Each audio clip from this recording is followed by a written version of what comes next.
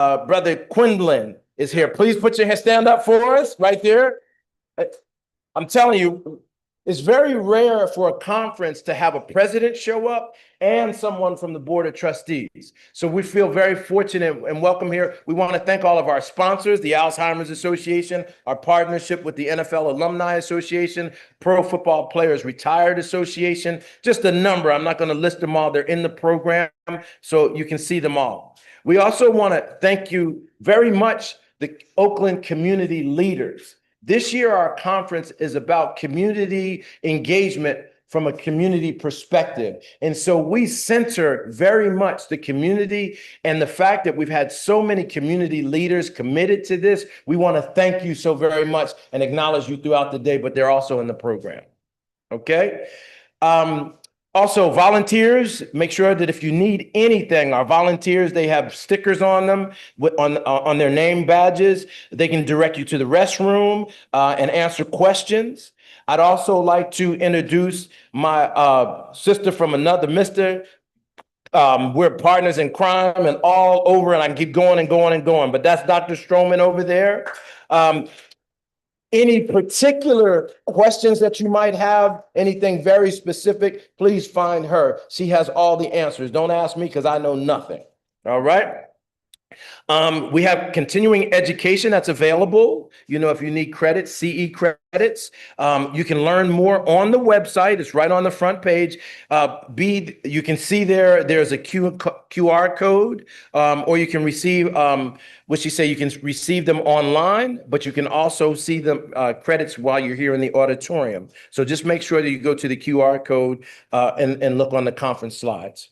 All right, so if you're looking for a schedule of events today, what I've been told is they're posted on the website, or you can join the GroupMe BMBH 2026 attendees for the schedule or to connect with other people. We really believe in building community. So make sure that you go to that GroupMe BMBH 2026 attendees for the schedule and connect with other people, right? And to receive other announcements. Now I'm not going to give a lot of description here, but I just want you to know that we are very fortunate to have our brother, Baba Greg Hodge here, and he's going to kick us off. So take it away. Thank you.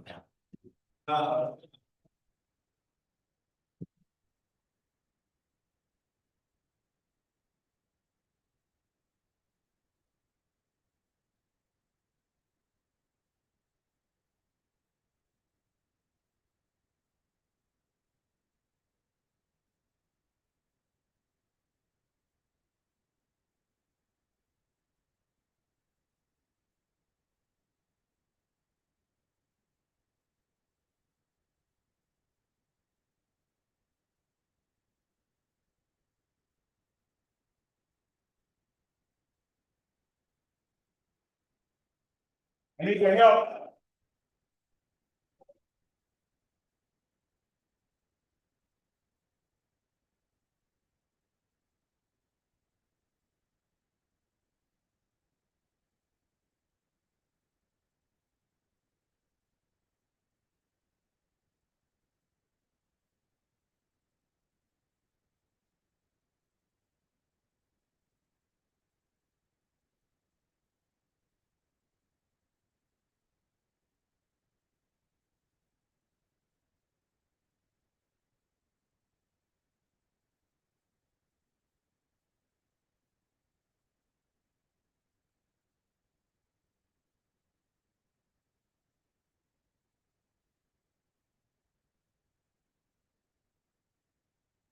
Please give yourselves a round of applause if you would.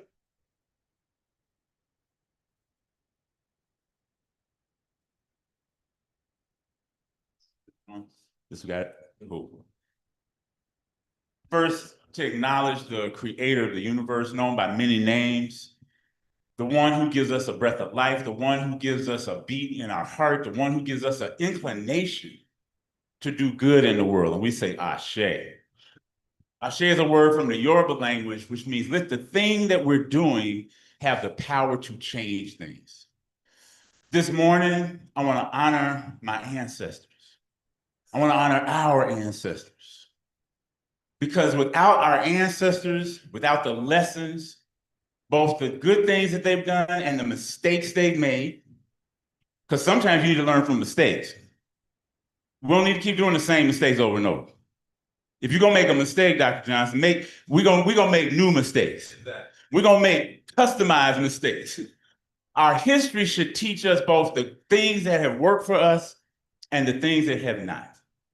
So this morning, I want to start with first acknowledging the Ohlone people, the Native Americans on whose land we stand here in Northern California, for our guests who are here from other parts of the country, for our guests who are joining us through the power of Zoom. The Ohlone people, the Mukwege folks, are our neighbors. They're our relations. The Native Americans in this part of the country did not get wiped out 100%, did not get moved to other places in the same way that maybe our Cherokee brothers and sisters or Choctaw brothers and sisters in other parts of the country got moved, they got relocated to reservations. So they're our neighbors. We acknowledge the land. We acknowledge the people who were here, who stewarded the land, who were fisher people, who were farmers, who made community. So for them, we say Ashe. We pour this libation using a little bit of water, pouring it into the soil to represent the earth and all of life. We pour a libation today for our Chicano, Mexican-American, Aztlan, La Familia, La Raza, for those ancestors in that community, the Cesar Chavez's of the world. For them, because as quiet as it's kept, this is Mexico. With no border crossing going on. 100, 200 years ago, this was Mexico. So let's be clear about that. Through conquest is why this land now is called California. For that community, we say Ashe. In Oakland, I mean, I know it's a lot of Oakland folks in here for sure. Like, y'all got to show up. Like, when I say Ashe, say it like you mean that stuff. Say it like you mean it. Ashe? All right, yeah, that's better because, you know, our guests from out of town may think that, man, they so chilled. They not like you. First of all, y'all in the town. And we stand on town business around here. Ashe? All right, now, see, here we go. Okay. We honor our Asian Pacific Islander brothers and sisters. The people like Yuri Kochiyama and that generation who were willing to get down with us. People who were active, people who were organizers, people who were farmers. For them, we say Ashe. We pour this libation today for our European American brothers and sisters, the ones who were really, really, really allies, willing to get down with us. I'm talking about the John Brown types, the Elijah Lovejoy types, the Ann Braden types, people who are allies and neighbors, like the folks in Minneapolis. Neighborism is what I heard recently, the term neighborism. Just be a good neighbor. For those folks, we say Ashe. We pour a libation today for our queer folks, our LGBTQAI plus folks. It's family. We all family. All of this about, you know, who you love and who you like and how you love, that is unimportant in this moment in particular. Bayard Rustin was queer. A great organizer. So for all of the folks, all of the people, we say Ashe. And particularly my ancestors, the African Americans, the African descent people, as Baba Arnold Perkins, one of our mentors, would call it, we're the American Africans. If you're from California, you're a California African. If you're from Nigeria, you're a Nigeria African. If you're from Jamaica, you're a Jamaican African. If you're from East Oakland, you're an East Oakland African. Y'all are sitting in East Oakland. Well, this is the hills, but this is East Oakland. If you like me, you're from Arkansas, you're Arkansas African. So for our ancestors in the Nile Valley, our ancestors in the Mississippi Valley, our ancestors in the Sacramento Valley, all those ancestors who caused us to do this libation so we might remember them, we might reflect on their work, and might renew ourselves in this moment, in this time. 100 years ago, Carter G. Woodson started something called Negro History Week. It's grown to be African American or African History Month.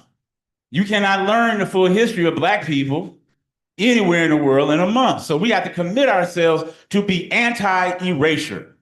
Right now, there's an effort to erase, distort, leave out, change our history.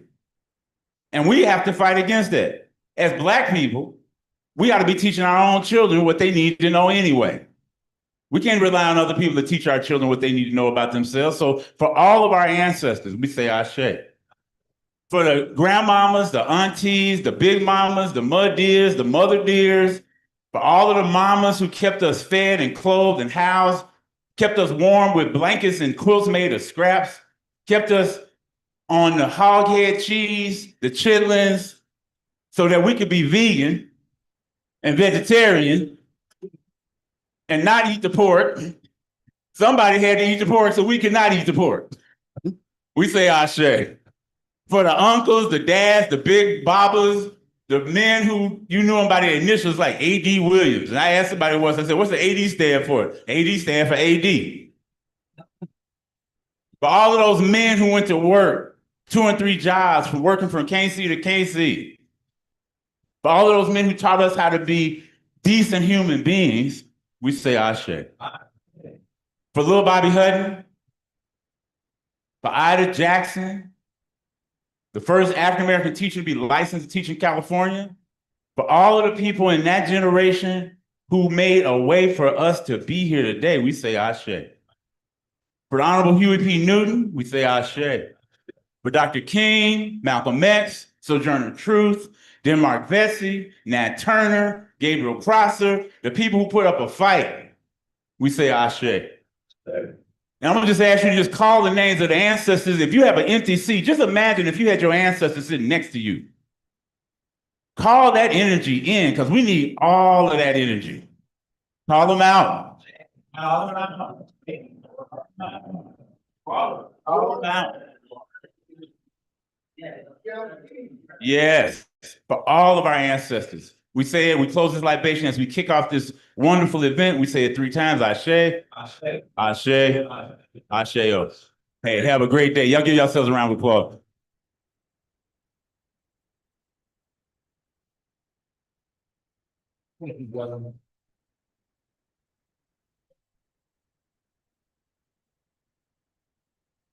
All right. I want y'all to take note. See where we're at? See that? All right. So it's my pleasure. I just want to be able to say thank you again for Baba Greg Hodge and now Hodge like Dodge. Hodge like Dodge. All right. And now we're going to ask President David Johnson to step up and open up our conference and welcome you from the college.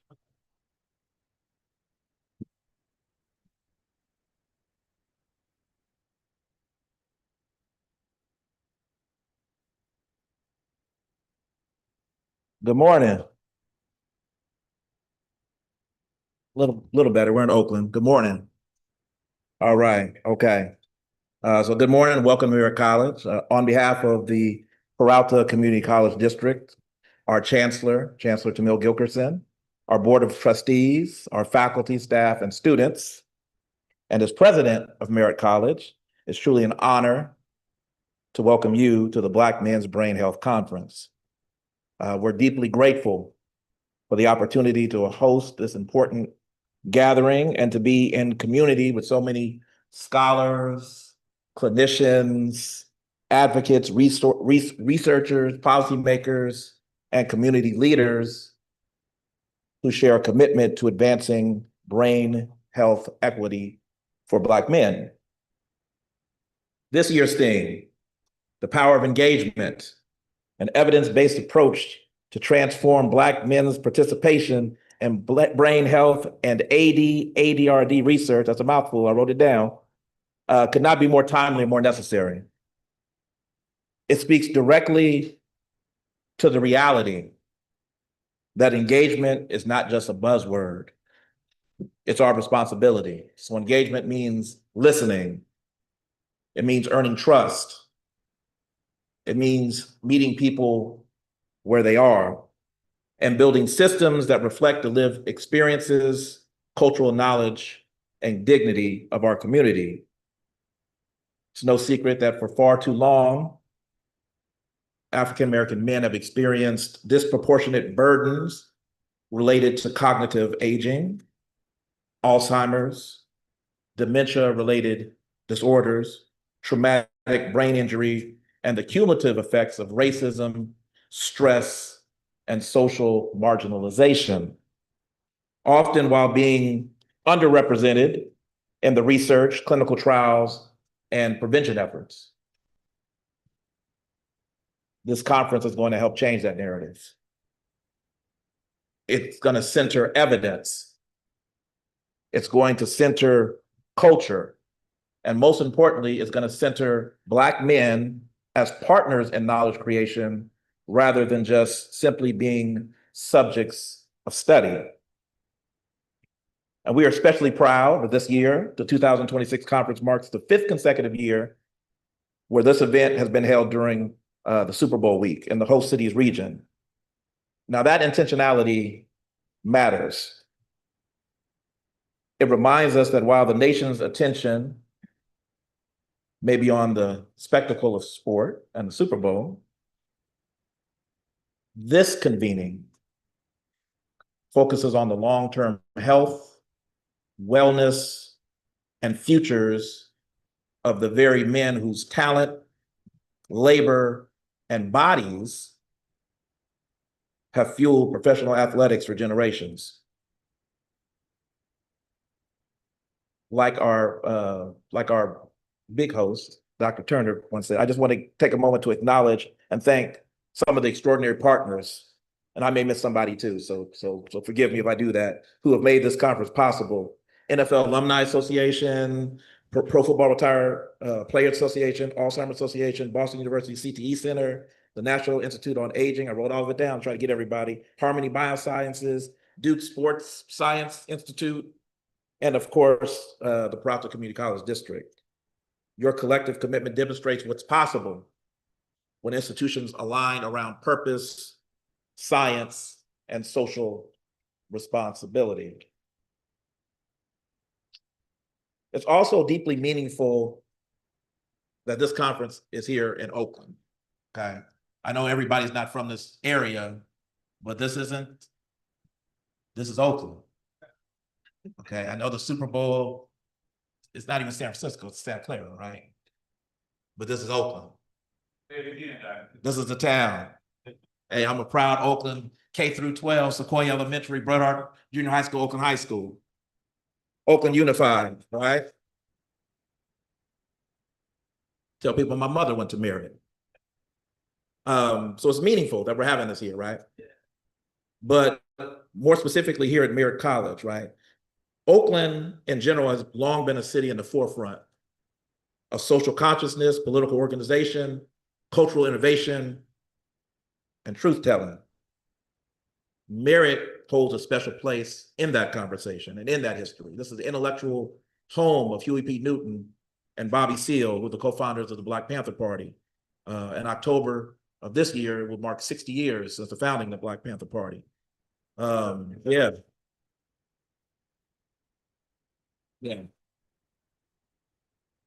An organization that understood long before it was fashionable, long before we had conferences, the idea that health is political, that wellness is collective, and that community-based solutions are essential to survival and liberation.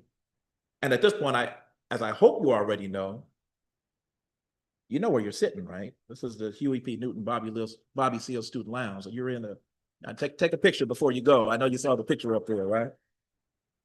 So you're in a sacred space. And hosting this conference on this campus, I don't think it's inconsequential, because Merritt College has always been more than just a campus. It's an intellectual and social resource for the community, a place where scholarship meets service, where lived experience informs inquiry, and where education is deeply connected to justice. So conversations about brain health, aging, memory, trauma, and most importantly, healing. I want to underscore that. Healing. Those conversations belong here. So over the next 2 days, you're going to experience an exceptional lineup of speakers, workshops, and sessions. Leaders at the cutting edge of neuroscience, public health, aging research, sports medicine, and community engagement. The depth, rigor, and interdisciplinary nature of this program, of this conference, I think reflects the seriousness of the challenge that's before us, but also the promise of what we can do together. I encourage you to engage fully, to ask the difficult questions, to build new collaborations and partnerships. This is the place to do that. You didn't travel all this way to not do that. So take advantage. And I want you to think boldly about how evidence-based strategies can be translated into real world impact, especially for Black men who have been historically excluded from systems of care and research that directly affect their lives. That's why we're here. So let me close by saying this. Conferences like this matter because they affirm Black men's lives, minds, and memories. That kind of stuff matters to families, it matters to communities, and it matters to history. And they matter to the future that we're going to collectively shape together. So with that said, I just want to say again, my brother, thank you for choosing Merritt College. Thank you for your work. And thank you for your commitment for advancing Bring health equity with integrity, humility, and purpose. So welcome to Merritt College, and let's have a great conference.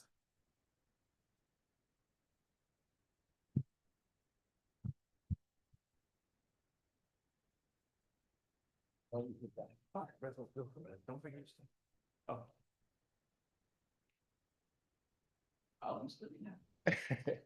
All right, I want to, I'm gonna call up in just a second here, Dr. Carl Hill, who's with the Alzheimer's Association. And the reason that this is very special, and I've asked him personally to frame the conference for us. This is our 5th year, as I've mentioned, and this conference started really, believe it or not, as a seed in his mind that he shared a vision with me and then helped me cultivate this thing along with Dr. Monica Rivera-Met. One day, I'll never forget, we were sitting at the Cheesecake Factory in DC. And he said, you know, brother, you have a unique opportunity as a former professional football player. You can bring 3 very powerful organizations together to tackle a really important problem. And I said, what do you mean? He said, well, you can write a grant with the National Institute of Aging. It's called an R13 grant. And they will fund a conference. They'll support a conference. And so we went on about doing that, and we brought together all these, different groups. And then at that time, he had just left the National Institute of Aging and went to the Alzheimer's Association. And he was very instrumental in them getting on board to help fund us with a little seed money and said, hey, listen, if you prove this, we can probably make this go somewhere really large. And that's what you're seeing here today. We start off with a little 3-year grant that was a proof of concept. And then from there, they said, hey, there's obviously a void. You're filling that. And we want to be a part of that. So I'm going to ask Brother Carl Hill, who started this whole thing with us, to kind of help frame why and this is important and why we're doing what we're doing.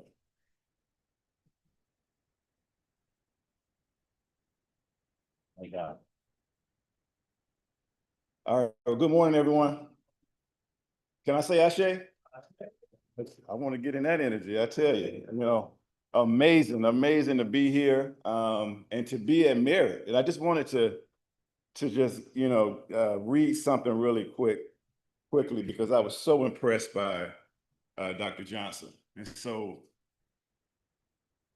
Merritt's commitment to equity in this current environment on their website, believing that it is our obligation to our students to confront societal racism, discrimination, we commit to the intentional and relentless application of equity and social justice as we cultivate academic excellence, self-determination, and informed civic engagement. That's in 2026 under this brother's leadership.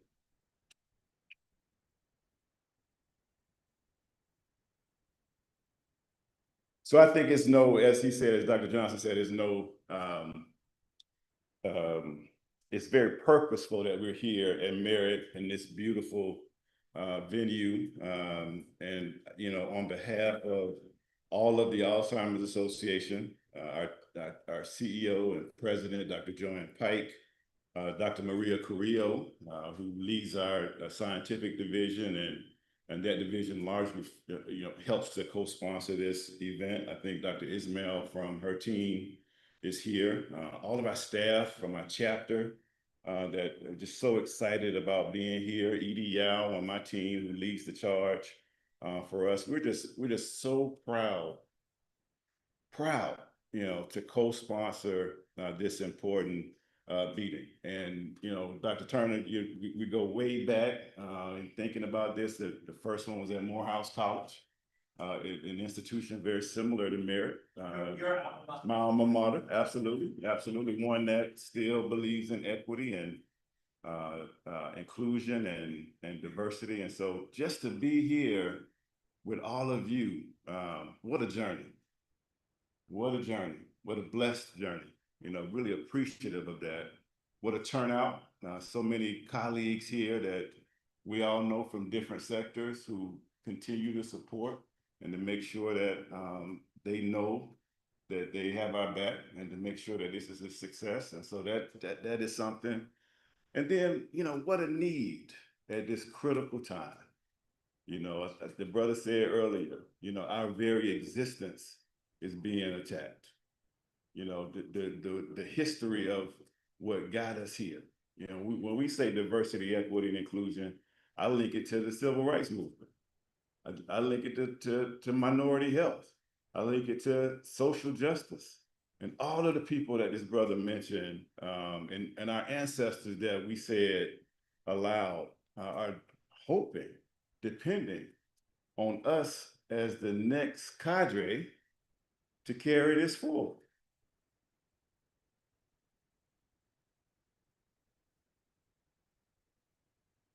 So I'm looking at Dr. Rivera-Mint, you know, thank you for your leadership. We can't turn our backs on ourselves. Right. This is who we are. And it's always been a fight, whether you knew it or not, right? And we know it has been a fight. So with that, you know, the context here today, I think, is around access. You know, and I'm just so inspired by that statement, self-determination, right? Because in the context of structural racism and barriers and all the things that we know we've got to get around, we have to decide that there are things that we can do to get around those barriers, right? To meet and to provide resources to each other for promoting health, promoting quality of life. In this time where there's a new blood test for Alzheimer's and dementia. People have you heard about that one? Yeah. We'll talk about it today. You know, there are new treatments out here, disease modifying treatments, not to talk bad about the treatments that have been on the market to help caregivers. They're really important. But for the first time, there are treatments that slow the progression of the disease. Dr. Winden, I know, is going to talk about that later. We need to know about that. So that's access to information, right? Access to resources that we're providing, all of us today, sharing with one another as a community, that I think is so critical and important. And so, you know, big thanks certainly to Dr. Robert Turner and his leadership. Give Dr. Turner a hand.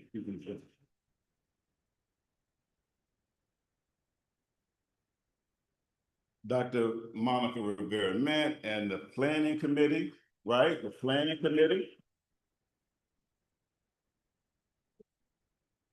In continuing to embody the spirit of inclusion, right? And so this is called the Black Men's Brain Health, but everybody's welcome. Everybody can be here because that's the spirit of our movement. So embodying inclusion, pursuing equity. This is health equity. Whether we know it or not, we're providing resources in ways that are innovative, that are trusted. I feel like we can really talk at Merit College. We can really get to where we need to get to. Last night, we were in Evergreen Missionary Baptist Church with Dr. Lamont Williams, with about 25 pastors from the area. And I tell you, was anybody there last night? Okay, okay. And we were able to get to some real talk. You know, we got to the statistics, we did the formalities, and then we got to the space of how can we get resources to pastors that they trust, that they can share with their congregation, their constituents. I hope we can replicate that in this meeting today and tomorrow. Get beyond the formalities into what we call the nitty gritty, you know, in the South where I'm from. Get to the details of how we can stay connected and move this work forward. And so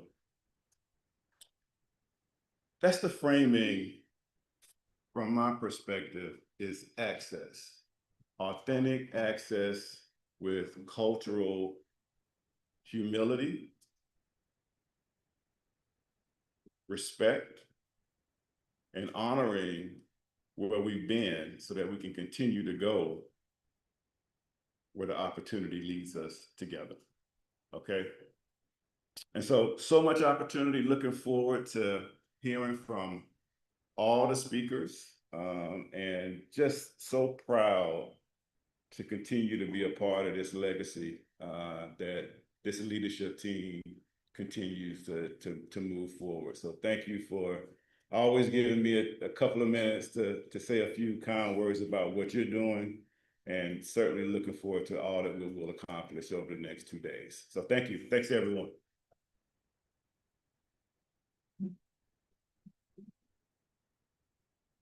And you want me to call up okay. Thank you. All right, we got we're a little ahead of schedule, and I'm hesitant to say that because we always fall behind schedule. But I'm going to turn the mic over for just a quick second to someone who's not on the agenda, but you've heard her name quite a bit. And I think it's a great time to actually really give her an opportunity to say a few words. Dr. Monica Rivera, please go ahead.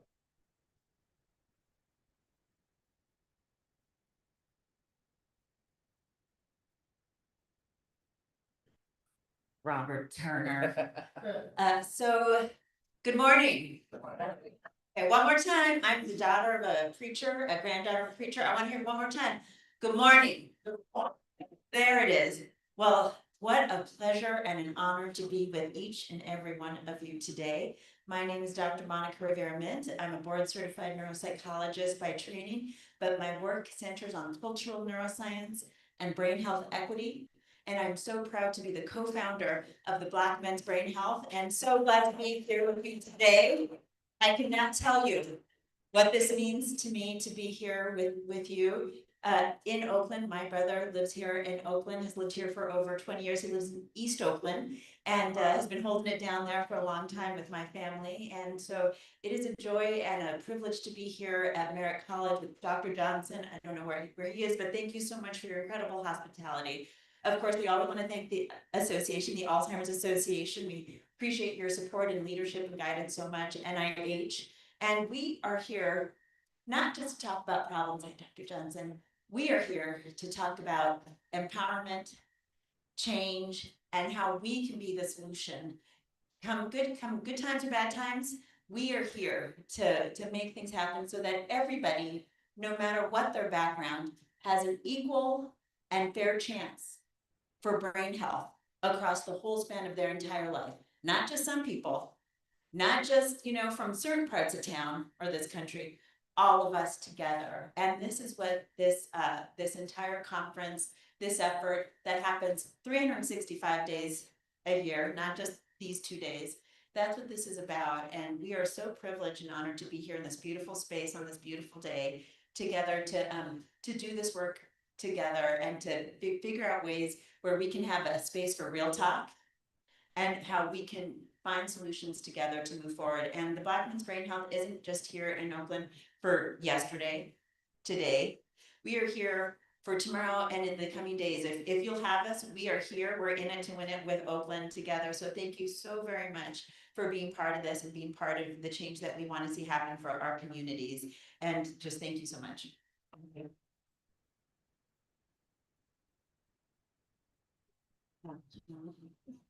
Good morning. Good morning. Wow, I'm so excited to be here in Oakland. For those of you who came in a little later, my name is Debbie Stroman. I'm part of the founding team of the Black Men's Brain Health Initiative. This is really special for me because I was almost born in the Bay Area. Almost. My father was in the Army, and my mom and my dad, they were here and gave birth to two children, and then they moved east, and I was born outside of Philadelphia.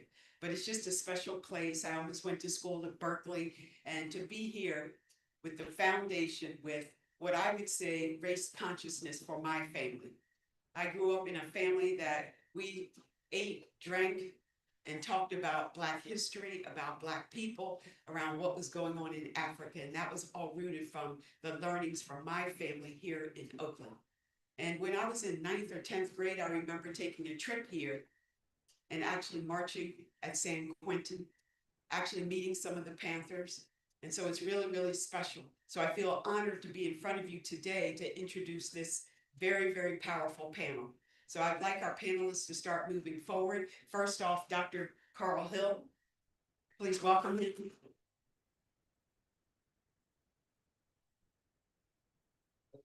Baba Greg Hodge, please. All of these. Mama Tarika Lewis.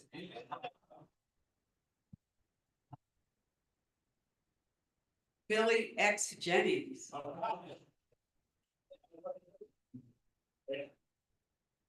So please listen intently, take notes, take pictures, and I'm going to pass the mic to Dr. Carl Hill to share with you more about the Black Panther Party. Thank you.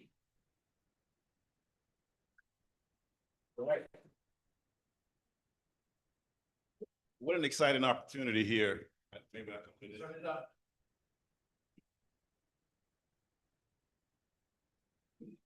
Testing. Yeah, okay, all right. What an exciting opportunity. And Dr. Turner mentioned we're in the 60th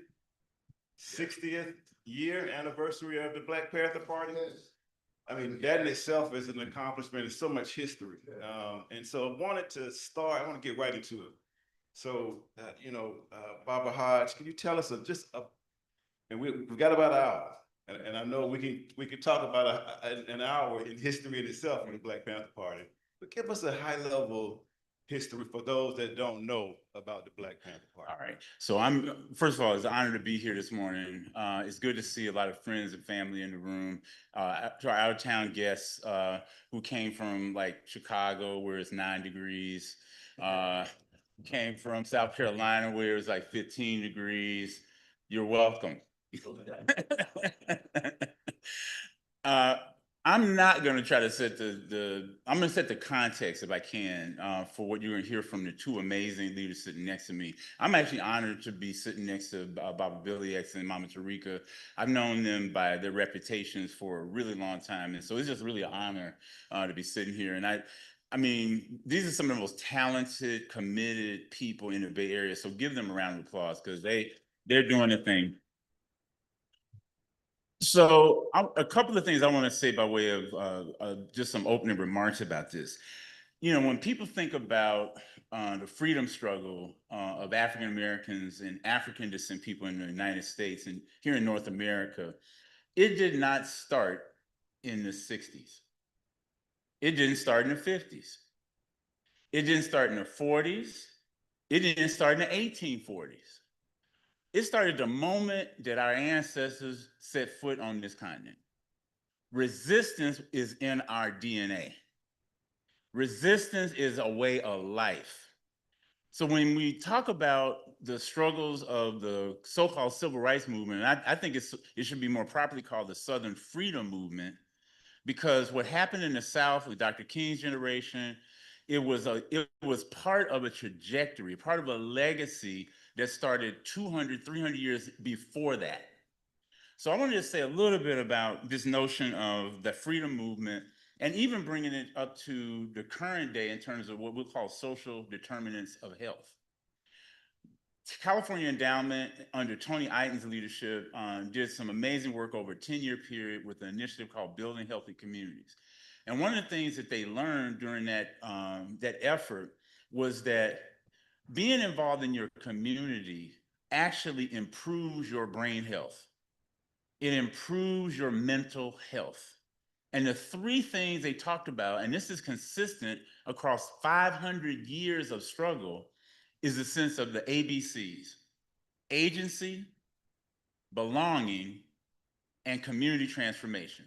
Everybody say agency, belonging, community transformation. Agency is when you do your best to do something based on your own self-determination, your own energy on behalf of the people that you love, people around you, and on behalf of humanity. The belonging that happens when we join together in community, and what you'll hear from the two amazing people sitting next to me is that a big part of what they were about was they were connected to each other through solidarity, through unity, not uniformity, because unity is different from uniformity. It doesn't mean everybody's the same. It just means that you got the same purpose, the same interest. And then third, the notion of community change, community transformation at the center of that. They literally found in their work all over the state of California that made people healthier. It made young people healthier when they got involved in changing the juvenile justice system. It made young people and adults healthier when they tried to get improvements in their schools. So part of the thing I want to sort of set the stage for is that the freedom struggle in the United States, when you think about famous people, there was a lot more people who were not so famous doing things all the time. So for instance, in Savannah, Georgia, or I think it was in Charleston, at one point they had to, they passed a policy where the kitchen had to be separate from the house, from the big house. Why? Because sisters were having, quote, accidental fires in the house that was burning the house down. This is during the slave period. This is during a period of enslavement. They literally passed a law that said, no, the structure had to be separate because it's too many, quote, accidental fires that are happening. Too many tools being broken. Too many horses mysteriously getting sick. So we had resistance in so many forms and for the entire time that we were here. There were famous people like Gabriel Prosser in 1800, Nat Turner in 1831, Denmark Vesey back in 1822, David Walker's Appeal in 1829, the general, the strategist, the brilliant Harriet Tubman. People need to understand Harriet Tubman. Talking about somebody was about it, she was about it. From the time that she stepped off that plantation. And not only, and the reason Harriet's important is because Sister Harriet, she freed herself, but then she went back for others. She didn't pull the ladder up behind herself the way some of us do. We think we got ours, get yours, right? No, Harriet was the first trip back. She tried to free her husband. And because some time had passed between the time that she went back, she tried to, her husband, her father, he had taken up, think about this, sisters. He had taken up with another woman. So needless to say, Harriet left himself on that plantation. She rescued her dad. And the way the story goes is that she rescued her dad. The plantation owners, the slavers knew that she was coming, put her dad in a cell, in a jail cell. So she had to break her dad out of a jail cell and then make her way into the north.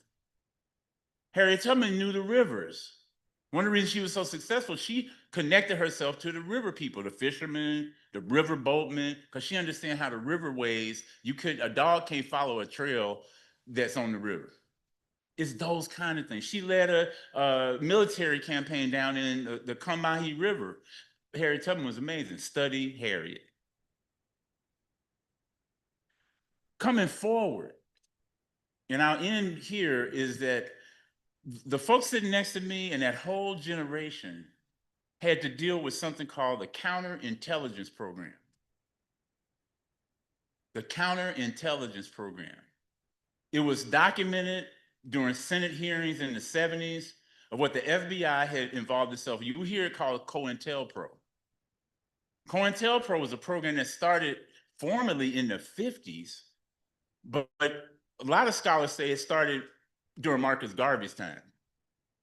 There was a little known, low level FBI, what became the FBI, low level FBI agent, a guy named J. Edgar Hoover, who was an enemy of Garvey in the 1920s. Counterintelligence program ran formally from the 1950s to 1971. And the reason it was run, it was used to discredit, assassinate, did everything they could to prevent the rise of a messiah. And that's the way that it read when the Senate did the hearings on it. They wanted to prevent the rise of a whole generation of leaders, Ashada Secure, Fred Hampton, a whole bunch of people that my friends here will be able to talk about. COINTELPRO was, it pitted Black organizations against each other. It pitted the US organization in Karenga against the Black Panther Party and other organizations.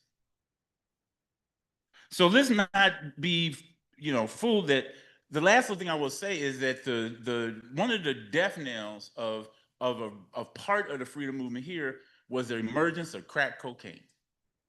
In 1985, crack cocaine hit the streets of America through Oakland. The CIA had a private airline. They were flying cocaine from Central America with Iran-Contra. Some of y'all remember Iran-Contra. They were flying cocaine into the Oakland airport and distributing it throughout the United States. Documented. This is not a conspiracy theory. This is something that's been documented. So today, we have to put the history of the Black Panther Party in context. Put it in the context of a long struggle for freedom, a long struggle for liberation. And the big question I'll pose, and it's a rhetorical question, is like, what will we do? What will we do on our watch? I'm gonna pause there. Okay, no, Thank you. that's good history. Thank you for that, brother. Thank you. Thank you.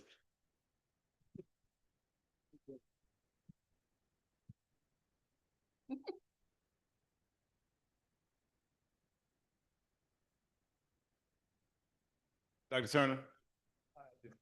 Okay, we just need a quick pause. As you can see, we're starting to get really overflowing here. So I'm going to take a quick pause and ask everyone who's in the back. Someone had asked, could we ask more seats back in the back? We can. We got plenty of seats up in the front. So please come on up and grab these seats here so that way everybody has room to sit down and enjoy all of this. Thank you very much. All right, thanks for that.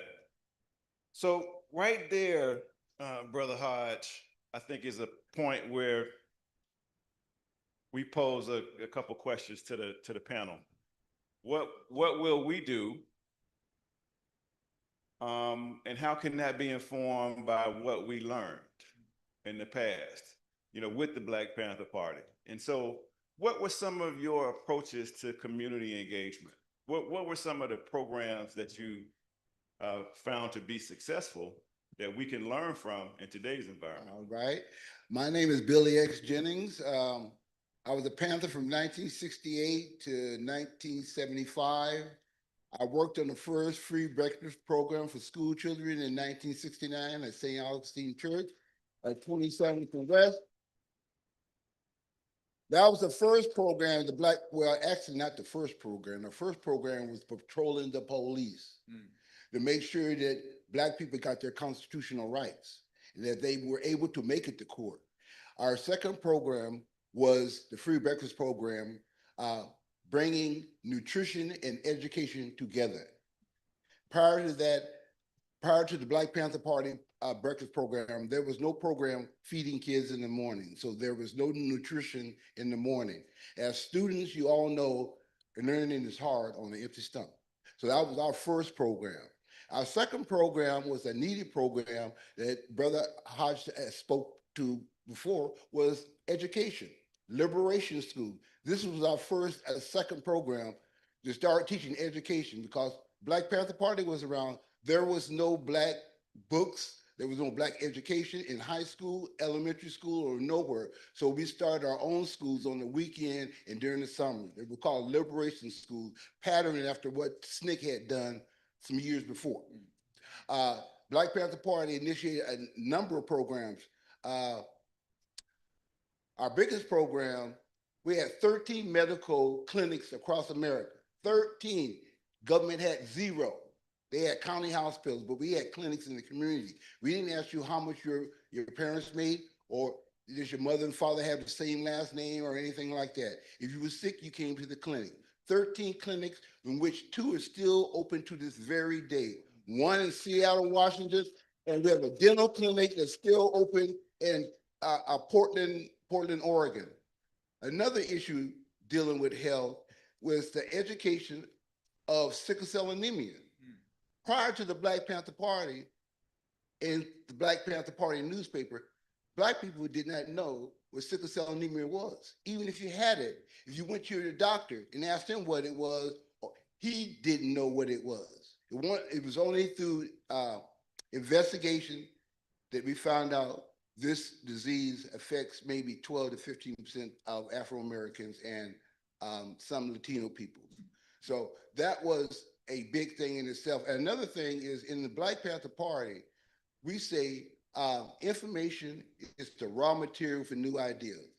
So what you don't know will hurt you, you know? So we strived on educating people. Our Black Panther Party newspaper was the #1 Black newspaper, outselling Muhammad Speaks, outselling Everyday Magazine, outselling Jet.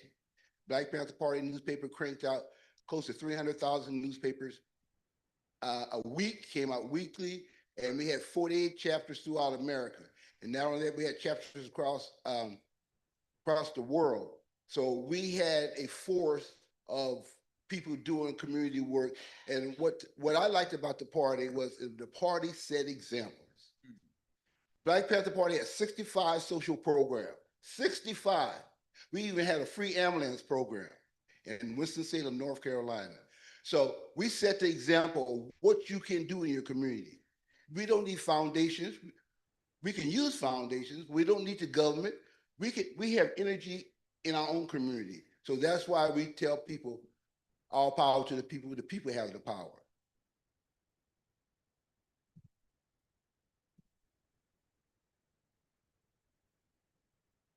Good morning, families. I am thrilled to be here. Thank you for coming to Oakland. Yeah.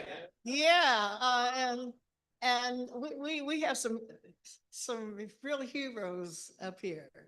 My name is Joan Tarika Lewis. I'm 3rd generation California.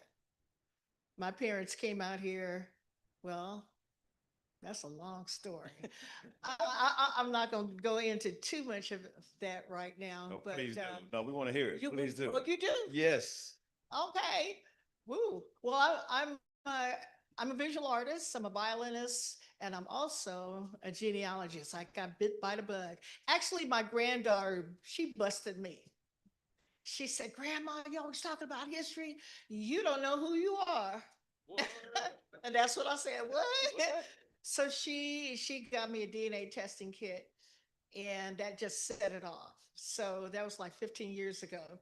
I was blessed to into two families that kept records, photographs, but the main thing was 2 family stories. One was my paternal, and the other my maternal, stories, and I was hell set on documenting them for reparations purposes. So anyway, I found out that my great grandparents came out here much earlier than we thought. Not the 1940s, but 1851. California's becoming a state. And so they came from Virginia, Massachusetts, from Georgia, and they brought with them what I found out they were abolitionists. That's where I dropped the mic. And to find out that one in particular who came out in 1851, all we knew he was a shoemaker.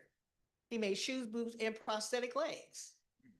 And then I found out he self-emancipated and ended up in New Bedford, Massachusetts, where he set up shop. In New Bedford, Massachusetts, actually people there now are working on the other Underground Railroad. They've been working on this for about 15 years.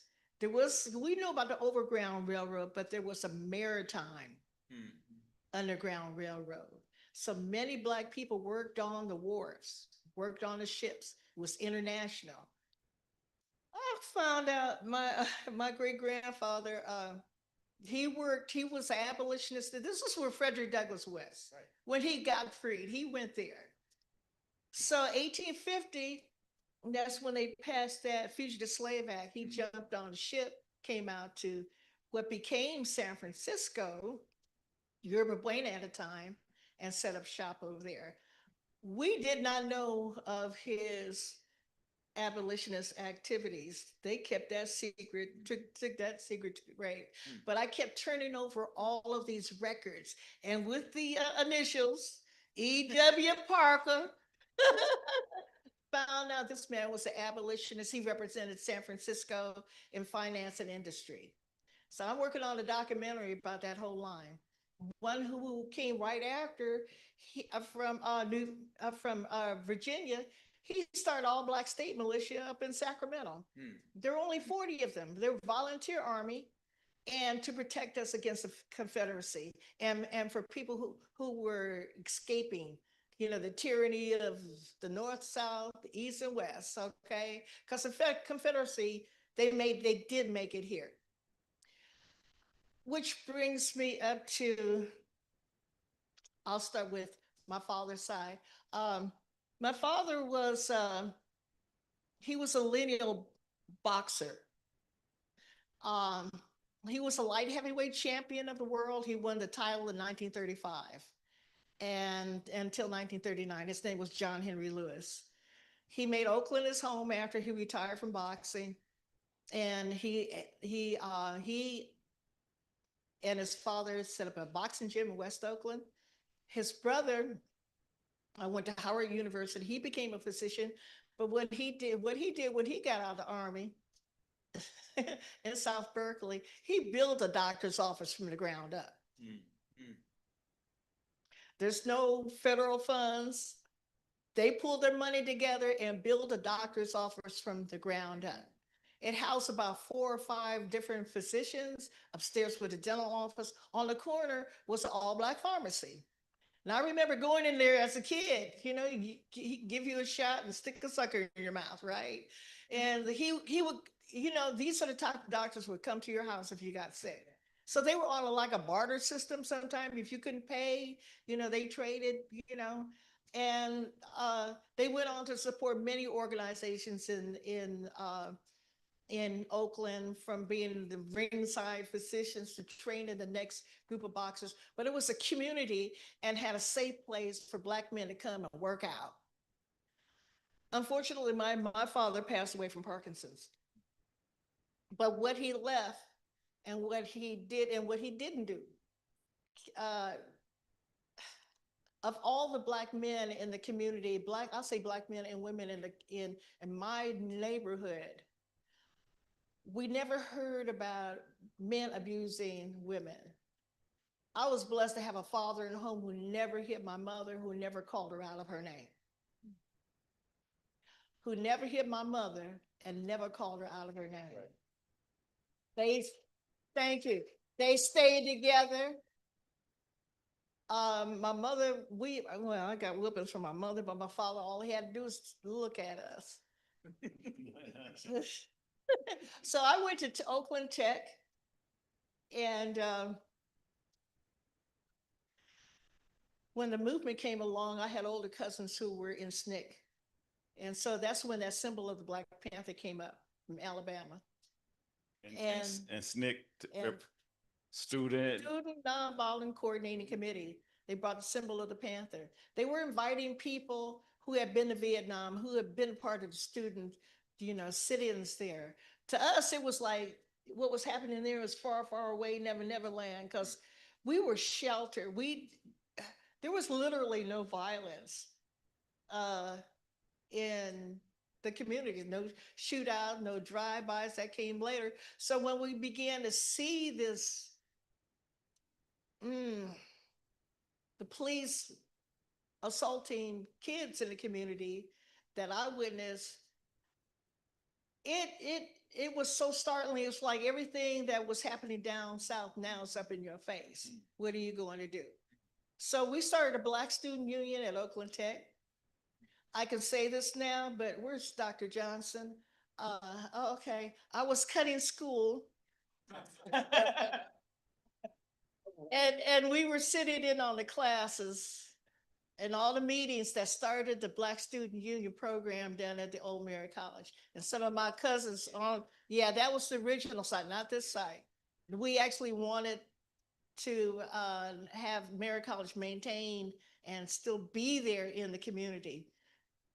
But yeah, I painted one of the murals down there and helped with the others, had to help do all this organizing there. And we were still the 10th and 11th grade now in 1962. So I want to fast forward because Billy, he talked about all the programs. I worked on a newspaper. I worked on the Breakfast for Children program. We would go. Sharika was the first sister to join the Black Panther Party. Thank you. I was 3 years old back in 1960. Also, I want to fast forward because you mentioned something about how the drugs got into the community. And in the 90s, Majida Rahman, Mama Majida, she called on former Panthers. And she had rented an apartment down in West Oakland. And she hired a nurse because women were not only dying, but they didn't have any prenatal care. Babies were dying in womb. I think Oakland had one of the highest infant mortality rates in not only in the country, but in the world at the time. And so unfortunately, the program grew. We had a number of safe houses. She did something really amazing. She got the judges to sentence the women to come. You had a choice, go to jail or come into the program. So they had to commit to a year plus. And they had 24-hour supervision by Panthers. So it was no joke. They all turned vegetarians. There was no meat allowed. They had to cook clean. They escorted to their individual and group therapies. And then after about 6 months of our harsh courses that we had, I taught nutrition and I taught African history. I bought 40 books, Anthony Browder's books. You know, they stole all my books except for 2. I say, yes, we doing it. And so that program worked. It worked. The recidivism rate was extremely low. We lost a couple of people, but it worked. And those women who went through the program, we had women and men from all over Northern California come into that program. And we went to court. We had custody of their kids, poor kids. And we were really strict with them, but we saw a lot of things happen. But we saw a lot of change due to the food that they ate, and they had to give back to the community. And we were on them for every thought, every movement, everything that they did to make them part of our. I want to do something with everybody because I know you. Can we sing a song? Yeah. Okay. It's a song by the Stylistics that we adopted. So I want the ladies to sing. Come on, y'all. Can I see your hands? Okay. You guys can stand. Ladies, stand up. You're gonna sing "For God's Sakes." And all the guys, all the men, all brothers, you're going to say, we got to give more power to the people. For God's sakes, we got to give more power to. I can't hear y'all. For God's sakes, we got to give more power to. Come on back there. For God's sakes, we got to give more power. That's what you're here for, right? For God's sakes, we got to give up power. We got to give some health care, right? Say we got to give some power. We got to give them some love. For God's sakes, we got to give more power to the people. For some hope, we got to give more power. Just with some good food. Say we got it. What about our babies? We got to give them their identity back. We got to give more power. Okay. I got it. All right.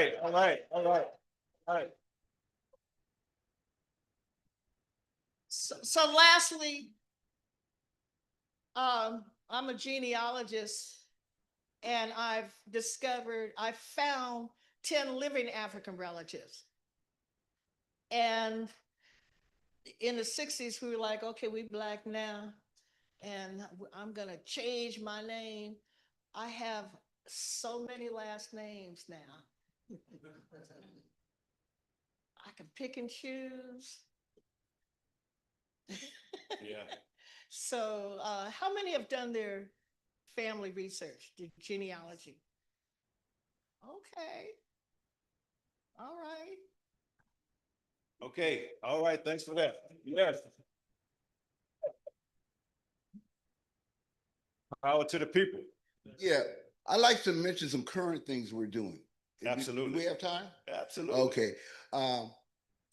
Even though the Black Panther Party does not exist at this current time, hasn't existed since 1982, various Black Panther Party alumni members come together. We started an alumni committee, and every 5 years or 2 years, whatever occasion comes, we come together. So this is our 60th year of the founding of the Black Panther Party in the city of Oakland. So this year, in October this year, we're having a big festival, big celebration. We have a Black Panther Party Museum down on 14th and Broadway. We're going to be at the Oakland Museum. We're going to be all over town. So we're inviting everyone here to come on out in October and help us celebrate. We've been organizing for the last 30 years. We sponsor many programs in many cities as alumni party members. In this city, it was advertised that I was the youngest recruit, but I was not the youngest recruit. Bobby Hutton was. Bobby Hutton was born in April of 1950. I was born in September of 1950. I just want to clear that up.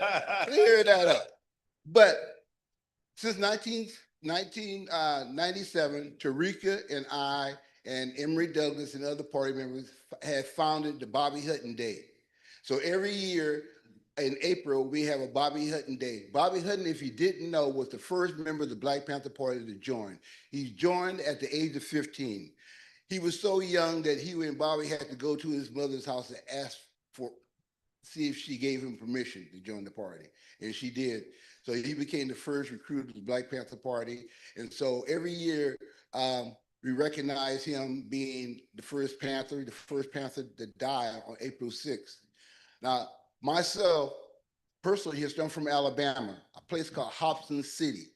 It's the only place in Alabama where Black people can vote since the Reconstruction dates. Since 1899, we could vote in this in where I came from. So my mother's attitude is quite different from other people's attitude from Alabama. My mother's attitude is my attitude today.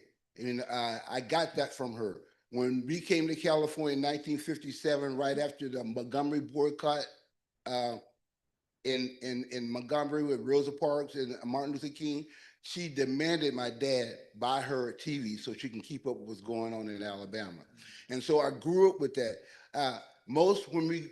When we moved to California, my father was in the military, so he wasn't around most of the time. So my mother gave me the talk. My mother, hey, we're out here in a new place. We don't have any family out here, so you're gonna have to defend yourself. You can't be coming running home every 10 minutes because somebody hit you or something like that. So you gotta defend yourself. So she said, put up your dukes and show him what you got. She schooled me on how to box, how to defend myself. And I carried that with me all my life. Came to Oakland in 1968, the summer of 68. I just graduated from high school in Coronado High. I was taking the first class that Laney College offered for Black history. The first class they offered. It was a summer class. It was a pilot program, right? So I took it. I'm sitting in class. It was like 11 to 12. I'm sitting in class and I hear Free Huey off the pig. Now, you might not be from Oakland, but Laney College is approximately maybe 2.5 blocks from the Alameda County Courthouse. The Huey Newton trial had just started. By the way, I happened to be reading the autobiography of Malcolm X at the same time this is going on. So I go to the rally, I hear Bobby Seale speaking about what the party was about, and it was just the same thing I read 2 hours earlier in Malcolm X's book. So I started going to the rally every day. Before the summer was over, I joined the Black Panther Party and became a Panther in training, you know. And I worked out in East Oakland on 73rd and East 14th. My area I worked in on a daily basis was Brookfield and Sabrani Park. But I walked up and down East 14th selling newspaper to all the Black businessmen in East Oakland. So I have a history of working in Oakland, and right now I'm part of a alumni committee. This month alone, we have 4 exhibits up in various cities. Throughout the summer, from June to December, we had an exhibit at the California State Museum. The California State Museum in Sacramento, the Black Panther Party. Last time we was there, we brought guns there, but they invited us back because of all of our social programs, right? All of our social programs, they have to acknowledge that we did good in the community. So we have we have different exhibits going on. We have one at the West Oakland Library. We have one at the Berkeley Library going on right now. If you find yourself in Vallejo, at the Vallejo Library, we have an exhibit.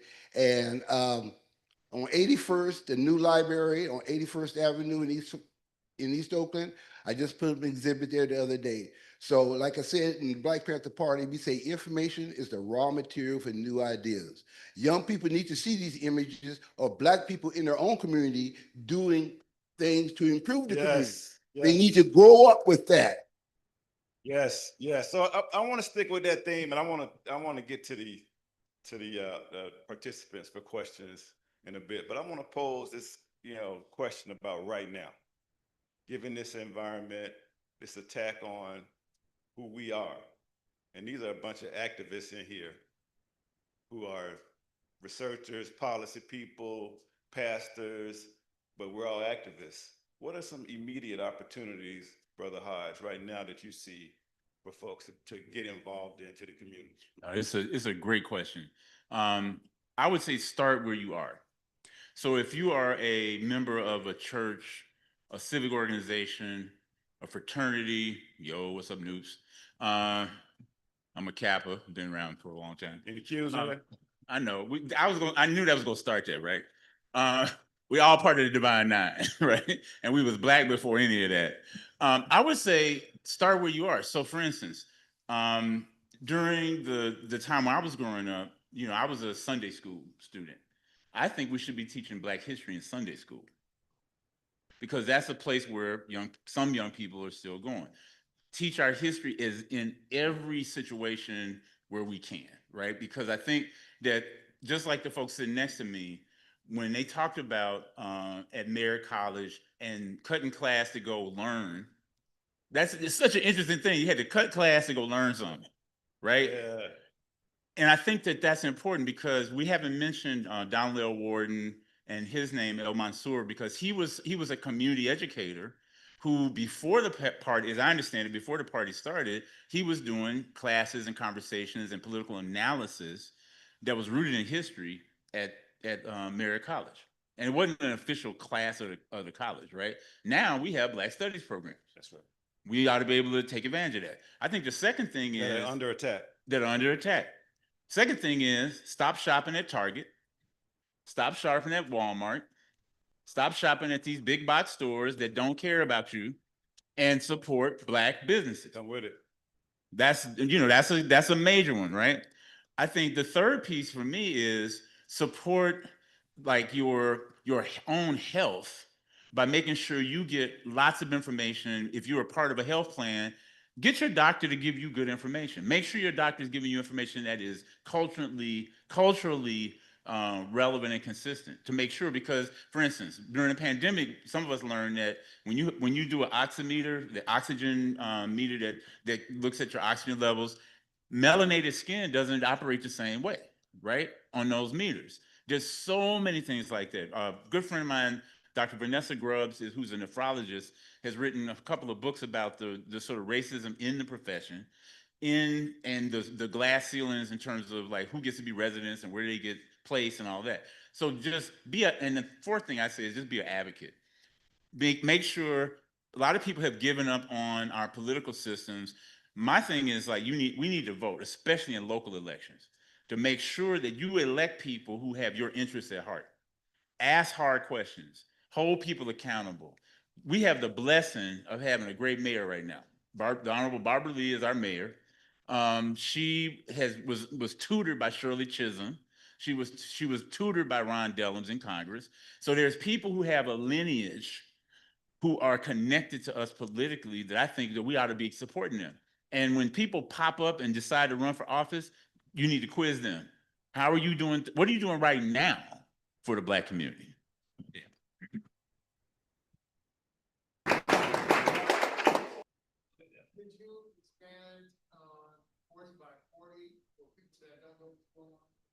Yeah. Thanks, Brother Gary. Yeah, Gary's giving me prompts, right? So, and I love Gary. Gary's been a big part of helping organize this. Right now, the Brotherhood of Elders Network, Roots Community Health, led by Dr. Noha Ablada, Carolyn Johnson at the Black Culture Zone CDC, and Selena Wilson at the East Oakland Development Center. We're anchoring an effort over 5 years called 40 by 40 Rise East. We had a national foundation, and you're right, sometimes foundations are problematic, but sometimes they help, but then we ought to use those resources and then have more self-determination. But they made a $50 $50 million investment, and they said, if you can match these dollars with another 50, we will unlock those resources. And those organizations, we found $50 million more dollars in local philanthropy over the next 5 years. Part of it is around education work. The fundamental thing is trying to keep African-American families in their homes in a 40 by 40 square block area. There are 100,000 folks who live in the neighborhood from High Street to Seminary to the San Leandro border, from MacArthur down to the Bay. 30,000 of those folks are African-American. So we're trying to keep African-American folks and legacy residents. We know that in Oakland, people have been pushed out because of affordability to Antioch, Pittsburgh, Martinez, Merced, Stockton. So people have had to move out of the area. We're inviting folks to try to come back to your mama's house, your grandmama's house. A lot of times property is being sold out from under folks because the younger generation don't want the responsibility of managing their families' homes. So we're trying to bring people back. We have a political engagement piece. There is a health piece. So if you want more information, go to riseeast.org. You can learn more about how you can get involved in the organizational work. The collaborative that's part of this is another 35 organizations or so that are part of this. And so the effort started before the foundation grant came and will continue after, because we believe that the work that we're doing, if we establish the infrastructure for doing this work, it can be a game changer. Thank you for the question. So we got a question right here, brother. Hello, I'm Anthony McDonald, founder of Leaders of Men. First of all, I want to thank you for all your information and fighting the power, those type of things. Our Leaders of Men focuses on teaching youngsters the importance of respect, self-respect, character, those type of things. How did you guys stand up against the gatekeepers, so to speak? We've just made 8 years this year, our nonprofit. And but one thing I'm running into is the gatekeepers in the big companies. I like to think of our nonprofit as a mom and pop shop. You know, they won't allow us into juvenile halls, but they will allow religion. You won't allow us into juvenile halls to to teach our youngsters about the power of self-respect, self-management, your actions, your attitudes, how to conduct yourself in any situations. So can you please talk to us about that part? I just have one suggestion, and that's for everybody, is to put together a genealogy, family research project. This way, you're not erasing your family's history. You're not erasing yourself. And kids can start at home, you know, gathering information from the elders who are still around. And then you can go on Ancestry, and they have a service where you can have access to census records, military records. They got everybody high school picture in there. And you can build a tree anonymously. And I think kids get really interested when history is personal. It became extremely interesting to me when it became personal. I'm like, wait a minute. The other history they taught us in school, the fairy tales, here's the real deal. And I think the stories that we find collectively are absolutely breathtaking. You know, like we can't make stuff up as good. Yeah, gatekeepers. Yeah, on the gatekeepers piece again, I think there's a couple of things that can happen. One is if the gatekeepers are political gatekeepers, so the electeds, you got to actually be kind of saying to them, like, you're being candid and you're blocking what we're trying to do. We elected you to actually support this community, and there will be accountability in the next election cycle. So you got to run candidates that actually have your point of view, people that become, quote, the new political gatekeepers. On the economic front, we've talked about it already a little bit, doing for self, having our own businesses, no matter, because small businesses hire more people than in the aggregate than the big corporations do anyway. And we gotta be able to do that. The third piece is, and this is something that hasn't come up yet, technology is super important. Artificial intelligence and AI agents and all that are really gonna be this is gonna be a moment where a lot of our folks are gonna be out of work. A lot of our folks are gonna be looking for meaningful employment. And I think that especially with our younger people, we need to get on top of the technology so that the gatekeepers, the Zuckerbergs, the Bill Gates, the people, the Jeff Bezoses, they need to be they're going to have to understand at some point that the gatekeeping that they're doing right now in terms of technology, those days are numbered. The last thing I'll say too is, like, we have to be global. We have to internationalize our work. It is not enough to have liberation on the North American continent. We got to be talking to folks on the continent, in Ghana, in Gambia, in Burkina Faso. Pay attention to what's happening in Burkina Faso with Ibrahim Traoré. We have to get more involved in the diaspora down in Jamaica and the Virgin Islands and Brazil. So we have to internationalize our thinking the same way the Panther Party did. We got to start thinking about, and really, honestly, the metaphor for me is, if you got gatekeepers, one, you got to either kick down the gates or make some new fences. Let's do it. Let's do it. All right. Let's get a question over here. Yes. Hi there. Thank you so much. Literally, what you were just talking about is what I wanted to ask about. So I've never been one to want to ask the enemy for permission, right? So I'm honored to be here with you all today. But what I was going to ask, as it pertains to the children, our teens, they are on these phones.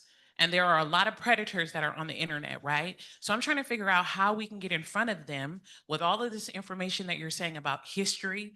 This is what they're on.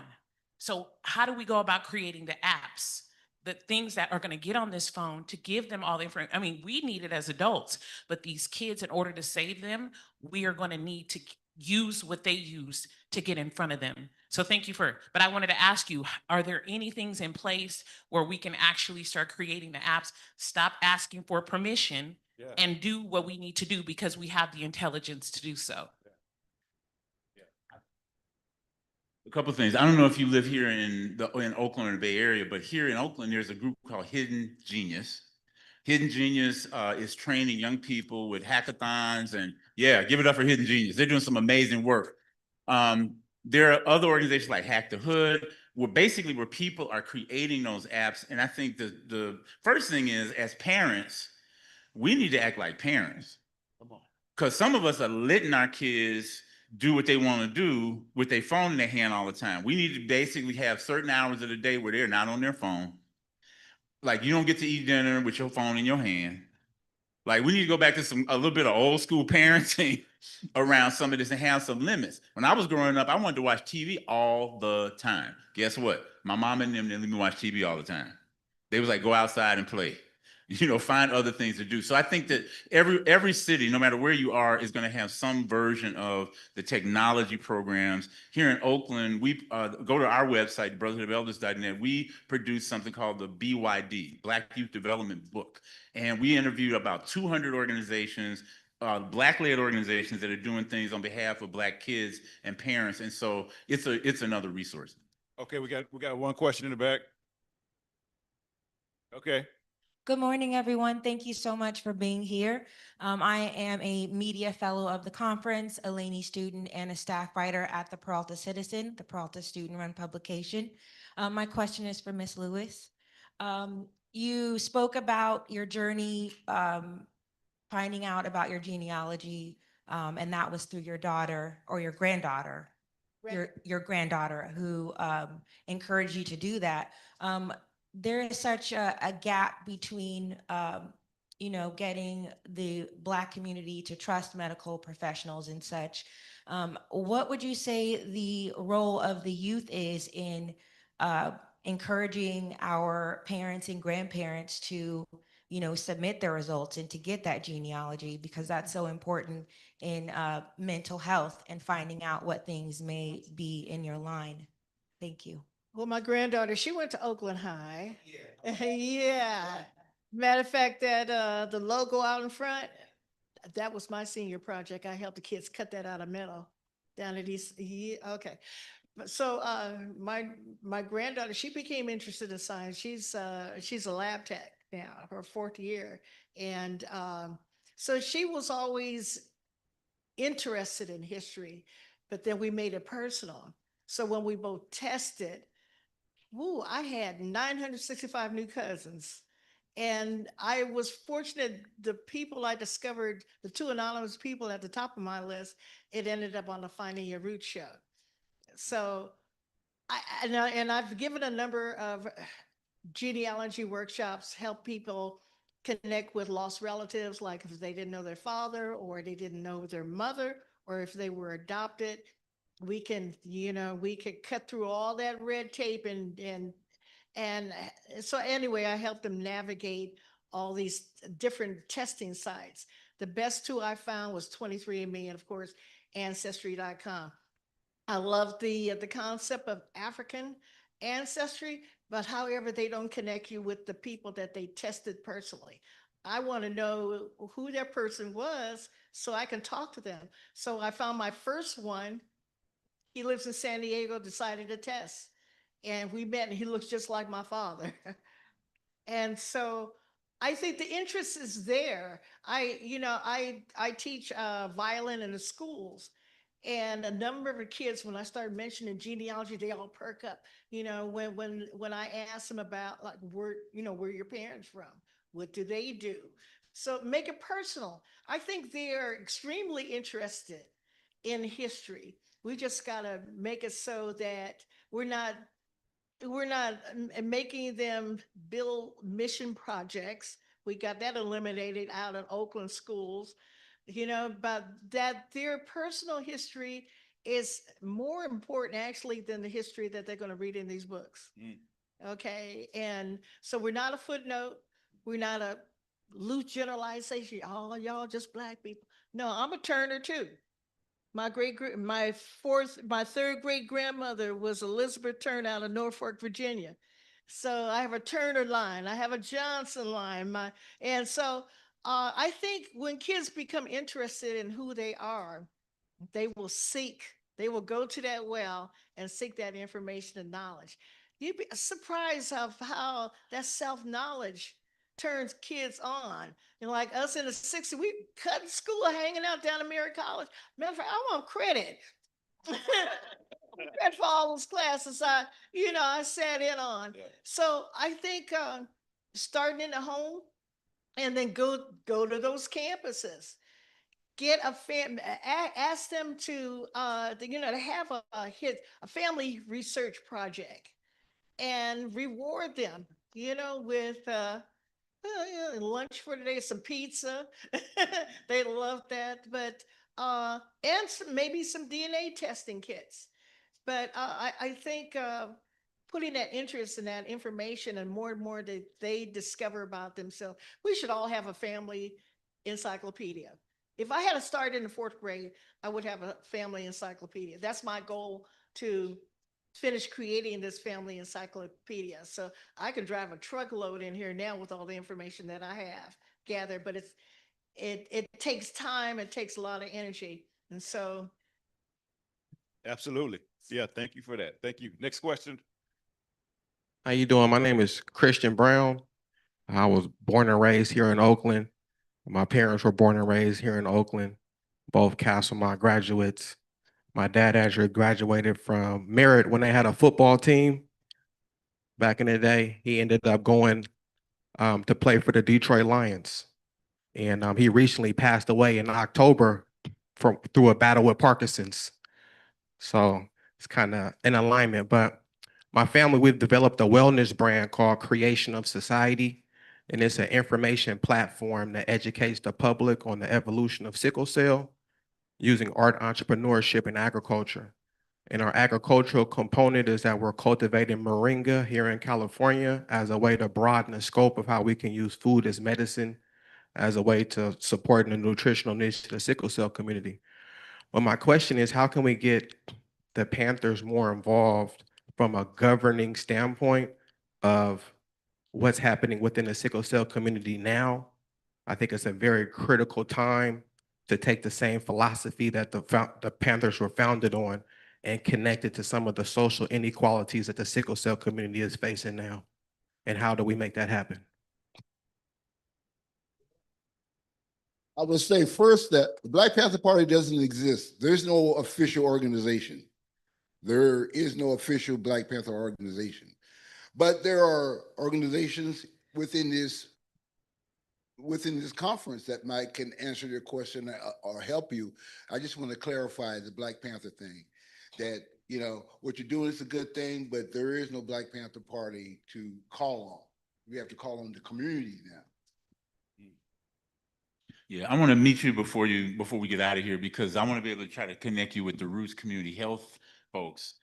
Because a lot of what you're doing is consistent with what they're doing as a community health organization.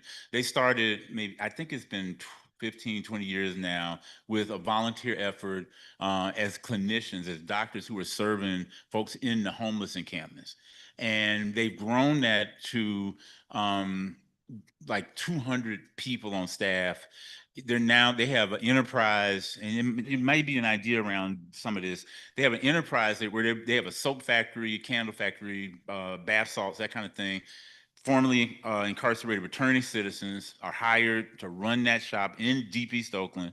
They have a retail shop on Broadway in downtown Oakland. They bought a printing company. And this is, again, the people who are running this printing company are formerly incarcerated folks, many of them. It's the oldest printing company in Oakland, called Hamilton Broadway Printing, from billboards down to business cards. So the notion of doing enterprises, of being able to actually own property, develop the property, develop a business. But I want to definitely try to connect you with some of the stuff they're doing at Roots. Yeah, let's talk, definitely. Okay. All right. So I want to ask the obvious though, Brother Billy X, how can we get the Black Panther Party back up and running, back online? What can we do? Well, actually, there's Black Panthers born every 10 minutes in the community. Hey. They just haven't been organized. They haven't been a galvanizing force to bring them together. There's many Panther cubs, as we call them, offsprings of Panthers. They're teaching at colleges. They're artists. They're business people. They're weathermen on TV. They're doctors, lawyers. They are mayors of cities. And so there is a united force out there. There's different groups. There's every city and every town you go to, there's some group trying to imitate what the Black Panther Party did. Some is good and some is bad. I would say what galvanized, what brought people together was our 10-point program, what we stood for. You know, I joined the party principally first off because I was 17 years old. I was getting ready to be drafted. Black Panther Party 10-point program, point number 6 is that says we want all Black men exempt from military service. I don't know how many Black youths joined the Black Panther Party to oppose the Vietnam War like Muhammad Ali was doing at that time. So there has to be a galvanizing force to bring people together. And the force that brought us together was the theories of Huey P. Newton and Bobby Seale, the practices of the Black Panther Party, and what they stood for. Now, people have to put those theories into social practice, and many people have.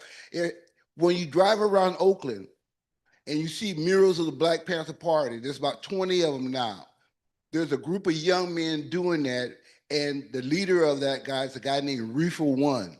His dad was a Panther. His mother was a Panther. His dad was a photographer for the Black Panther Party newspaper.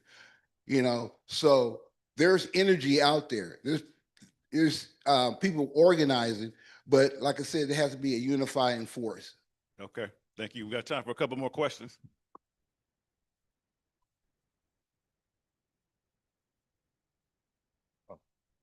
Thank you. Appreciate you being here and sharing your experiences. I'm a tennis coach. I work with Mr. Williams and a lot of African-American players. And a lot of, usually the very first thing I run into with players is, before I can teach them anything, is what's going on mentally. And a lot of times they come in broken, very, very, very hollow. And I was wondering, how, with the 10-point program, how you stood, if you had any advice for how to address that, because before I can even talk to them about fighting, and it's more about who they are and how they stand. And I was wondering how you would address some of these things in terms of how we come as a human being, how we come as a Black man or a Black woman to be able to take on the next steps. If you had any advice on that. Yeah, and I'm going to pass it to my sister in just a second. I think one of the things that we're doing, and this is part of the work that we're doing in partnership with a couple other organizations, the National Compadres Network, but this idea of culturally based healing circles. So being able to actually have people sit in circle with each other, to share each other's stories, to be able to be a little bit more vulnerable over a period of weeks, and months, to be able to talk about that brokenness, that woundedness, that feeling of being less than. It's interesting that you're working with athletes, and maybe are you working with people who are out of their athletic careers, or people that are still actually actively playing sports? Because it does surprise me that the folks who are, if they're still an athlete, because generally the athletes I meet are really strong mentally enough to be able to say, like, I can push up against or push against the things that are bothering me. So I'm just curious, like, just as a follow-up, like, are the people that you're talking about former athletes, people who have been out of sports for a while, or are these people that are currently being coached up? They're usually currently being coached up. And so Really? that was usually the very first thing is, like, we were looking at affirmations, like for Venus and Serena, we had I'm going to be the greatest ever. I'm going to be the best of all time. But we had those stakes around the court, to try to address those types of things. Maybe for some of the other players, it was really more trying to sit down and have those conversations about, like, who we are, looking at your history. But it's just very interesting watching a lot of the young kids who I'll run into in Oakland or in San Francisco, looking at how to address this, because it seems like an army of kids who are just dealing with this hollowness and identity that needs to be built up. Okay. Yeah, just real quick, because I know we're trying to get other questions in. Again, this idea of healing circles, putting folks in regular conversations with each other, where there's confidentiality, where there's, some ground rules that get set, but giving people the space to actually talk, and to talk over long periods of time. Because a lot of times people will hear something in those settings that will be like, oh, well, I'm feeling the same thing. I didn't know you were going through the same kind of thing that I'm going through, but that sense of belonging, and I talked about it earlier, matters. And so congratulate you on the work, but basically getting more intentional about those conversations in groups, I think is one of the solutions to it. I don't know if y'all want to Okay. add anything else. Okay, well, we got one over here. Good morning, panelists. Good to see you guys. My name is Brian McGee. I'm from West Oakland. Anybody from the West Yes. Oakland? Yes, sir. All right, Yes, West sir. Oakland? Yes, sir. Okay, I am a product of the Black Panther Party. As a little kid, right, the Fermi Park, 18th and Adeline. So I know the Black Panther poured into me. I went to McClymonds High School in West Oakland, 2607 Myrtle Street. Where you work at right now? Right now, I'm at McClymonds High School, and I'm gonna tell you more about that later on to give you some great history of McClymonds High School. So my question is, there is, for those who don't know who are visiting to Oakland, there is the Black Panther Museum on 17th and Broadway. Dr. Frederica Newton running that program there. Also, Erica Huggins was a great person as part of the Black Panther Party. I took advantage of the resources. I was told I was beautiful. I was told, poured into me, hey, you can be educated, you can be a lawyer, a doctor, social worker. So my question I'm gonna start with Baba Hodge. Talk a little bit about the importance of the Black Panther Party as it relates to the historical piece of it with Erica Huggins and Bobby Seale, and briefly with Frederica, if you could. Yeah, just real quick, and I definitely think the authorities are sitting next to me on this. I think because I didn't grow up in Oakland, so I came to Oakland in the 80s, and I was really influenced by what I heard. So I live in West Oakland, a couple blocks from the Infirmary. We call it Little Bobby Hutton Park. And being able to remember and to talk about that history, to be able to know, because when I first got to Oakland, I didn't know about all the programs that Bobby Billy talked about. I thought it was all about self-defense. I thought it was the imagery of brothers at the state capitol with long guns. I didn't know about the legal aid program. I didn't know about the school. And I've met people like Fred Blackwell, other people who went to the school, right? So I think the inspiration of that has informed my work, has informed how I move in my community. I've done work in East Oakland with Ely Day School. I've done a lot of stuff, Freedom Schools. It's all based on the foundation that these folks laid. Like, so I feel like I'm blessed to be able to even be sitting here, even in the conversation with them. Like I'd be sitting on the floor listening at their feet. And even though I'm 65 years old, they my elders. Y'all, you were born in whatever year, right? I got 3 minutes. I'm gonna stick to that. I was 3. Okay. All right. Stick to it. Okay, no, I just made 76. So knock on wood, knock on wood. I think it's many things. I belong to many communities, over the years, the West African dance community. And I think that was a huge part in my healing, where I got to learn part of myself with dances from Guinea, from Senegal from the Congo to Ghana.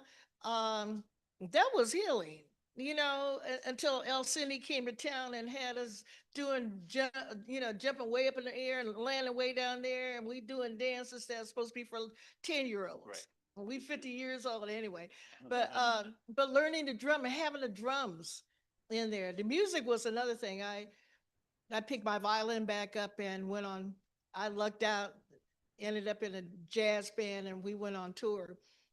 And we had a chance to tour not only locally, nationally, but internationally. And in Japan, our 3rd time there, we were up in the island above Japan, Sapporo. Now, 8 people from Oakland, you didn't hear about this on the news, but the whole town, about 2,000 people camped out overnight in tents to welcome us to their island. We played the next day. We wore traditional African clothes. They thought we were the people who lived on the island. I said, wait a minute, you mean Black people here on the island dressed like this? They said, yeah, where are they? Up in the mountains. They thought we were the Ainu people. So, and then you go downtown Tokyo to the record store nothing but Black music. All the clubs we played over there for 4 years, Black people on the walls. That blew me away. Even the Buddhas over there are blue Black. Bantu braids.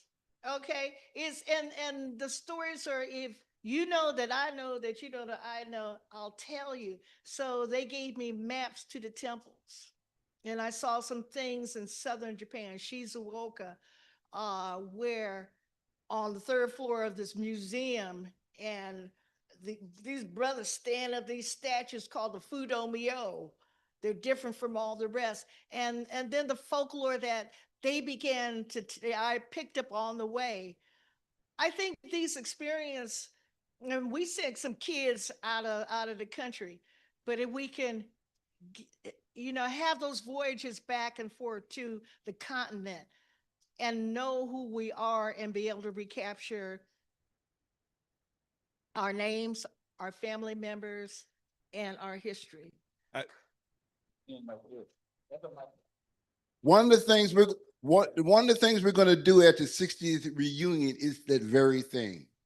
What I'm doing right now, that's all I do. I dedicated my life to the party. So at the 60th reunion, we're going to have Panthers from all over the world coming to Oakland. Okay. Now, I found out later through political education that you don't have to be Black to be a Panther. There's Panthers all over the world. They call them revolutionaries. So we're bringing people, reaching out to people. We have comrades in Tanzania, Pete and Charlotte O'Neill. Pete has been in exile for like 40-something years. But in Tanzania, they have a big compound there. It sleeps about 50, 60 people. We're going to connect. Charlotte O'Neill comes on a tour every year to America. She performs here every year. So we're connecting people that live in Africa to people who want to go to live in Africa. Or you want to go, if you have a project or a skill that you want to bring to Africa, come to the 60th reunion and talk to Charlotte, and there's going to be people there to connect Africa and America together. So if people in your family want to move to Africa, certain parts, there's going to be comrades, Panthers there to help you do that. Okay. Okay. All right. All right. They're giving me the sign. I can listen to these panelists all morning. What a wonderful discussion. Please give them a big hand. Please give them a big hand.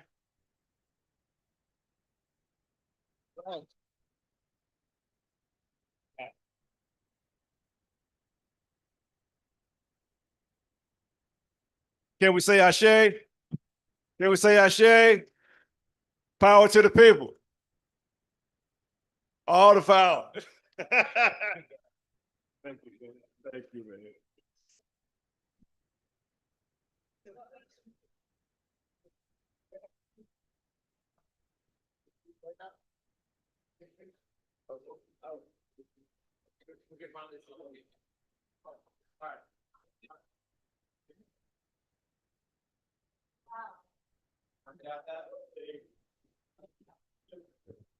Hello, everybody. Sorry, begin.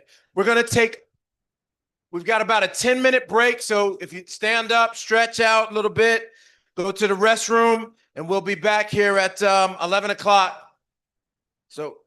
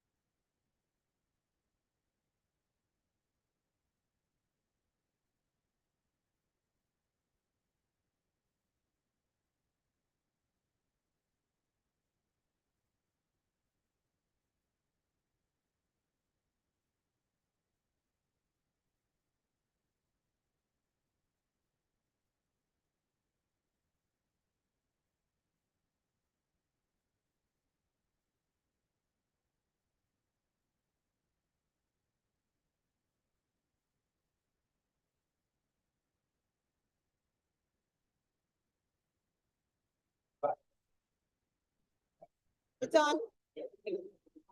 Testing 1, 2, testing 1, 2, test, test, test, test. This is.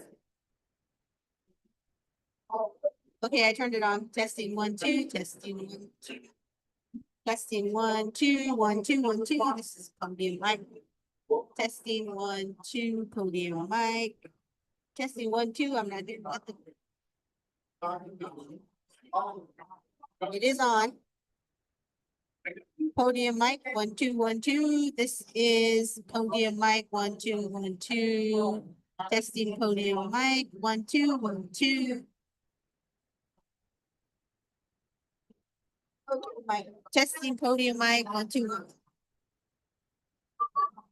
It is on. The switch is on. This is blue mic, blue mic, blue mic. Blue mic, blue mic, blue mic. I don't know. 1, 2, 3, 4. This is blue mic. 1, 2, 3, 4, 5, 6, 7, 8, 9, 10, 11. 1, 2. This is testing blue mic. 1, 2, 1, 2. Blue mic. Blue mic. 1, 2. 1, 2, 1, 2. Blue mic. Blue mic. 1, 2, 1, 2, 1, 2. Testing, testing.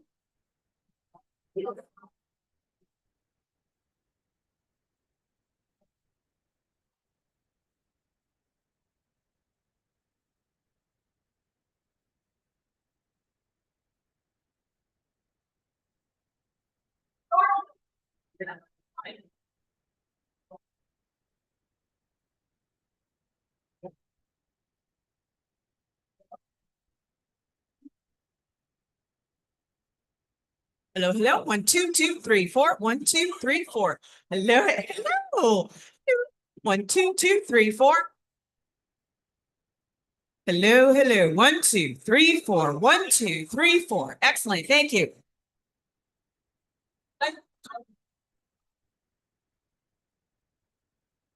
Hello, hello. 1, 2, 2, 3, 4. 1, 2, 3, 4. 1, 2.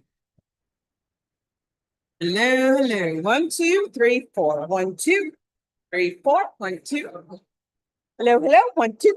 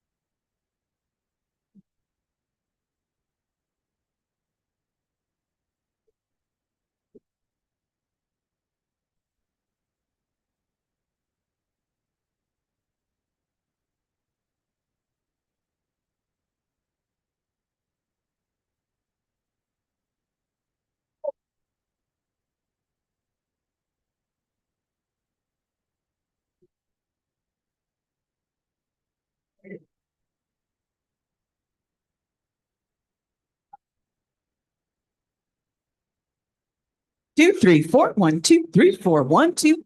Hello, hello. Good morning, late morning. We're going to call this late morning. Yep, because it is late morning. Hello, hello. 1, 2, 2, 3, 4.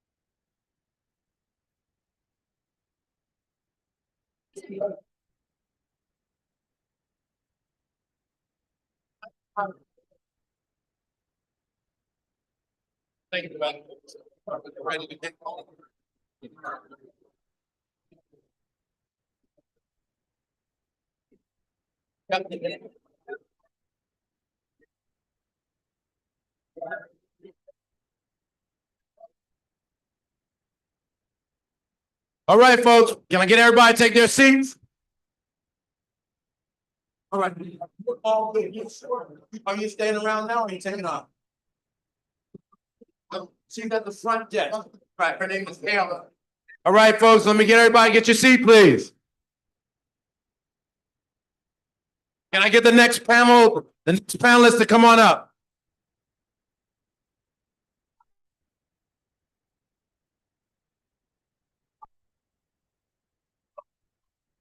Yeah, all right. Let me get your seats. Let me get Tiago, Kiev, TS, Letitia, and Darren. Come on up.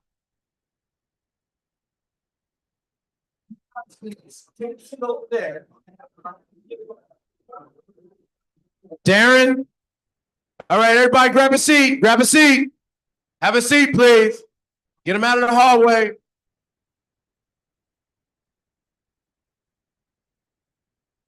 Excuse me, we need to stay on time, please. We need to stay on time.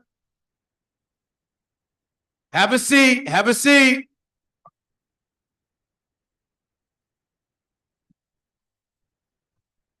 Grab a seat. Thank you. Thank you. Thank you.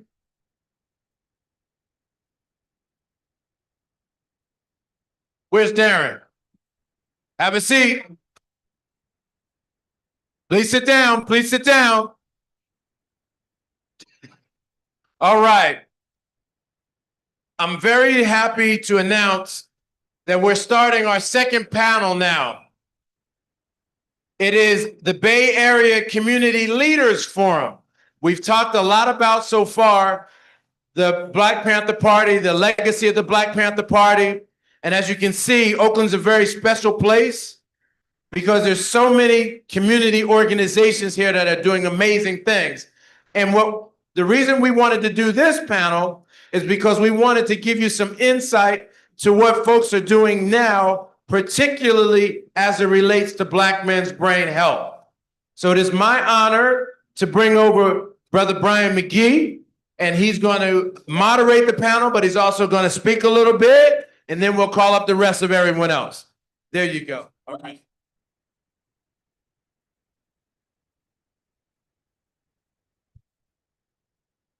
Good morning, everyone. Good morning. For our guests, welcome to Oakland, California.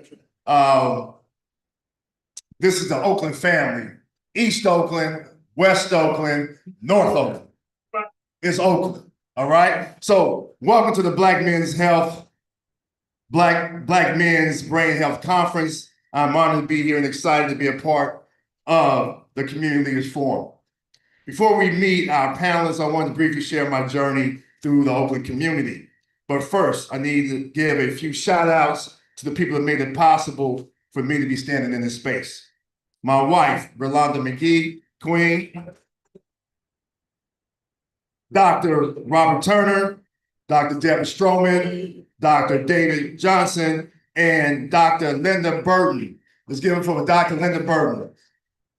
Thank you for all that you believe in me and allow me to stand here today. I am here because of the work of Dr. Burton, the former dean of the School of Social Welfare at UC Berkeley, who's also a sociologist. When we talk about community, we have to talk about the richness of McClymonds High School alumni community, right? Also known as MAC, has produced leaders across every field. I'm going to share some names with you. In education, Dr. Lou Paulette Taylor, right? James Harris, a chemist. When we talk about sports, now, some of y'all gonna be shocked, but here we go. Sports, Bill Russell went to McClymonds High School. 11 championship rings. Paul Silas, Antonio Davis, Frank Robinson, Veda Pinson, Michael Peters Sr., who's a coach at high school at McClymonds High School. Wendell Hayes, a football standout in the NFL. Lionel Beeman, Antonio Kellogg, Daryl Tucker, Demetrius Hook Mitchell, right? Will Cherry, and my nephew, Vinny McGee Jr., who's now coaching at USF Dons, right? Then we talk about law. When we talk about community, Brenda Hardin Forte, a 1973 graduate of McClymonds High School. Mayor Lionel Wilson, a 1932 graduate of McClimas High School and the first mayor of Oakland, all right, California, the first mayor. So it goes on. And then Thomas Broom, Esquire, class of 1958. Then we're going to talk about entertainment. MC Hammer went to my high school. Let's give it up for MC Hammer, y'all. You can't touch this. You can't touch this. And Emmy Award winner, Yahya Abdul Mateen II, who just have an 8th episode going on right now called Wonder Man. He went to McClimas. These fine individuals grew up in West Oakland, California. Now, let's give it up for all of those names. Now, let me share a little bit of my journey, you guys. I'm a graduate of Mike McClimas High School in 1985, right here in West Oakland, home of the School of Champions. I earned varsity letters in football, baseball, and basketball. I went on to play at Cal from 1985 to 1989 as a black quarterback out of McClimas High School and converted receiver, coached by Joe Kapp and Bruce Snyder. In 1990, when I finished up, I had a chance to play quarterback in Osaka, Japan. Yes, I went to Japan. Young brother from West Oakland to UC Berkeley to Osaka, Japan to play quarterback, and I got paid, okay? All right, and then after that, I earned my college degree from UC Berkeley, #1 public institution in the country. Went on and got my master's in social work from San Francisco State University. So Black men are doing great things throughout this country, right? And we're focusing on brain health, right? My work in the community has always been about calling West Oakland a great place. My first job out of college, I worked for the West Oakland Health Center, which was founded by the people of West Oakland, the Model Cities movement, right, in 1967, where they provided substance abuse counseling, where they provided medical care for families in that region.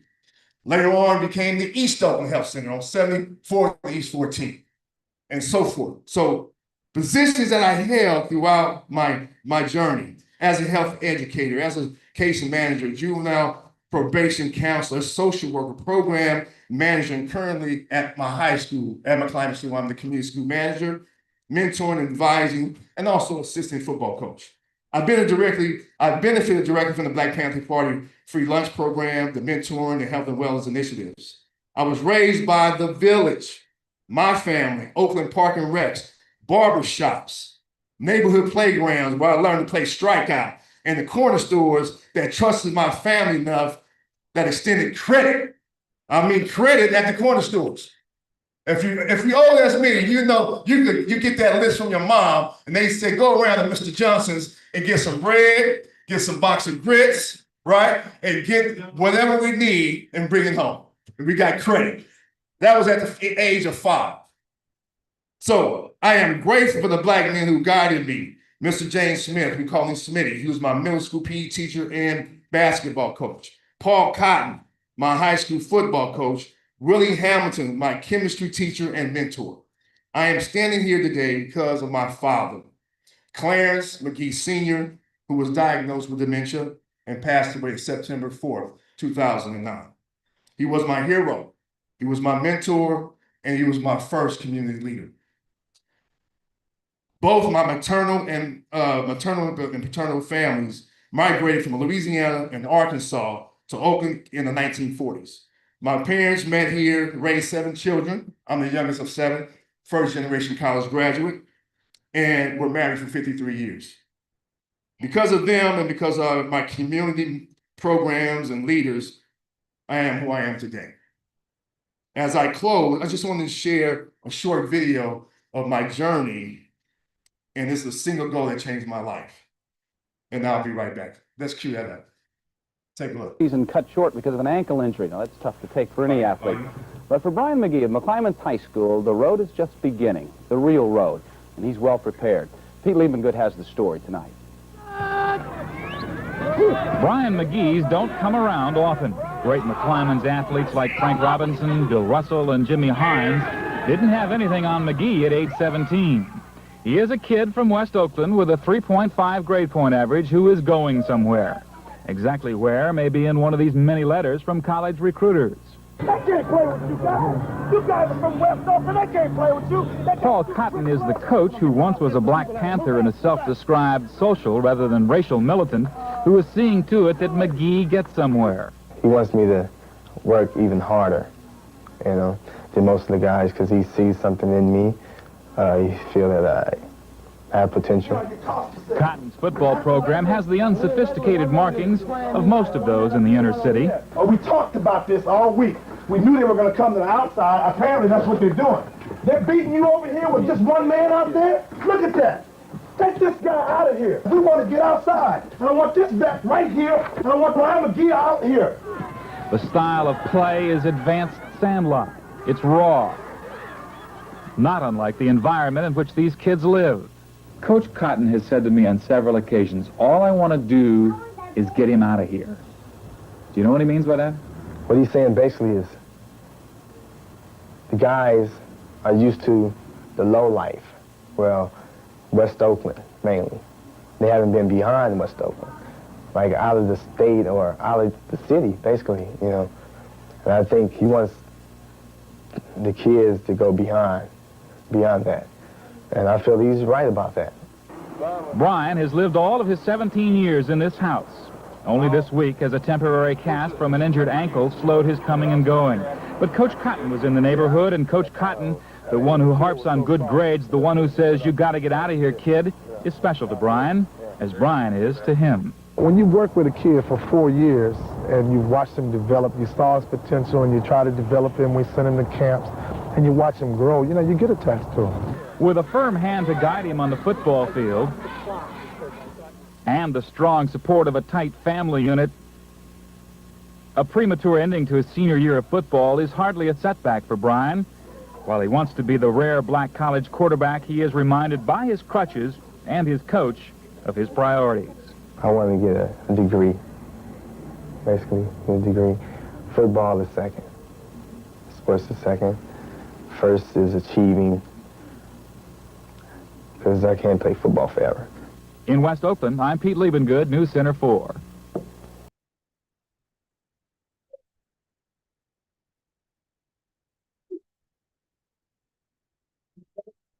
So in closing, you guys, I just wanted to say the power of community is real. I didn't think I was going to make it out of West Oakland, right? But Joe Cat came to my house in West Oakland and said, son, I see something in you. I'm off your free ride to CAD.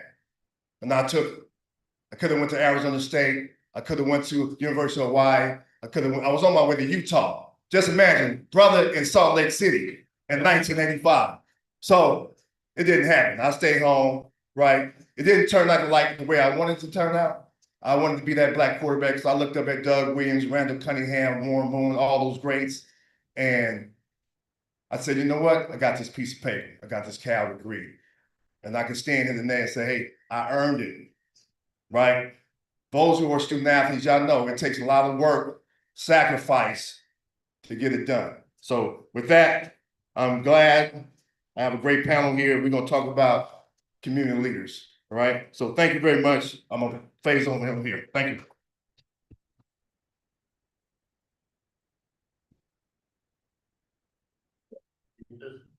Yeah, let me put this back.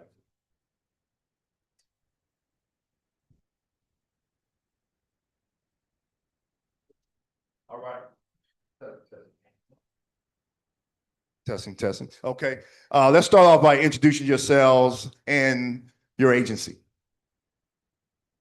Well, good morning, everyone. My name is Letitia Henderson. You can't hear me? Can you hear me now? Yeah. Okay, listen, my name is Letitia Henderson, and I'm the proud owner and principal consultant at Exceptional Community Connections. We work with nonprofit organizations, philanthropic organizations, and government agencies who have intentions of building equity and social justice in urban environments. Well, Brian McGee, when I said, can you hear me now? He got me excited because I'm a MACite as well, class of 98. And B. McGee was my mentor along with his wife, Rolanda McGee, right here on the front row. So You'll learn more about me in just a minute, but I'm grateful to be here. Good morning, everybody. Thank you for having us here. My name is Kiev Harris. I am the program manager for Empowered Aging Ombudsman, Alameda County, where we specifically specialize in helping the elderly population navigating complaints against verbal abuse, physical abuse, and also sexual exploitation. So that's what we specialize in.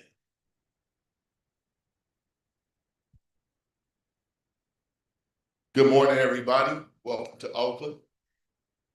This is a beautiful thing. My name is Dr. Tiago Robinson. I work for the Office of Equity, AAMA. Grew up in Oakland and happy to be here in this space. And love B. McGee. We actually had a chance to work for the last 20-something years now, I think. So it's wonderful to be here and it's good to see everybody. Good morning, everyone. My name is Mr. Darren White. I'm Eddie and Maxine's son, and I'm the founder and executive director of Realize Potential. We do work dealing with fatherhood engagement because we believe you make better fathers, better families, make better communities. I also do conflict resolution, anger management, life coaching with a lens of self-care. And our goal is just to make every person that we deal with realize their full potential. And I'm born and raised in Oakland and played at Skyline, and I never lost a match. You see this big ring right here? I played 10 years of semi-pro football, played for the Oakland Dynamite, so I know I have some brain issues. Because some brain health issues because we used to be able to use our head when we played. So I'm just blessed that I can put some words together still. Thank you for having me.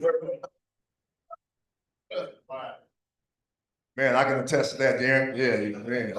Woo! Okay, so my first question for the panel.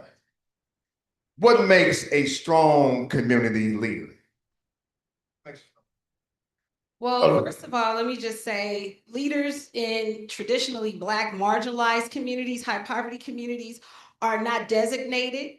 They're not formally called. They practice, they are doers from day one. I will say from the time I grew up in Oakland back in the 90s, 80s, 90s, I had pillars and examples of what leadership really meant. And it didn't start with a title. It didn't start with credentials. It started with service. It started with rolling up your sleeve and lifting up the person next to you. I will tell you, it is a blessing to be the queen on this panel today. Because, let me tell you something. While we're talking about Black men's health, which is critical and important, how many of y'all know behind every strong Black man is a Black who? Right, it's Black History Month. Yes, shout out.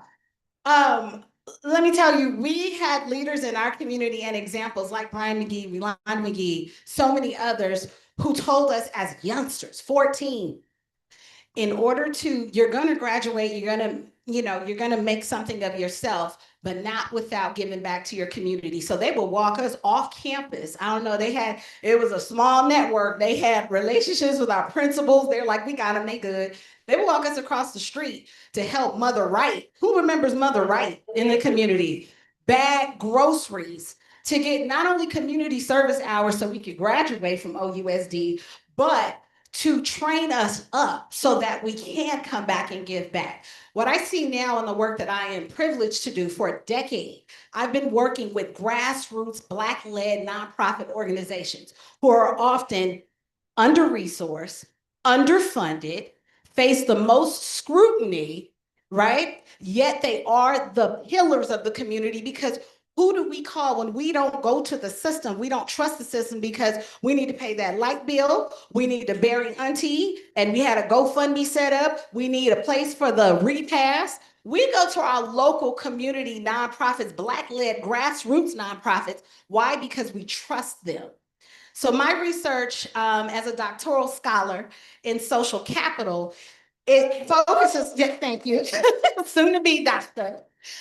focuses on the history and the strength of our culture and our community, not as formalized organizational leaders within these systems that were designed to oppress us, right?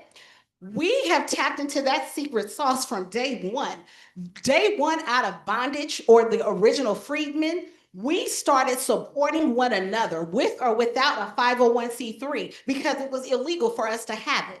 So that meant we had to trust in one another, first and foremost, to focus on literacy because it was illegal. Next, to give our ancestors a proper burial, then take care of widows and orphans.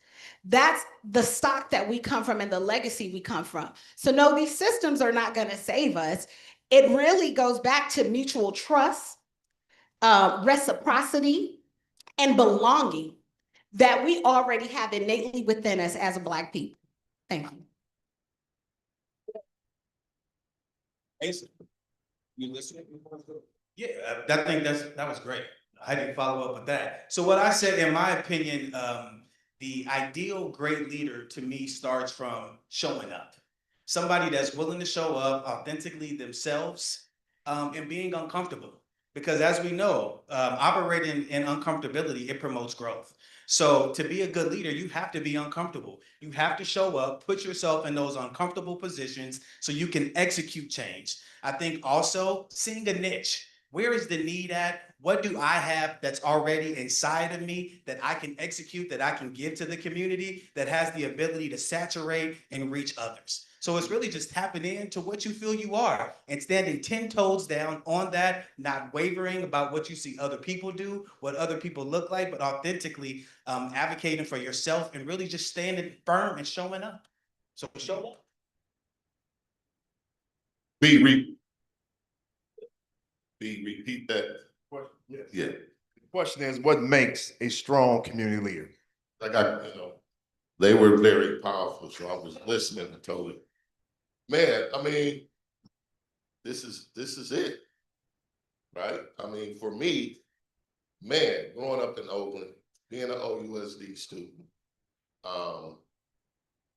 looking at my grandparents, my grandma, Hunters Point used to have the yellow buses take, kids to Santa Cruz. And you're talking about, Hunters Point. My other grandmother doing wonderful work. But Phyllis Kaplan, Michael, Dr. Brown, Terry Brown, they showed me what leadership is. I mean, with B say he went to Japan, I'm 17 years old. Phyllis and Michael opened up their home to me. I'm a dropout kid from OUSD, didn't graduate high school, but I have a doctorate degree. Go ahead, brother. Right? They took me, I've never been on a plane. I'm not flying, I'm not doing it. No, I got on a plane going to Central America, carrying supplies to make Christmas for like 500 kids. And I got on the plane and never stopped getting on the plane. But that's leadership. Here I am, a Black boy. I'm going to South America to change lives, to make lives. Been to South America, but it's nothing like home. I'm like, I need to come back and give back to Oakland. And I've been here in Oakland, well, in the game for like 25 years, but in Oakland for like 20-something years. And it's not like home, but it's definitely just showing up, man. I mean, knocking at doors, buying food. I mean, the list goes on and on, helping these families, helping these students get where they need to get. So, I mean, you just got to, like you said, man, step up and just do it like Nike. Gotcha. All right. So for me to be sitting here in front of my hometown and my mentors are in this room, colleagues, friends, and it's just an honor and privilege that you guys even consider me as a leader here in Oakland, brother. I truly appreciate that. But for me, to learn I learned how to be a leader is I had to learn how to follow the example of my father, Eddie White Jr. He's 92 years old, still in my life, been there from day one. When I came from Kaiser to the house on Anza right there by Nolan Park, he's been in my life every day. And I followed his lead. He's a Mason. He did a lot of community work. My mother made sure that, you know, I took care of my sister. I'm the youngest of 5, but I was the only boy. So you got to watch your sister. I learned from my parents. I learned from the men in my family that were leaders. And I learned from the mentors in this room. So that's how my journey, that's how I look as a leader. I had to learn how to follow true leaders first. So that's it. Gotcha. Thank you, Darren. Good. Let's give it for the panel. There was this old saying, right? As Black folks, it was a sociologist. I don't know what was out there. It's like the crabs in the barrel theory. You know, you guys heard of it? Okay, when one of your partners, one of your friends makes it out, right, and rises to the top, going to college or get the first job, first car, and then you have what they call haters within your own group. My question for you all is, how do we, as a community leader, inspire others to also get involved, right? Because usually leaders, we do it all, right?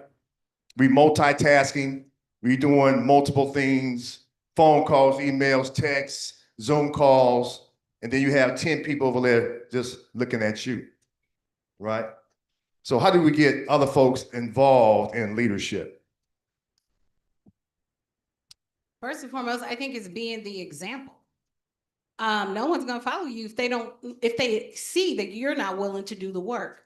They're also not going to follow you if they see that there's no vision and there's a lack of clarity. So it always starts with self. There's also something to be said about 21st century leadership, and that is a leader who can adapt consistently. So even if you have 15 people, only 5 are the worker bees and the other folks standing on the sideline, well, okay, those of you standing on the sideline, guess what? Greet the people as they walk up. You're gonna find a role. I'm gonna meet you where you are, but you're not gonna be a stumbling block and you're not gonna be a barrier. So constantly being able to pivot, to adapt, speak the language of the people and those who you are trying to serve. Understand that oftentimes when I do this work, I always say I am working with this person, assuming positive intentionality, because America has not been nice to Black folks. And people are not well since COVID, since 2020, especially now more than ever. So I oftentimes try to understand that this person may be going through something that I am not aware of, I can't see. I'm gonna lead with compassion. I'm gonna keep it kind. I'm gonna pray for you, because there was this comedic fellow who said, "Thank your haters." That's what you said. That was Cat Williams. He said, "Thank your haters." So you pray for them, you thank them, but you also don't allow them to, to usurp your energy. Protect your peace at all times. So.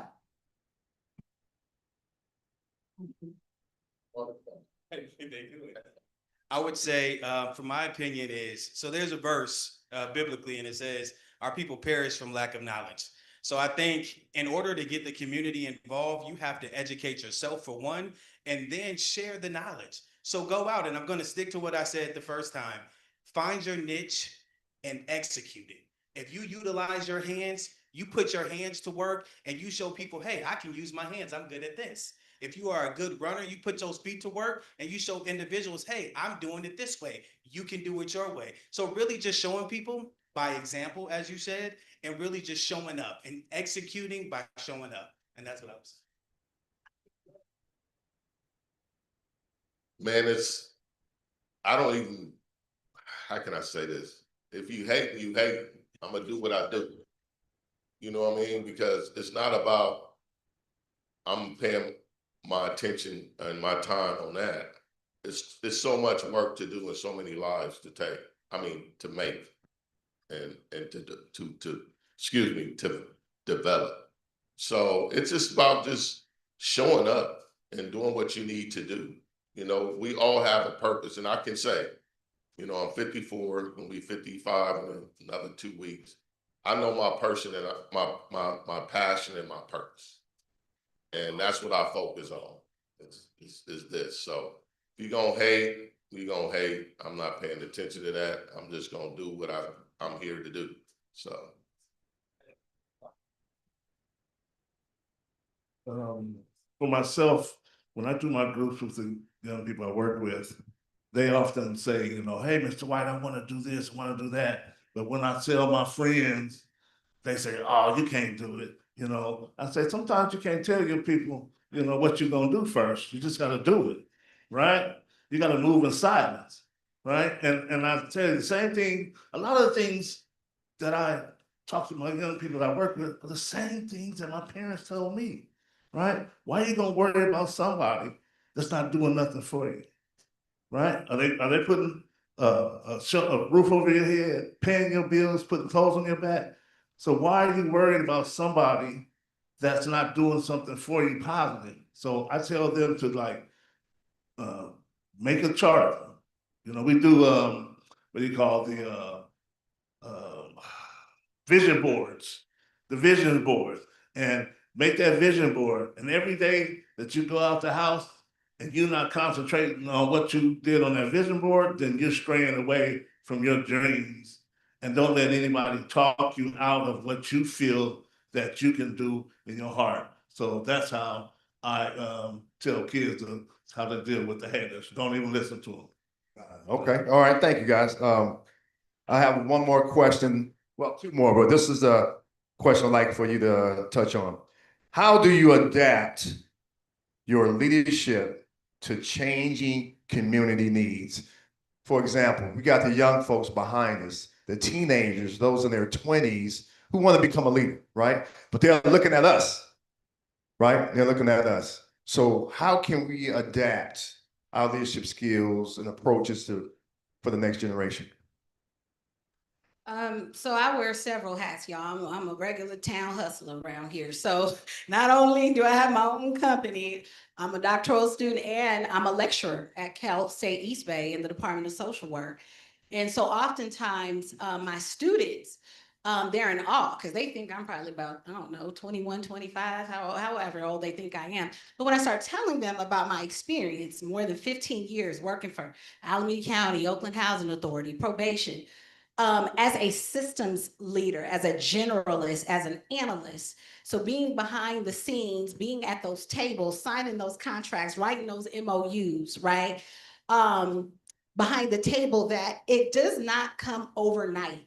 It's not a microwave process. Then I have to explain to them what a process is: the beginning, a middle, and an end, right? And the capability to navigate through the highs and lows that come with, to demonstrate your resilience. And I always, you know, uplift them and inspire them. And I'm like, you are already resilient. You're already on track. You know why? Because you're here. You're in my classroom. You're in my seat. So note that and take solace that you come from the same stock. You have greatness within you. Now, you can also be your greatest competition. You can be your greatest hater, right? With that self-talk and with a scarcity mentality, right? So it is definitely listening, but also explaining that it is not a fly-by-night process, and allowing them to understand what does it mean to be coachable. And if they won't hear you, I'm the queen of going to other people who will get to them and build them up. So in other words, training of the trainer. So that's my process. I would say in regards to that question is really coming into situations with an open mind and coming knowing that I don't know everything.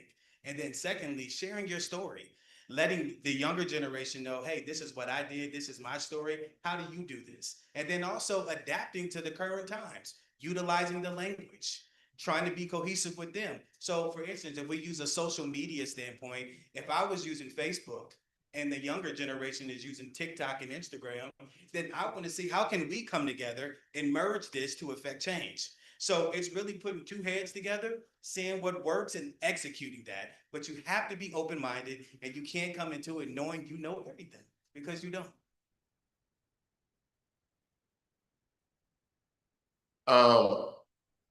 AAMA, African American Male Achievement, big shout out to Chris Chapman for having the vision and starting this. Definitely to my brother Jerome Gordine, holding it down with Office of Equity and AAMA. We service over 715 Black boys. We have a reading program. So the things you're saying, we got to take that and show them, right? So we're teaching kids how to read, something America been trying to do forever, right?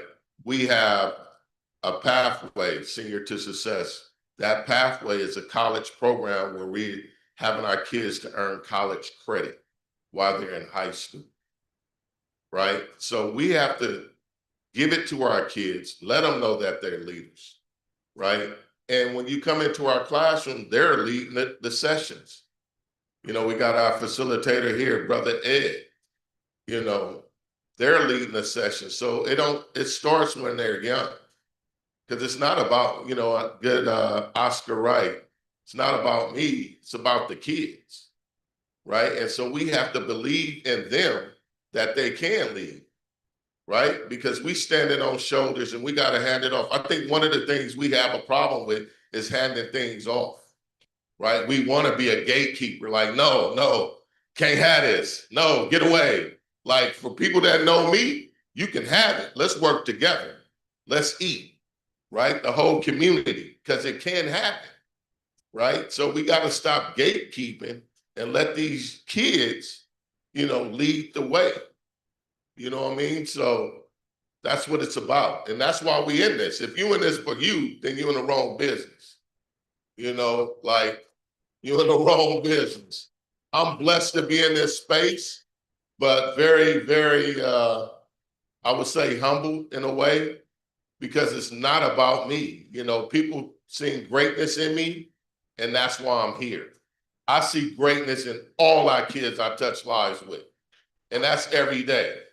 You are somebody, and we got to lead by example. So let's stop gatekeeping and get together and lead the way, and let our kids lead the way, you know, for a better tomorrow. For me, you have to learn how to pivot, right? And growing up in Oakland, we have all type of friends. So I learned this lesson from one of my, they call me the square partner in the crew with some of my friends, right? And one of my hood partners, who was no longer here because some choices where he was living, right? One day I was over his house, and I stopped by because I saw him out front. I just pulled over, and they were watching some, you know, hood movies or whatever. And they was like, D. White, you seen this one? I said, no, I don't watch that stuff. And he said something very profound to me. He said, the kids you work with watch it. I was like, wow. You're right. He said, you need to be watching the stuff so you know what they watching and what they doing and where they getting some of this stuff from. So I learned how to pivot and learn the things that they're doing. So sometimes we'll have a class, I say, we're not gonna do the curriculum today. I just say, we chopping it up. I say, what's hot?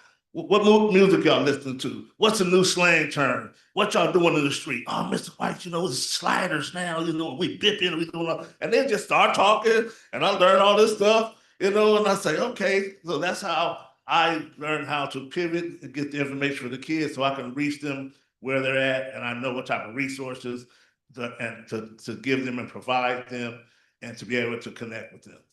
Okay, all right. We're gonna pivot. We're gonna pivot. We got a question. We're opening up for Q&As right now, questions. Dr. Turner, you're up. Dr. Turner. All right, thank you. I've had the pleasure of having an opportunity to speak with most of you throughout the week as we were planning this thing together. And obviously everyone here cares very much about Black men's brain health.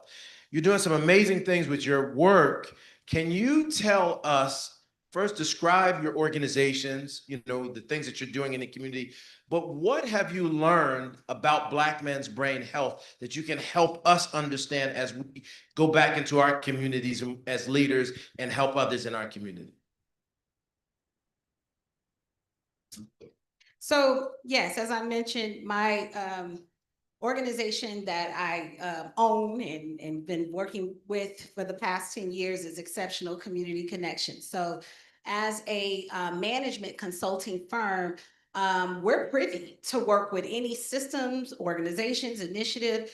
During COVID, we partnered with the Alameda County Board of Supervisors to support Black-led grassroots nonprofits serving the Oakland community because they were underrepresented in the access to resources from the federal government during COVID. So what we discovered during that time through 2 cohorts of 15 organizational leaders, the majority, I would say we had the majority were women, but for the men that we did have, the connection to brain health is simple in terms of the amount of stress due to a lack of resources and instability that our organizational leaders face, both men and women, but particularly with the men. The lack of feeling constantly under scrutiny, trying to figure it out, definitely contributed to not only mental health, but physical stressors. Thankfully, through the project, our work was to foster connectedness, trust, and support and belonging. So we're like, we may not have, you know, $100,000 to give you today to support your program, but we see you and we got your back. And if you need anything, you know, let's meet up, let's break bread, let's collaborate. I'll serve on your board, you know. So I would say that's what we've seen in the work that we're doing. It's a great question. So what I would say, so again, my name is Mr. Harris. I'm from Empowered Aging Ombudsman, and I know a lot of people probably never even heard of the word ombudsman or know what it is, or better yet, know how to pronounce it. But nevertheless, essentially in layman's terms, what we are, we're advocates. And so we're advocates for the community. So what I would see is we serve about 312 skilled nursing facilities throughout Alameda County. We serve roughly about 1,800 people per year, and we're projected to serve about 2,200 in this year. And what I have to be honest, and what I see is the Black man inside of skilled nursing facilities, they're struggling. And that's just the reality of it, because for one, they're coming in, lack of support, and not having the proper medical resources to systemically get to them in a mental standpoint. So they're struggling mentally, for one, to accept the condition that they're in, and for two, to realize that no one is showing up for them. So what happens is there's this stigma that follows them, and they're categorized as aggressive, angry. Oh, you don't want to go deal with this Black man because he'll curse you out. Well, for one, we come in as advocates and say, well, hey, have you had a conversation with this gentleman? For two, has this gentleman been evaluated? Have you asked this gentleman what he wants to make him better? So we operate off of consent. So the consent is not asked, nor is it given. And so the Black man is struggling. So we come from a numbers standpoint. There hasn't been any data that has been produced, but my team and I, we've done it. So out of 312 nursing facilities that we serve, 4% is only Black men, only 4%. And out of that 4%, they're all struggling. I have not seen a healthy Black man inside of a skilled nursing facility out of 6 years of being an ombudsman for Alameda County, and that saddens me. So if I can say anything as we conclude, I would say show up. Give your services, come to these nursing homes, check on these people, be a friendly visitor, have conversation, have prayer groups, have anything that's going to stimulate the mind, because they're struggling inside of there. And there's not a lot of me that's showing up as a Black man for another Black man to say, hey, I see you. Hey, I'm going to stand up for you. Hey, I'm going to pray with you. So show up. These are the underserved populations. We think the homeless and HIV, the LGBTQ communities, but there's also the senior population that is struggling. And these are the individuals that we stand on. Our grandparents, our grandmothers, our neighbors, the gentleman at the store. These are the people who kind of built us to be the leaders that we are. So they're struggling. So I would encourage everybody here today and for tomorrow to show up, visit a nursing home, bring a friendly visitor, and contact me. We always need volunteers. So if you want to volunteer your services, to just say, hey, I just want to show up one day a week just to give somebody a hug, just to have a conversation and say, hey, brother, how you doing? You know what I mean? So that's what I believe with. Thank you so much. We have a question here. Question, go ahead. Okay. Oh.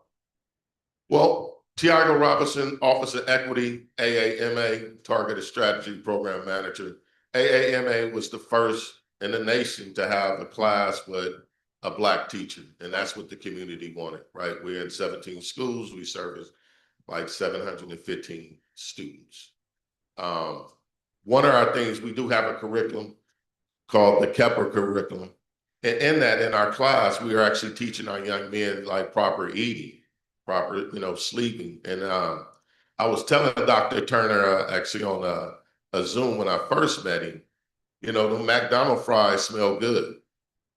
Man, they calling you, they're in a red box, but it's a lot of poison that's in there.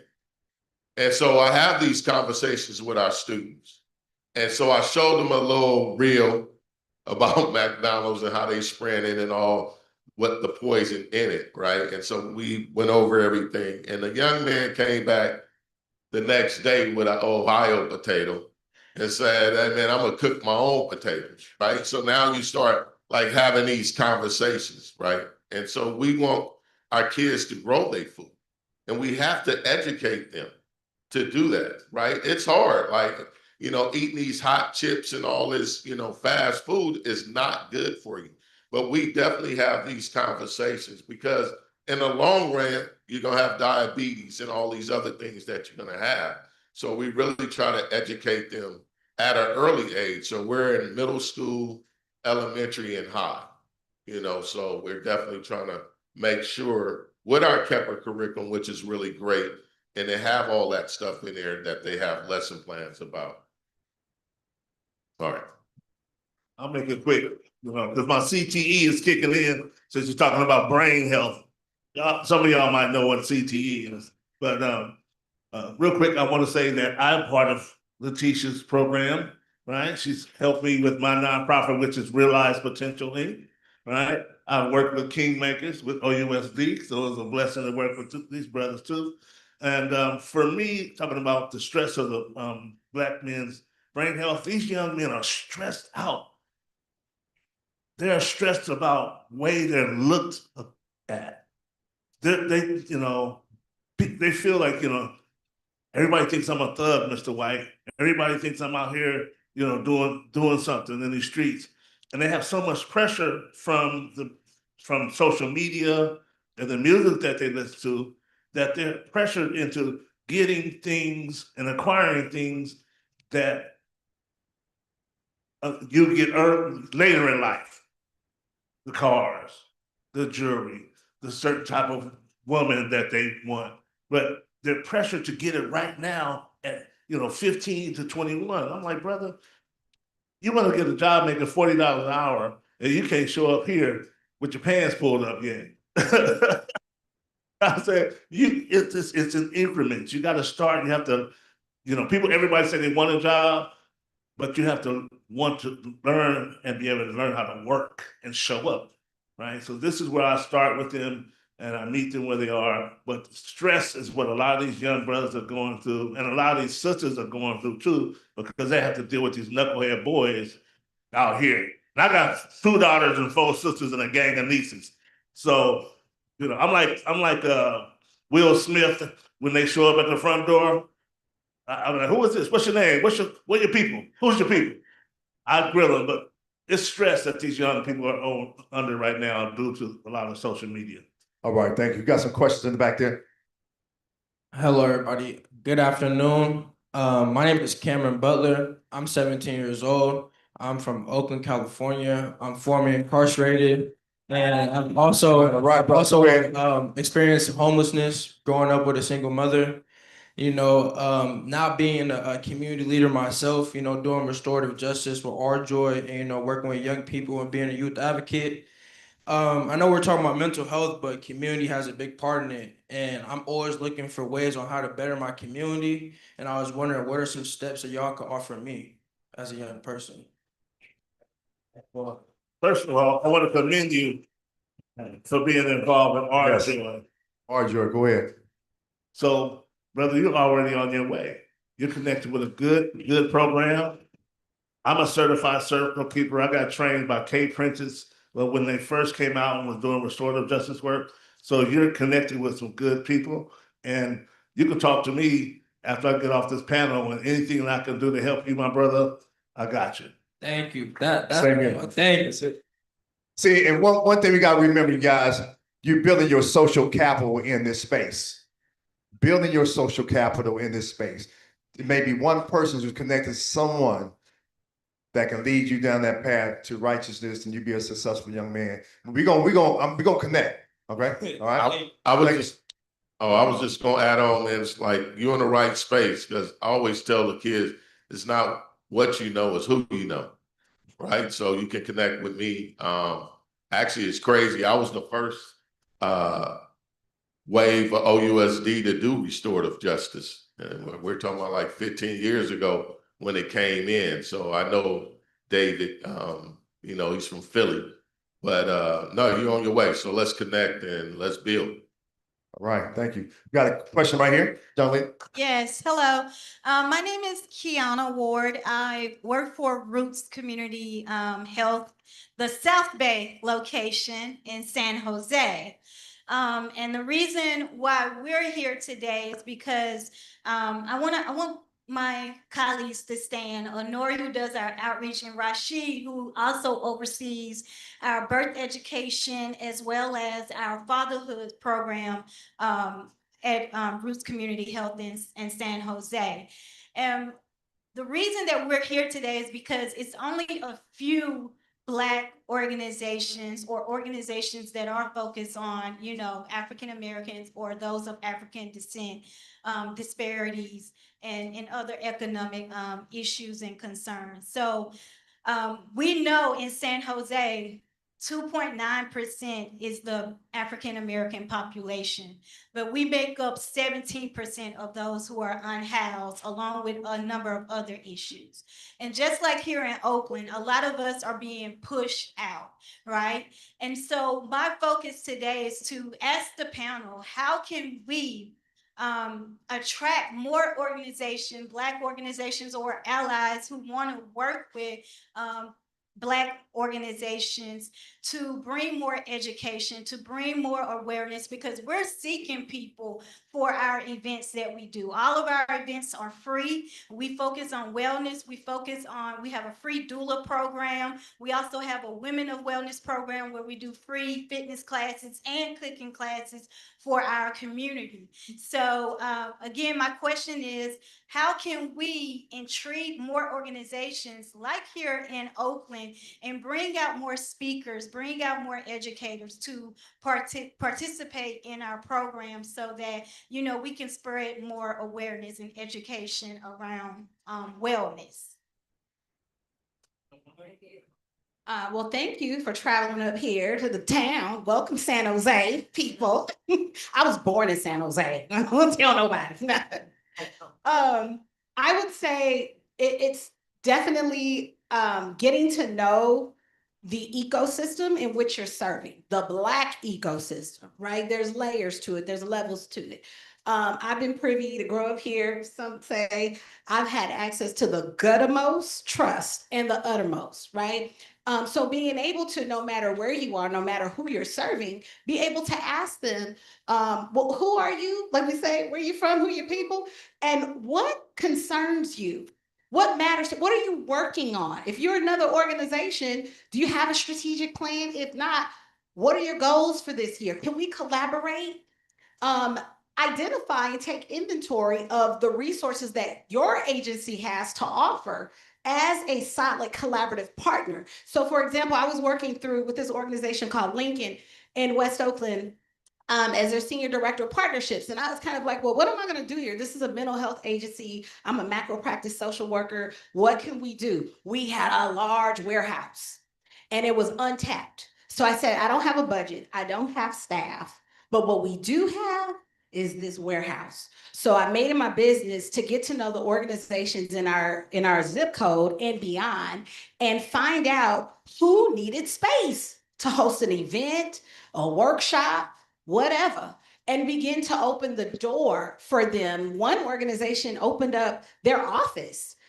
They provided employment programs for young people, and they didn't have an office space. They were virtual. And I said, well, let's talk, let's sit down with the CEO and find out if we can, negotiate a pilot project that will allow you to launch your organization here for rent-free, right? So thinking outside of the box, it's not what the organizations can bring to uplift your mission. How can you also uplift the mission of other organizations, and they'll have your back? We got about 4 minutes. I think we have a young lady been waiting. Any more questions out there? Questions online? Okay. Yes. My name is Nico Stevens. I'm coordinating the virtual environment for Zoom. Thanks to everyone joining us virtually. I have a question from Joseph Bryant, one of our Zoom participants.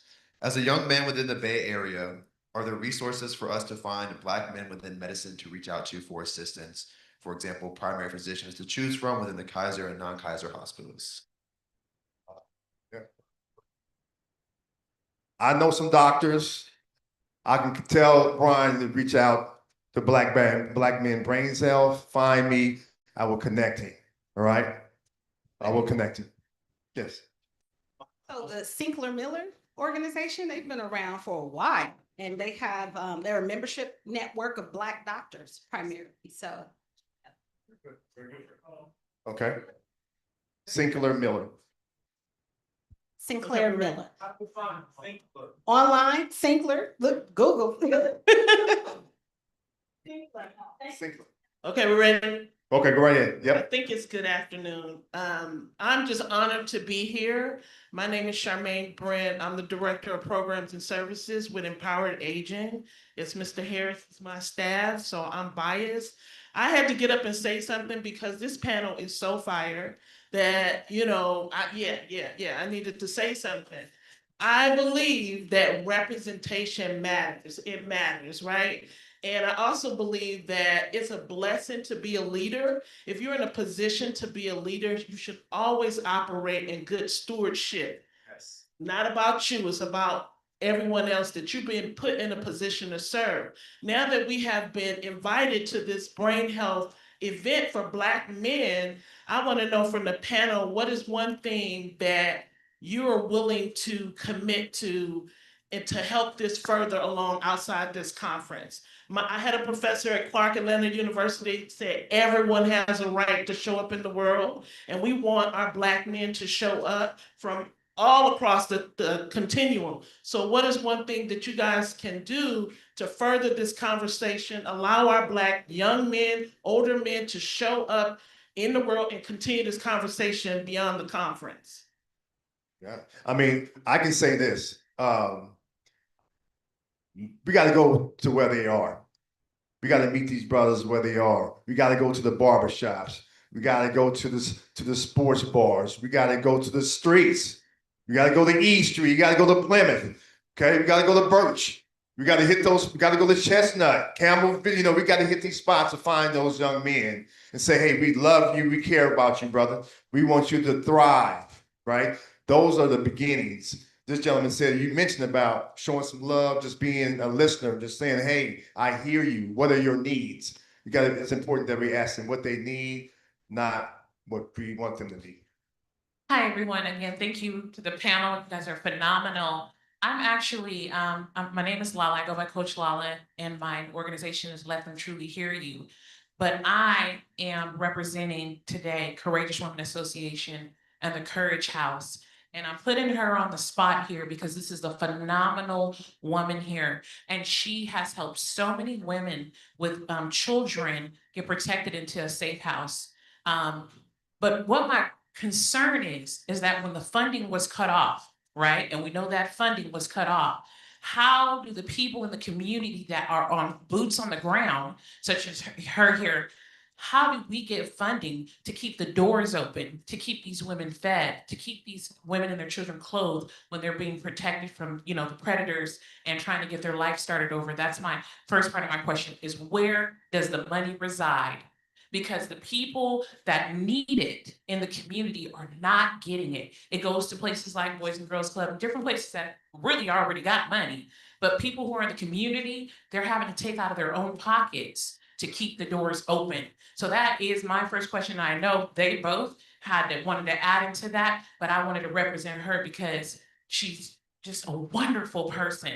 And she has been doing this for years and years and years. And I really want people to know that Courageous Women Association is out there. The Courage House, a safe house for women, is out there. And they need the community's help to keep helping people. So that was my question. And I know they wanted to ask something really quick, but I wanted to say that. So thank you for the opportunity. Thank you. Doc. That's it. Okay, you got it. Anyone more person? I'll jump on this. The funding is the funding, as the people say, like I say, life go life. Right about now, the funding is funding. So I'm gonna say this. With the budget cuts here in Oakland, they didn't continue my anti-sex trafficking job readiness program. I started this nonprofit with money out of my pocket, and I'm gonna continue to take money out of my pocket to keep that program going. So I didn't have a grant when I started. I don't have a grant now, but the money's coming out of my own pocket to get these young men these services. And sometimes we just have to, I'm gonna say like that. I'm from the town, so I'm a hustle, make sure I get it by hook or crook. You know what I mean? So that's how. Dr. Robert. Just gonna say, I would love to connect with you ladies and connect you with our, it's called Capacity for Success Network, Capacity for Equity and Success Network, C4ES. Natrice Spicer, I see here, she's our program manager. Natrice is my wonder twin, not my wonder twin, that's real. She's my stunt double. But we network every, the fourth Thursday of the month, 7:30 a.m. for what we call our monthly power up call. We have leaders on a Zoom, 7:30 in the morning, and you know us, we see it all, and we're open to everybody. We see bonnets. Sometimes I'm out there French braiding my baby hair because I gotta get her out the door, but it's community. We're talking about strategic planning, board development, making sure that you're in compliance with your 501c3. We have tax attorneys. We have just a myriad politicians, elected leaders. They're in the space, and we are networking with each other. Who's coming to save us? No one, right? And right now, the funding, it's not scarce. It's just not flowing, and it's not supporting the leaders and the efforts and the causes that it should, right? But change is gonna come. We don't know when, but it's gonna come. But in the meantime, you have to network with each other, and we would be more than happy to have you join our network. Dr. Turner, any more questions? No? That's it. That's it, okay. Well, this is it. I'm sorry. As you can well see, we got way more content than we have capacity. I'm sorry that we had to cut this off, but we got a schedule to follow, and we got so many other things that are amazing here. But what I want you to do, what we're going to do now is we heard just a little bit earlier about CTE. I'm going to ask Dr. Michael Alasko back there to come up, because part of what's really important in what we do in centering community is we talked about this a little bit earlier. If there's no data on something, then it doesn't exist. And certainly dollars don't flow. There's got to be data, there's studies. So Mike, throughout this whole conference, we're going to talk about different opportunities for people to get involved with research. And so I want Mike to come up here. The other thing I want you to notice is they're setting up lunch right after he gets done. They're setting up lunch in the back. We don't have tables for you to sit, but we got box lunch, so you can sit here and have them. There's also a breakout room that has tables if you want to do that. During lunch, we're going to give you 15, 20 minutes to get your box lunch, sit down, and then we have a phenomenal, and I mean phenomenal, lunch and learn session about the importance of early detection in many different diseases. So that's really important. Where's Dr. Alasko? Here it is. And then right after this, we'll start our other part of the program.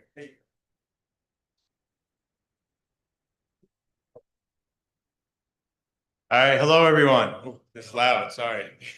So thank you, Robert, Dr. Turner, for having me. I was here last year for the first time, and it's such a pleasure to be here, and you're so passionate about brain health. So again, I'm grateful to be here. So I want to start off with a question. So who here has heard of CTE? Oh, okay. Because it just said there's a lot of. So I wanted to start off. I just want to tell you a little bit about CTE, but more importantly, I want to tell you about what we're doing at Boston University to try to help others, because that's really what our mission is how can we make sure we're helping everyone and everyone's getting the access they need to care. So CTE, we think of it as, we've heard of Alzheimer's disease. It's a type of disease like that. It's a progressive disease of the brain. And we see it most commonly in the setting of people who played football, right? And we're not talking about a concussion. There's a lot of misinformation out there about CTE. You fall down, you hit your head, I think I have CTE. That's not what we're talking about. We're talking about people who played years and years and years of football and have had these constant hits to the head over and over and over again. It's just like your knee. Think about a knee. You're playing football. You wear down your knees go later in life, right? It's the same thing. But it's your brain. You just can't see it, right? You can see the knee, you can't see the brain, but it's the same thing that's happening. And people can develop memory problems. People, where are my keys? Where's my wallet? Misplacing things. Those things can be normal in aging, but we want to know, sometimes it can get abnormal for aging, right? So our goal at our CTE center at BU is to find a way where we can actually detect this disease while people are still living. Because right now, the only way we can do it is when people pass away, donate their brain, and we can see it under a microscope, which is way too late, right? You can't help anybody at that stage. So that's what we do, and it's really powerful. We're bringing people in who played football. I also work with Dr. Turner on his Black Men's Brain Health study that also focuses on studying football players. But it's about a 2-day visit. And what I think is most powerful is that we absolutely ask you all to do a lot. But your question to me is, okay, what do I get out of it? What you get out of it, I'll sit there with you and go through everything we've collected on you and give you information about your brain health so you can learn about yourself, but also kind of take that information and hopefully bring it back to others so they can get help too. So that's what we're doing. Again, even if you just want to learn more about the research, learn more about this, I'm happy to talk. If you want to come and make a visit, we have sites across the US too. In San Francisco here, we have a site. We have one in Gainesville. We have one in Texas and in Arizona. So we're there to help anyone concerned for memory problems who've had a lot of hits to the head over their life, and really eager to help and happy to answer questions. Oh, right. I guess that's important. Yeah. So we study people who are aging. So people who are 50 years or older. And we also are interested we follow people who played at the college level, so college football, and then we follow National Football League players as well. And one of the got you reminded. One of the biggest part of this is we do really well with recruitment, but the people who are under-included in research, so Black or African American men are not have not been represented in our studies really well. And that's an issue, right? So we need to understand what affects your health and everyone else's health, and that's what I hope you will work together with us. And I'm not asking you necessarily to trust me, but just to give me a shot and let me explain to you what we're doing, and we can go from there. These are good questions. So we do have a website. So one, you can contact me and through Black Men's Brain Health Study, but otherwise you can go to diagnosecte.org. You can also just Google Boston University and CTE, and you'll see a bunch of stuff pop up, and just reach out to me. Anything. Will you be here for a while? I'll be here for a while. People can talk to you in the back while they're eating? All right, great. All right, so we are, first of all, can we thank this panel? The second thing I want to mention, there are so many great questions, and this evening, after our last session is done about 5:30, we're having a networking session here because we want people who've asked all of these questions. How do I get in touch? How do we get involved? We want y'all to be in the same room so that way you know how to get connected with each other. The other thing that's great about it is we're going to have our 5-year anniversary celebration this evening. So we want you to be involved with some of that, right? So, yes, and Shanette's going to be Dion, our DJ for us. All right, so we have something really special. Nico, can you cue up? We had a song that was made, that was donated. You see a brother that's doing all the camera work around here. He created a Black Men's Brain Health Conference song. So here he is right here. Stand up, stand up. He just, turn around, let him see you. He just was so committed to the mission that he said, I think I want to bless y'all with something, right? And so we're going to adopt this as our theme from now on. But check it out. Go get your lunch and then get ready for a really powerful session starting in about 20 minutes. Go ahead, Nico. Thank you. Yeah.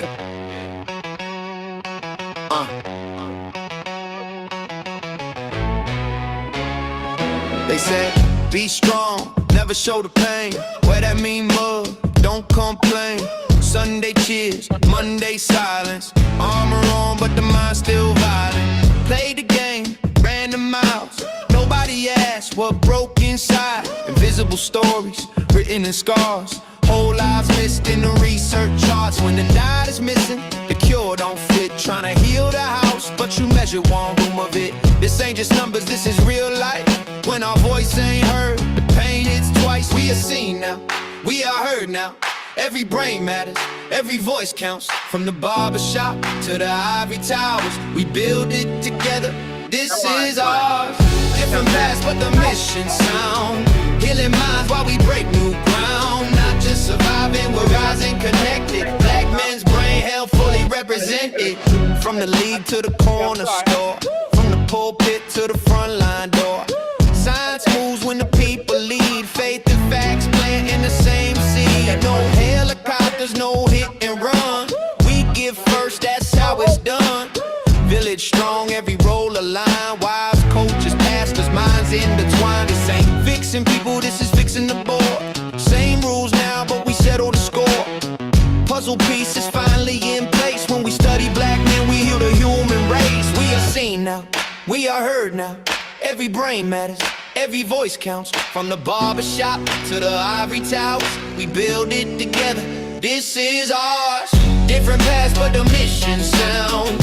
Healing minds while we break new ground. Not just surviving, we're rising connected. Black men's brain health fully represented. Woo!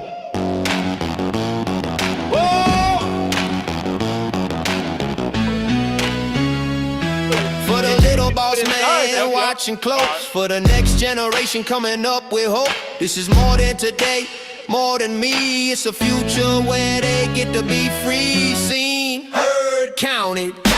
Every story finally accounted. We show up, we stand proud. Brain health strong, community loud.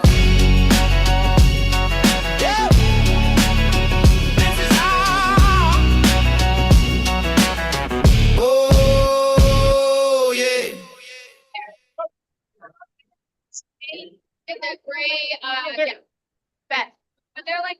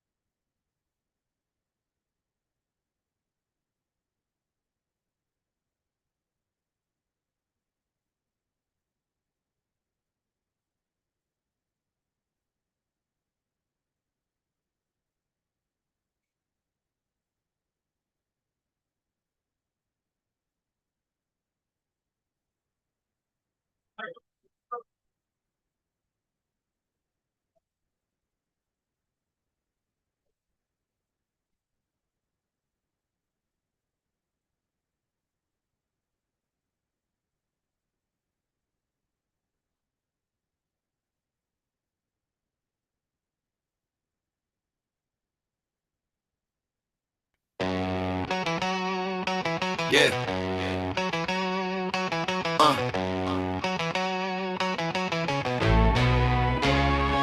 They said, be strong, never show the pain. Wear that mean mug, don't complain.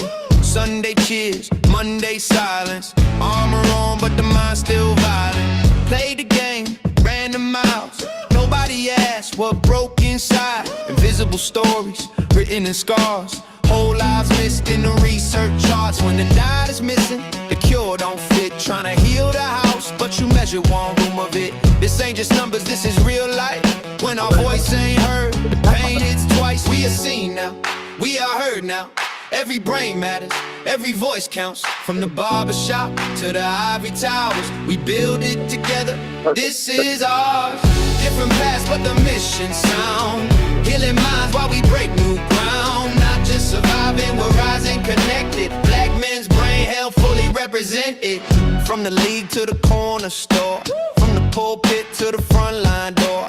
Science moves when the people lead. Faith and facts planting the same seed. No helicopters, no hit and run. We give first, that's how it's done. Village strong, every role aligned. Wives, coaches, pastors, minds intertwined. This ain't fixing people, this is fixing the board. Same rules now, but we settle the score. Puzzle pieces finally in place. When we study black men, we heal the human race. We are seen now, we are heard now. Every brain matters, every voice counts. From the barbershop to the ivory towers, we build it together. This is ours. Different paths, but the mission sound. Healing minds while we break new ground. Not just surviving, we're rising connected. Black men's brain health fully represented.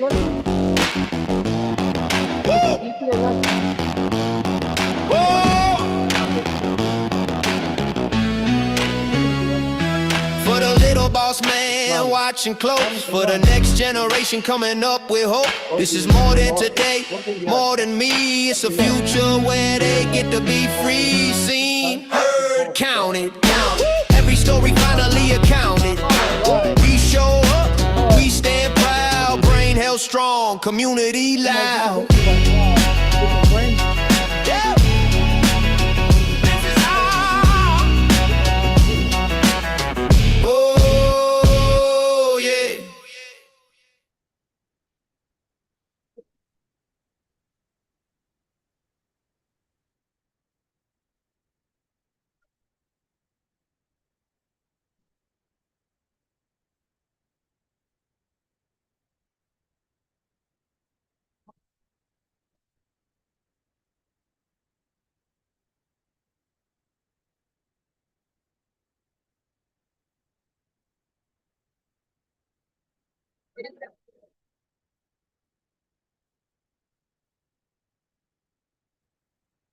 Oh, yeah?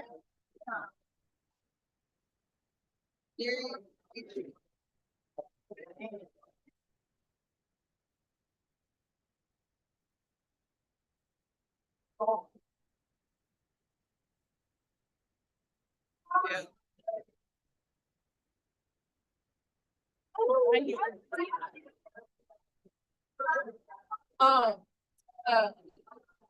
right here. You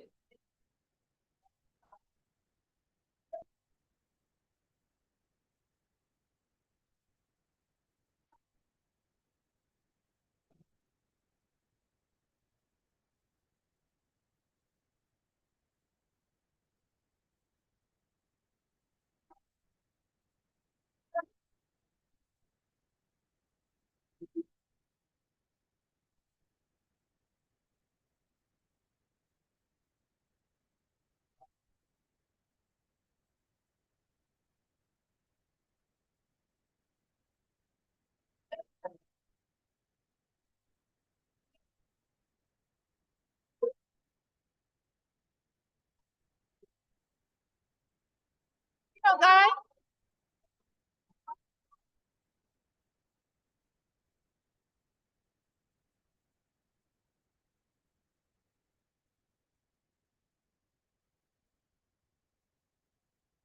Then up the one in LA, like in Great Oak, LA.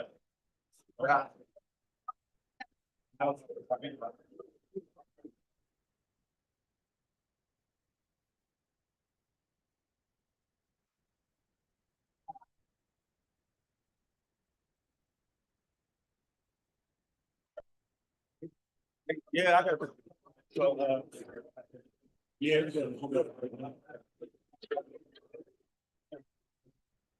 yeah. We had this father-daughter dance.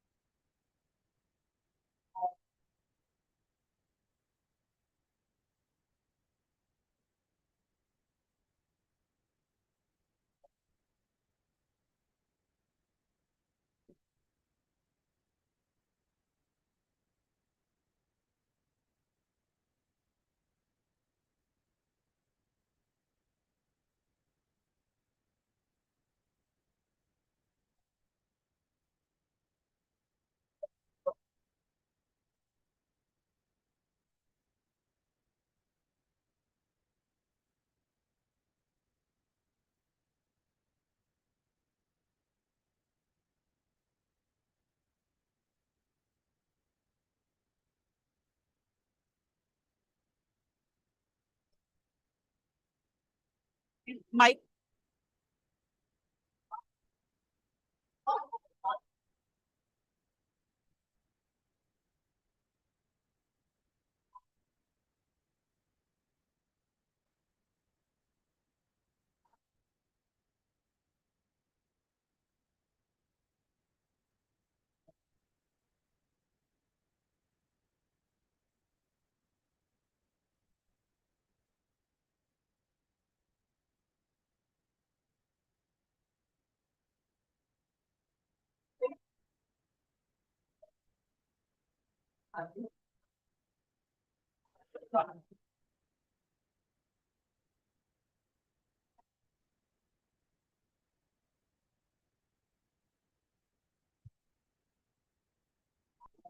Down, ask the panelists to come up.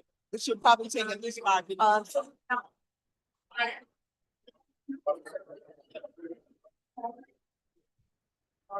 So, Charles, as the leader, you're actually this mic.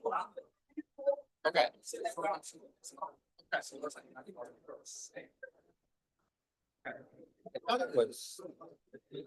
Yeah. Right. Yeah, so.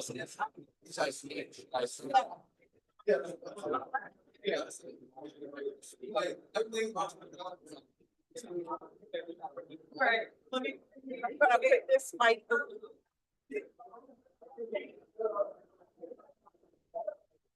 No, you're all day.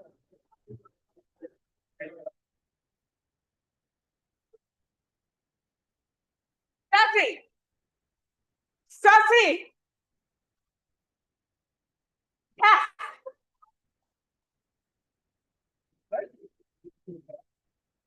2, 3, 4. 11, 2, 2, 3, 4. 11, 1, 2, 2, 3, 4. 11. You can be ready. 1, 2, 2, 3, 4. There we go.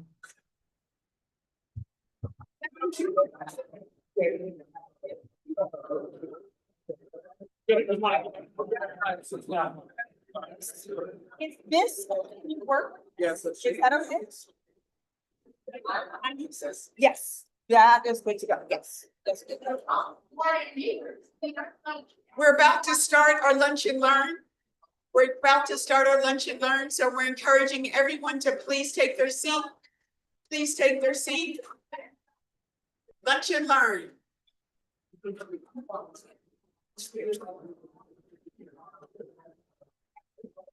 If you could please take your seat and be respectful for the next panel.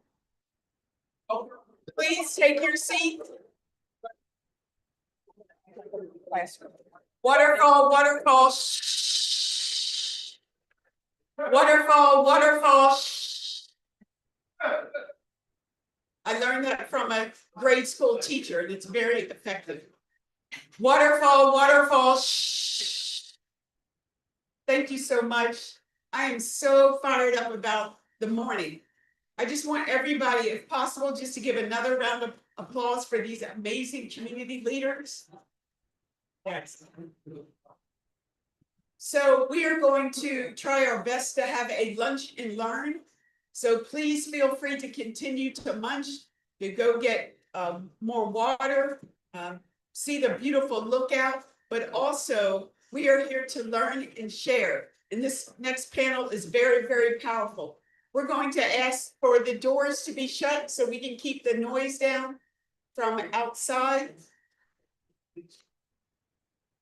I'm going to ask all panelists for this next session to please come forward. I think we have all but one. Yes, one thing you're missing now is Judy Horse.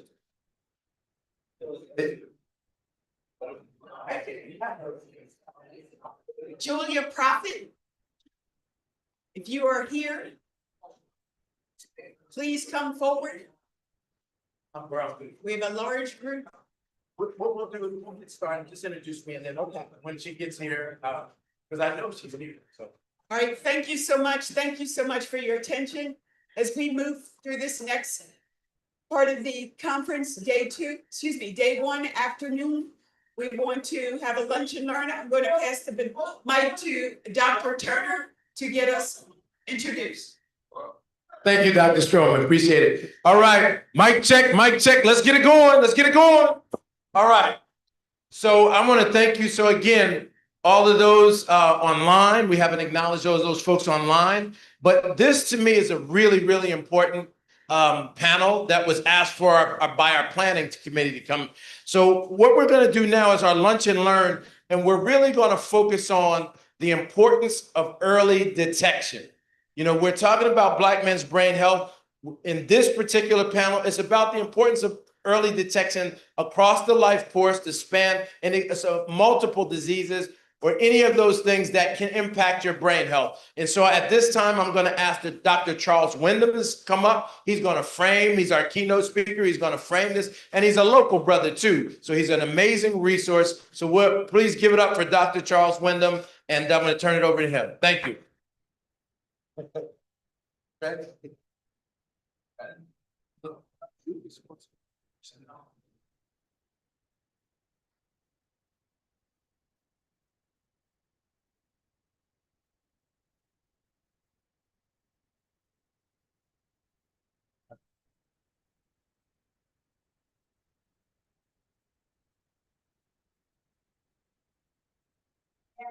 All right.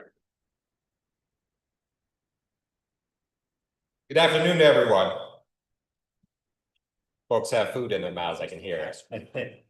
Hopefully, we're able to grab a little bit of lunch. Thank you for coming back after lunch. Thank you for the organizing committee for allowing me to speak with you this afternoon as we talk about the benefits of early detection. So I'm a behavioral neurologist by training. I work at UCSF. I want to talk with you a little bit about the benefits of early detection for cognitive conditions, conditions like Alzheimer's, Parkinson's disease, why you need to go to the doctor early. How does it benefit you? Before we get to that though, and hopefully this will be interactive, I want to ask you all, what does early even mean? So when we come to these conferences, when you go to the doctor is always in your ear about, you got to come to me early. We have to talk about things early. We have to go talk to the doctor about medical problems early. What does that actually even mean, right? What does the word early even mean? We're more familiar with the idea of things being too late, right? We go to the doctor and they say, you have stage 4 cancer. That's an example of things being very late. But what does it actually mean to go to the doctor early? What does it also mean from the standpoint of, do we need the volume up? Higher? Higher? Is that good? All right.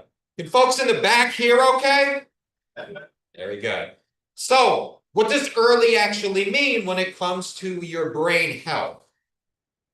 Is early the time from when you start having memory problems to the time when you get a diagnosis? And these are just some thoughts. Your definition of early may differ from mine right now. We're going to walk through this together. So just some data for you. There was an analysis done of 10 studies, more than 30,000 people across the globe. And what they found was that the average time from when somebody started having memory and thinking problems to when they actually got a diagnosis by the doctor, 3.5 years. That's a long time, right? How many folks go to the doctor with a sprained ankle and the doctor tells you, we'll come back 3.5 years and I'll give you a diagnosis, right? But that's what happens when it comes to brain health. For folks who were young, less than the age of 65, for folks who had very atypical symptoms, not necessarily memory problems, mood issues, etc., the time to diagnosis was more than 4 years. That's an eternity in some circumstances, right? What about here on the home front? So looking at data from here on the home front, again, different study, 30,000 folks from across 20 years, and they found that depending on your ethno-racial background, you actually were more likely to have an even later diagnosis. So if you were African American and Latino, at 3 years, you were even less likely to have an actual diagnosis as the reason for your cognitive impairment at 3 years. So one idea of what early is. Is early the time window that would ensure you're eligible for a treatment? A lot of times, this is what we focus on in our current medical system, right? You got to go to the doctor early because they can treat you, right? It's easier to treat stage 1 cancer than it is treating stage 4 cancer. It's the same idea with our brain health. So maybe early to you means, well, I show up early enough that they can do something for my brain health. Folks may not have realized we have 2 FDA-approved medicines that can remove one of the hallmark proteins of Alzheimer's from the brain. But these medicines have a treatment window. They have a treatment window. There's a window in which we believe they're most effective with the least risk of harm to you. Once you're outside of that window, it's too late. What is this window? It's early, whatever this term early means, meaning that the symptoms, the memory loss, the thinking problems, they're more mild in nature. They're not so severe. Somebody's not coming in and having severe dementia and being treated with one of these medicines. They've blown the window, the treatment window. How many people might actually qualify for these medicines? So this is an estimate. Less than maybe 15% of the entire population that actually has Alzheimer's is going to be eligible for these medicines in the real world. It's a very small number, very small number. There's a problem with this, though. That's assuming best case scenario. What we know is that it's very hard to get to a specialist, right? Anybody in the audience ever had problem getting to a specialist doctor, right? It's more than half the room probably raising their hand. It takes a very long time. So there are some estimates that, hey, only 15% of folks with Alzheimer's will be able to use these medicines. But by the time people are showing up to the specialist who will actually prescribe them, more than 50% of those people are already out of the window. The dementia is too severe at that point. The memory and thinking problems are too severe at that point. Again, it's not an equitable scenario. Folks with less education, folks with fewer financial resources, you are more likely to show up to the doctor's office later on in the course of the disease. It's not an equitable situation. Why don't we back up though? Because I've been using these terms, Alzheimer's, cognitive problems, memory issues, etc. what does early actually mean when we talk about Alzheimer's disease? So I want to talk with you about two people, and I want you actually all to vote as to who you think has more progressed Alzheimer's disease. So let me read them to you. Person one, 75-year-old retired man who's noticed worsening memory for around 2 years. Forgets to take medications. He forgets appointments at least on a weekly basis. He's forgotten to pick up his grandchildren from school twice in the past month. Things seem to be getting worse and worse and worse. His siblings have also noticed, hey, there's something going on with your memory, and they're worried about him. His mother had dementia that started around age 80. So that's person one, okay? Probably a familiar story. Does this sound familiar to anybody? It sounds like one of my own family members. That's very different from person two. Who is person two? 62-year-old woman, actively working attorney, but she has this new anxiety that doesn't quite make sense to her. So for 2 years, she's noticed that she's more and more anxious. It's not because of a particular situation, nothing is really stressing her out, but she has this overwhelming feeling of anxiety that just seems to slowly but surely progress. She has a little bit of difficulty with regards to her calendar on one kind of accidental court appearance that happened in the past year. But everybody says, hey, you're doing fine. Her kids, her partner, her friends, they all have said, hey, we think you're okay. You just seem to be a little bit anxious, okay? So these are the two scenarios. So both of them go to a specialist. Both of them go through the same testing and the same procedures to better understand what's going on. And they both have this scan. Anybody know what this scan is? What is this a picture of, first off? Right, it's the brain. What type of picture is this, though? It's a special type of scan. It's a PET scan. It's a PET scan. So what is a PET scan? It's basically a special type of CT scan. Not a trick question. What is the difference between the two pictures for folks who can see? Not a trick question. Who said color? It's the color. So the picture on the left is largely devoid of the reddish and orangish coloring that you see on the right. So let me ask you this. Which one of these folks actually has Alzheimer's that is likely causing their symptoms? Person on the left or the person on the right? It's the person on the right. Does this challenge what you know about Alzheimer's and dementia? Right? This doesn't make sense. How could somebody with all of these memory and thinking problems go to the doctor and have a highly accurate test to look for Alzheimer's and it doesn't come up positive? Again, this challenges our idea of what does early even mean? The person on the right, the 63-year-old, she has Alzheimer's. She has Alzheimer's likely causing her symptoms. But again, she's not having memory problems. She's not getting lost driving her car. She's still managing her home. What does early actually mean to us in today's current environment? So again, your definition of early may have changed just in the last couple of minutes that we've been discussing these things. These are some of the signs and symptoms that we often reference. These are from the Alzheimer's Association as signs to be worried about. But I would back up and say, as soon as you start to notice change, you need to start having a conversation. If we're really talking about early, you need to have conversations as soon as you start to notice things. The issue is very frequently, we tend to ignore things, right? Well, grandmama's just stressed out, you know. Well, dad's been going through a lot. He just seems a little bit moody. Things will get better. That's not the right path forward. We have to talk about these things. So some of the things that happen in maybe later stages, once problems become more noticeable, memory loss that disrupts major aspects of life. I've forgotten for the 4th time this month that I'm supposed to go to the doctor on Mondays. We have problems with problem solving, right? I can't figure out how to use the kitchen blender anymore, even though I was a master chef one day. I can't do familiar tasks. That TV remote that we reprogram every couple months, I can't do that anymore. I don't know how to do it. I'm confused with time or place. I'm showing up to worship service on a Friday evening at 11:30 at night because I think it's Sunday, right? These are not normal activities. Problems with speaking or language. Folks are familiar with Bruce Willis, I'm assuming at this point. He has an aphasia, significant loss of language because of a neurodegenerative condition. And then the bottom one is probably the most challenging. Significant changes in mood and personality. Why? One, very often we don't like to talk about mental health, first and foremost. But second off, we come up with excuses for the bottom one, right? We come up with every excuse under the sun. Oh, it's stressful at work. The kids are driving me insane, et cetera, et cetera. You need to talk to somebody about it. You need to talk to somebody, and you need to talk to somebody when you start to notice these things. So say you want to get an evaluation. How do we actually even evaluate folks for conditions like Alzheimer's? How do we actually even diagnose individuals?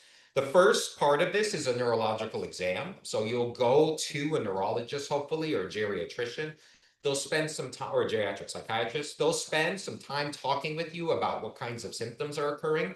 How long have you had memory loss? How impactful is it, et cetera, et cetera.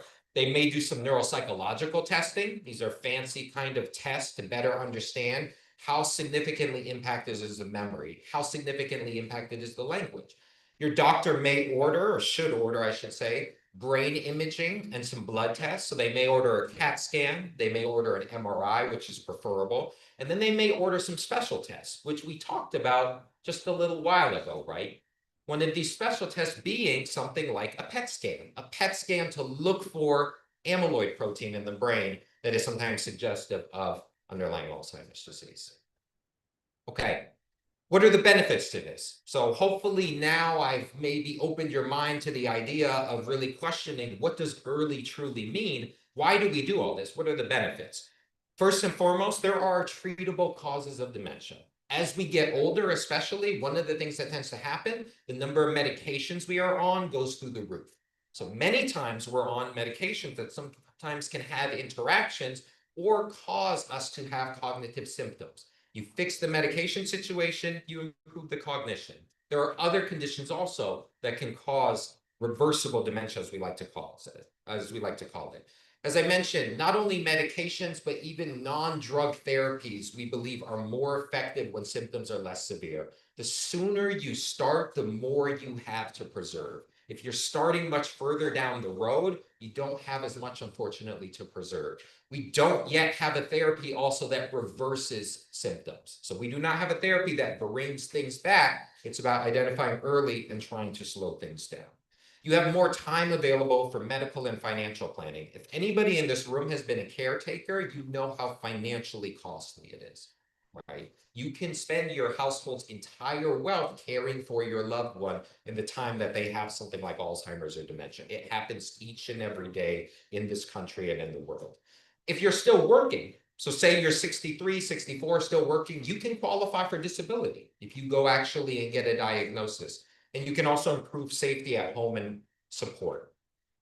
This is hard to see, I understand, but I just show this to show you the amount of work that is being done in this space. This is a couple of years old at this point. This is what we call the clinical trial pipeline, or the therapeutic pipeline. Each one of these dots represents a different compound, molecule, drug, treatment that some researcher or team is working on to combat things like Alzheimer's and dementia. The problem with many of these different targets and many of these different therapies, you have to use them when somebody has less severe symptoms. So again, we come back to over and over this idea of you have to start talking about changes in memory and thinking early so that you know what is out there and what's available and you don't disqualify yourself from things. I'll leave you with this also.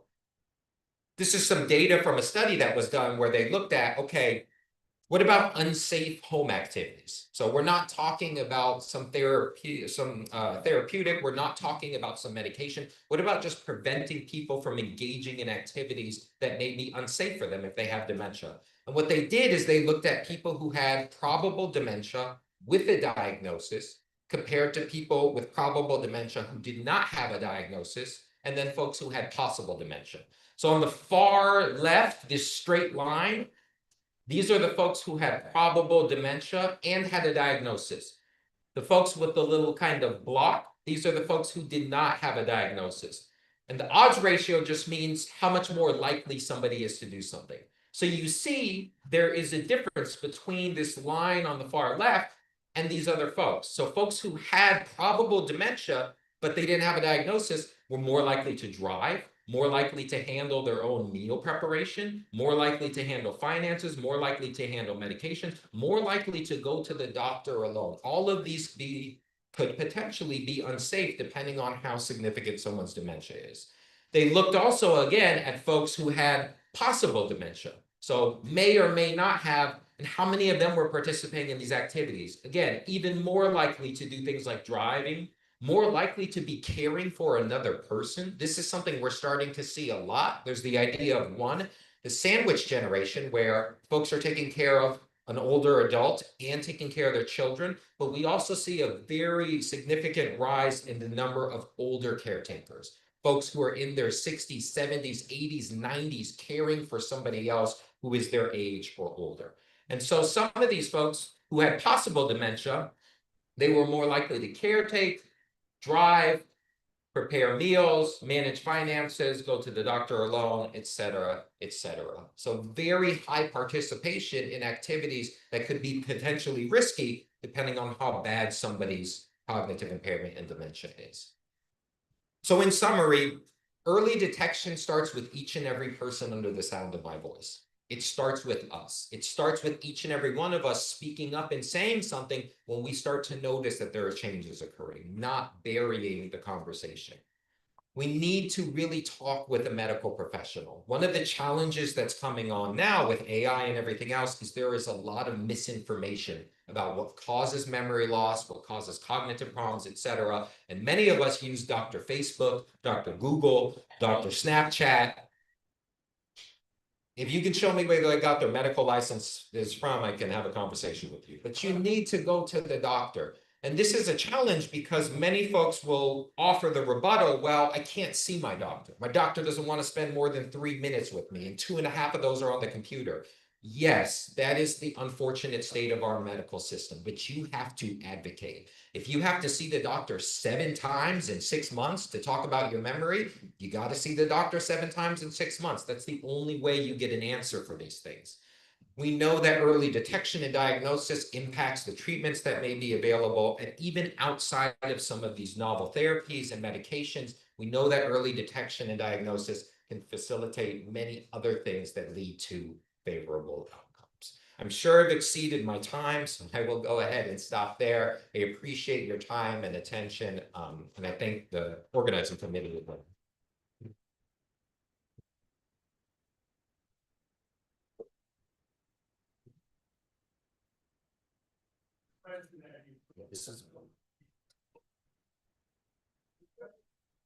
Hold on, we're not done.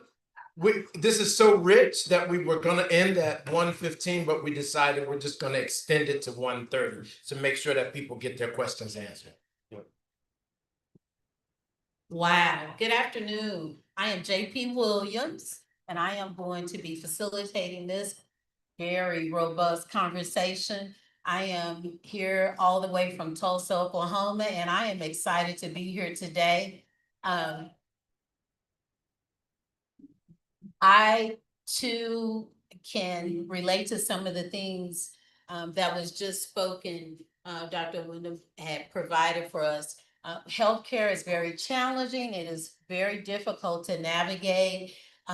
You take the average person, the language just itself is just overwhelming. And when you're advocating for your family, I'm a nurse of 28 years and I get so many calls from family members and people in the community just needing basic assistance to navigate, even getting appointments. We haven't even got to hear what the doctor has to say, and we already need a lot of help. So this very robust panel, they're going to enlighten us this afternoon with early detection. I would like for, if you could, did you do an introduction? I'm sorry. Okay.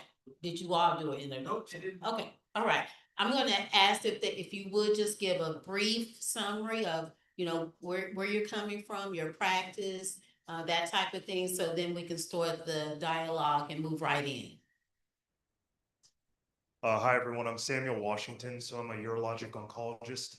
Meaning, I'm one of the people that diagnoses prostate cancer, and if you have it, I'm one of the people that removes it. So I'm at UCSF and San Francisco VA. Nice to meet you.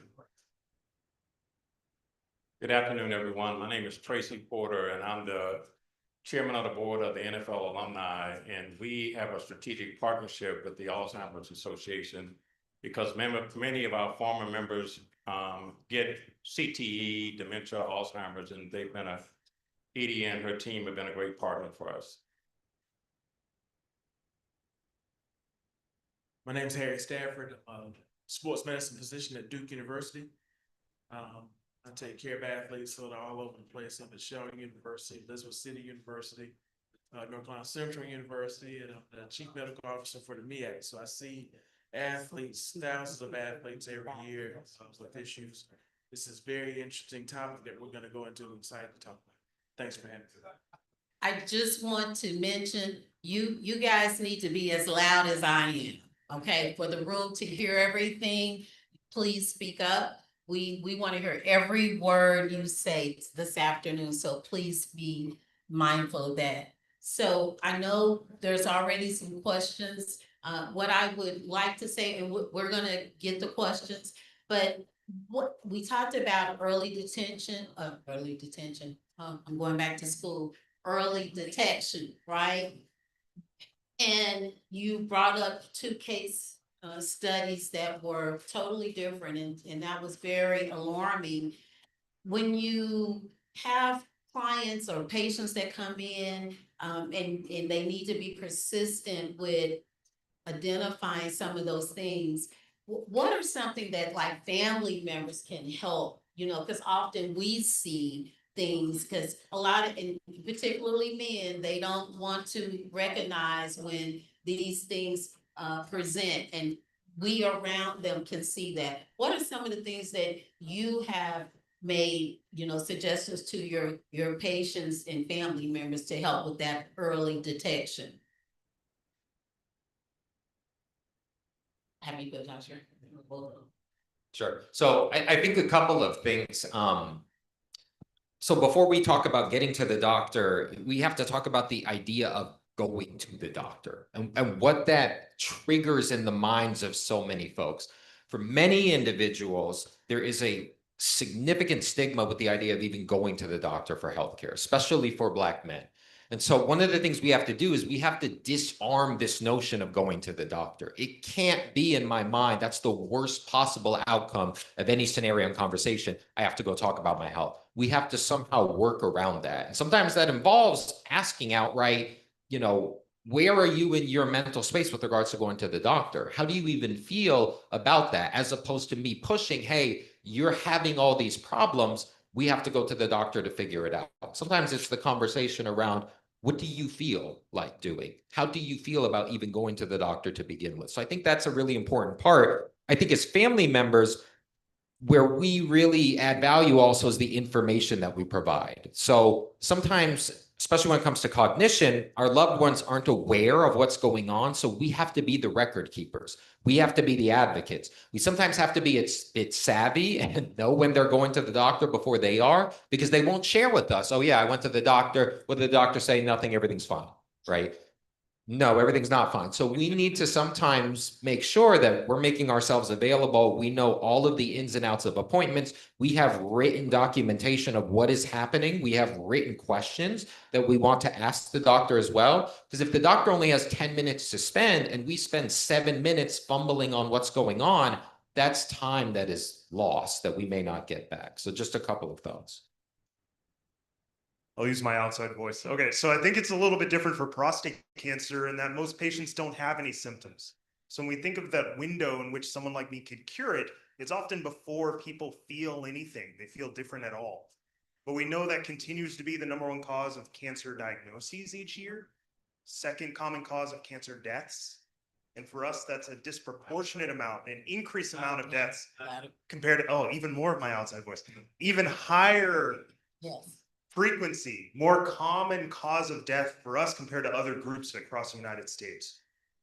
On top of all of that is the need to be an advocate, because a lot of doctors will say you don't need to even screen for prostate cancer because it won't kill most men. And that's thankfully true unless it does, and it still does at very high numbers. So I say, I can't cure it if I don't see you.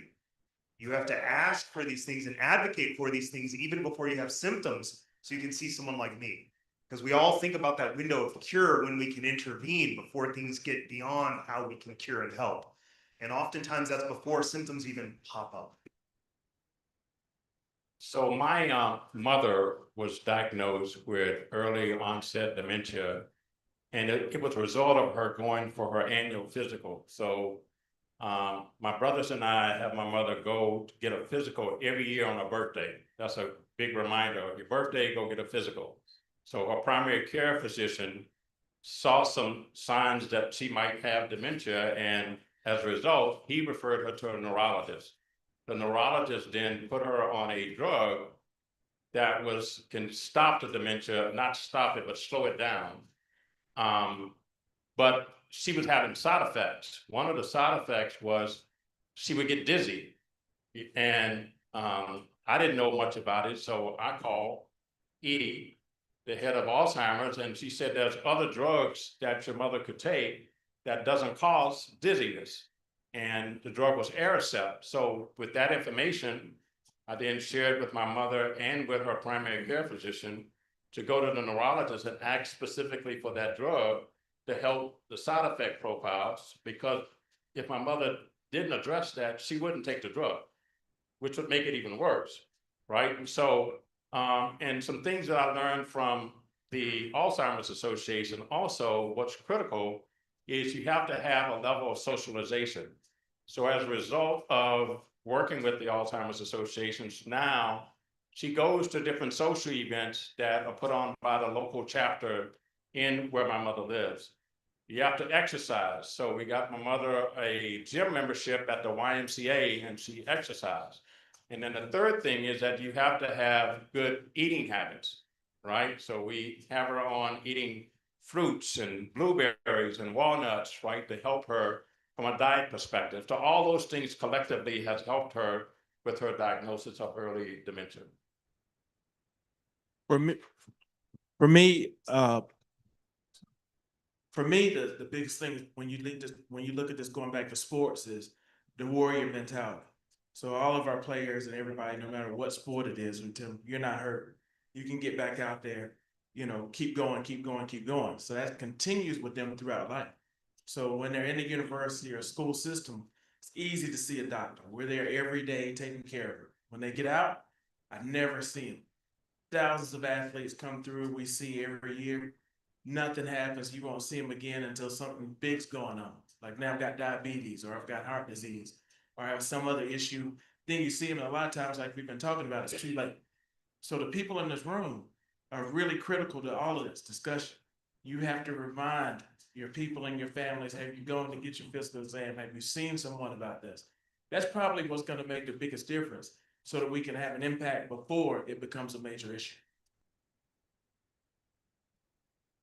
When we know and we hear the current challenges of being heard as a community, when we show up, and I think to me that's a key point as well. You get your family members all cheered up, right? You do that support and advocating, and you get them to the physician, to the office, and they don't feel heard.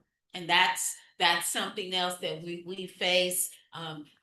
Maybe more access now, but we still we lack that trust to go in and receive the medical direction and information that we know it's there.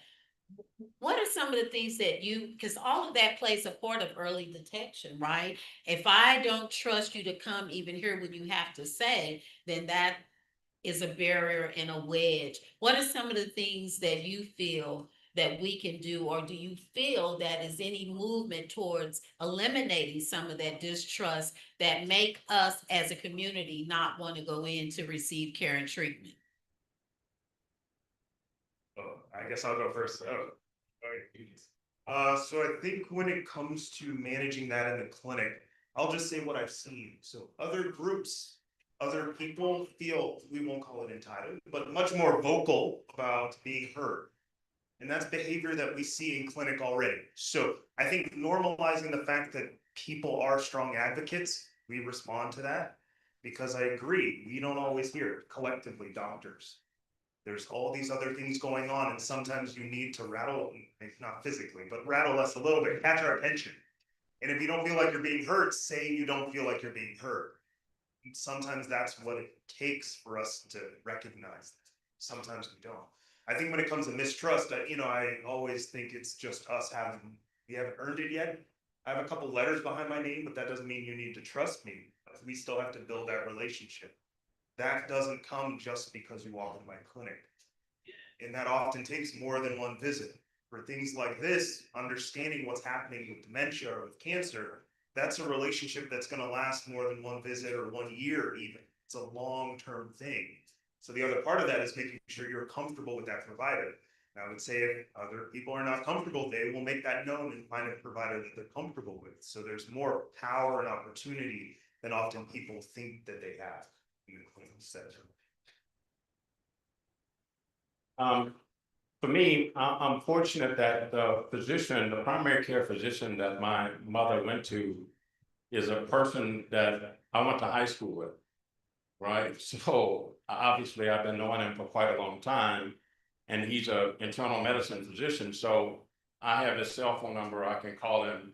Obviously not everybody has that, but I would say whatever health plan you belong to, you can ask to go see a Black physician if you feel more comfortable with Black physicians. I mean, I did that at Kaiser, you can do it at Sutter, you can do it at John Muir, right? And even though they're a small percentage, they're still out there, right? And so I think in this area, there's only about 3.5% of physicians in this area that are Black physicians, right? And so I happen to also sit on the board of John Muir Health Hospital System in the East Bay. And one of the things I'm doing now to help us get more representation of African-American physicians is that we have just signed a strategic partnership with Charles Drew School of Medicine. Charles Drew School of Medicine, for those of you that don't know, Charles Drew School of Medicine is a historically Black medical school in Los Angeles. There's 4 altogether across the country. So I'm starting west and I'm going east. So Charles Drew is in Los Angeles. Next, I'm gonna hit Meharry in Nashville, Morehouse in Atlanta, and then Howard in Washington, DC. But we are recruiting nurses, physician assistants, internal medicine, and specialist doctors as a pipeline to come to John Muir so we can increase that 3.5% to get it more up to 10%, 12%, 15% at John Muir. I think this is an area where the use of technology helps. If you can use your MyChart and doing those things, that's an easy way to get our attention. For me, the times that come in when I don't communicate as well is when patients pop in for procedures. I may have never seen that patient before, and they're there to get a procedure, and I'm gonna do that procedure, and then they're gonna move on, and I'll move on to my next patient. That's the way it's kind of set up to be able to see people and get things done. So we have a choice. I can see more patients and help more people. I can take less time and I can see and sit in the room and talk more. So most of the time, I'm gonna lean towards helping more people. So I will lean on that patient and, hey, if I didn't answer something adequately, send me a message. When I get that, it really registers with me. I want my people to be satisfied. And I think most doctors are like that now. When we get those messages back that, hey, you didn't answer this, didn't say that, we will bring you back at that point and sit down and have a great conversation to go over things. So don't be afraid to use the technology that's there to advocate for yourself to be able to get the information you need. The other thing I would add is that there are other ways to get an evaluation and a baseline state of your health that doesn't involve the clinic. So many of us are tied to this idea of if I need an evaluation, I have to go to the clinic. But this is where the idea of research comes in. And again, we have to destigmatize that word research, because when we hear research, we automatically think experimentation. They're going to give me some experimental medicine and who knows what it's going to do. There are different types of research. One of the types of research is called observational. meaning you're not given any sort of experimental therapy or medication. The researchers are trying to better understand the natural course of a condition or something else. You actually all have access to very powerful research programs in this area. Dr. Johnson is here from UC Davis down in Walnut Creek. They do tremendous research. We're right across the bridge in San Francisco at UCSF. As part of an observational research program for cognitive health, you can go in, get a full evaluation by a neurologist like myself, a full neuropsychological testing battery. You can get one of those PET scans that we were talking about, and it does not cost you anything. You are just willingly participating in research. So if you feel also like you're not gaining any traction in the medical system and your doctor's not hearing you, you can go around your doctor and utilize other resources to get the care you need. And the kicker in all this is that guess who pays for the observational research? Each and every one of us. It's taken out of your tax dollars in large part, in addition to other sources, of course. So you're paying for it. Why not use the resource? That is a great, thank you. That is spot on. We really need to continue to push our communities to participate in research. That is the only way we can move the needle for treatments and continued prevention of diseases is by us participating in research. So thank you. Thank you for bringing that up. Thank you. Yes. You know, because of my affiliation with John Muir, as you just said, academic institutions are places you can go even if you don't have insurance, right? If you don't have a commercial plan, or if you know Medicare or Medi-Cal, if you don't have that, then academic institutions are where you can go to the point he just made and get free. So in this area, you have two. As he just mentioned, you have UCSF and you have Stanford. So if you can get a car and you can go to UCSF and Stanford, you can get these tests done. It's better to be proactive with that than reactive, because the longer you wait.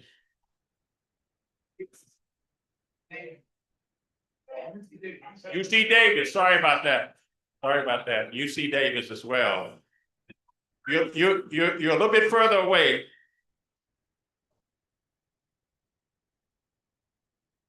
Gotcha. Gotcha. So UC Davis, Stanford, UCSF. Oh, okay. Well, we got really a nice platform to start with questions. So we're going to start with questions. We'll try to get everyone. Bear with us. Hello, how you guys doing? My name is Justice. I'm a servant to the community, steward of the future. I believe in the context of what you guys were saying is that you want to connect with community.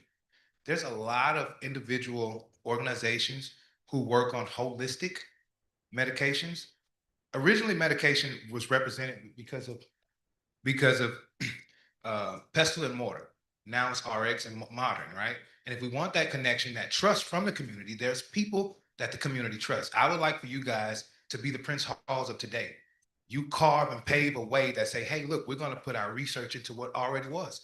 Culture, community, existence, and history shows us what has been working. So we need to connect back in that way with the natural holistic, especially moving forward as the AI began to tell us naturally what's available. Thank you. Thank you.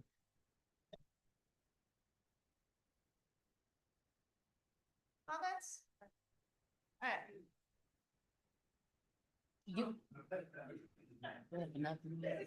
Thank you. So, in your presentations, you gave a lot of symptomatic responses as to early detection and the causes of dementia, et cetera. One that I didn't see and or hear you mention, if it is at all pertinent, is there a family history aspect that can be tied to dementia that should be noted and recognized throughout the conversation with your physician? Yeah, absolutely. So the presentation was concise and I cut a lot of things out, but that is a critical part of evaluating somebody for Alzheimer's disease or dementia. So if you have a family history of an individual with dementia, specifically Alzheimer's symptoms, it's most likely your your loved one didn't have the actual testing for it, like we were talking about, you are at greater risk than the general population of ultimately going on to develop dementia. That doesn't mean it's an absolute guarantee, though. 40% of dementia, as we understand it, is modifiable, meaning depending on how you eat, how you live, whether or not you take medications, take care of yourself, all of those things can lower your risk of ultimately developing it. But yes, if you have a strong family history or a family history, you should know those things and you should talk with a doctor about it. There are very rare instances where we do evaluate folks who have a very specific type of dementia due to predominantly a genetic condition. So Bruce Willis, for example, has aphasia. He has kind of what we would consider a frontotemporal lobar degeneration syndrome. It's in this big umbrella. There are some conditions in that FTLD umbrella where there's a very powerful genetic component where you see every single generation, somebody is developing basically, notable dementia symptoms. So yes, family history is an important part. All right, and we have another question. Lexi, a future physician. You took my shine away. Good Oh, afternoon, sorry. everyone. My name is Lexi Austin. I'm an incoming first-year medical student, and I just want to say thank you guys so much. My question is, I guess for everyone on the panel, but as a future physician myself, what stages or what age do we really start saying, okay, now is the time that you need to start going in and paying attention for the signs for early detection? I know with that case study with the 63-year-old, that is very, very young. So what point do we say, okay, now is the time that these symptoms are important to look for? And then even for prostate cancer, okay, now is the time to do those screenings without causing medical anxiety.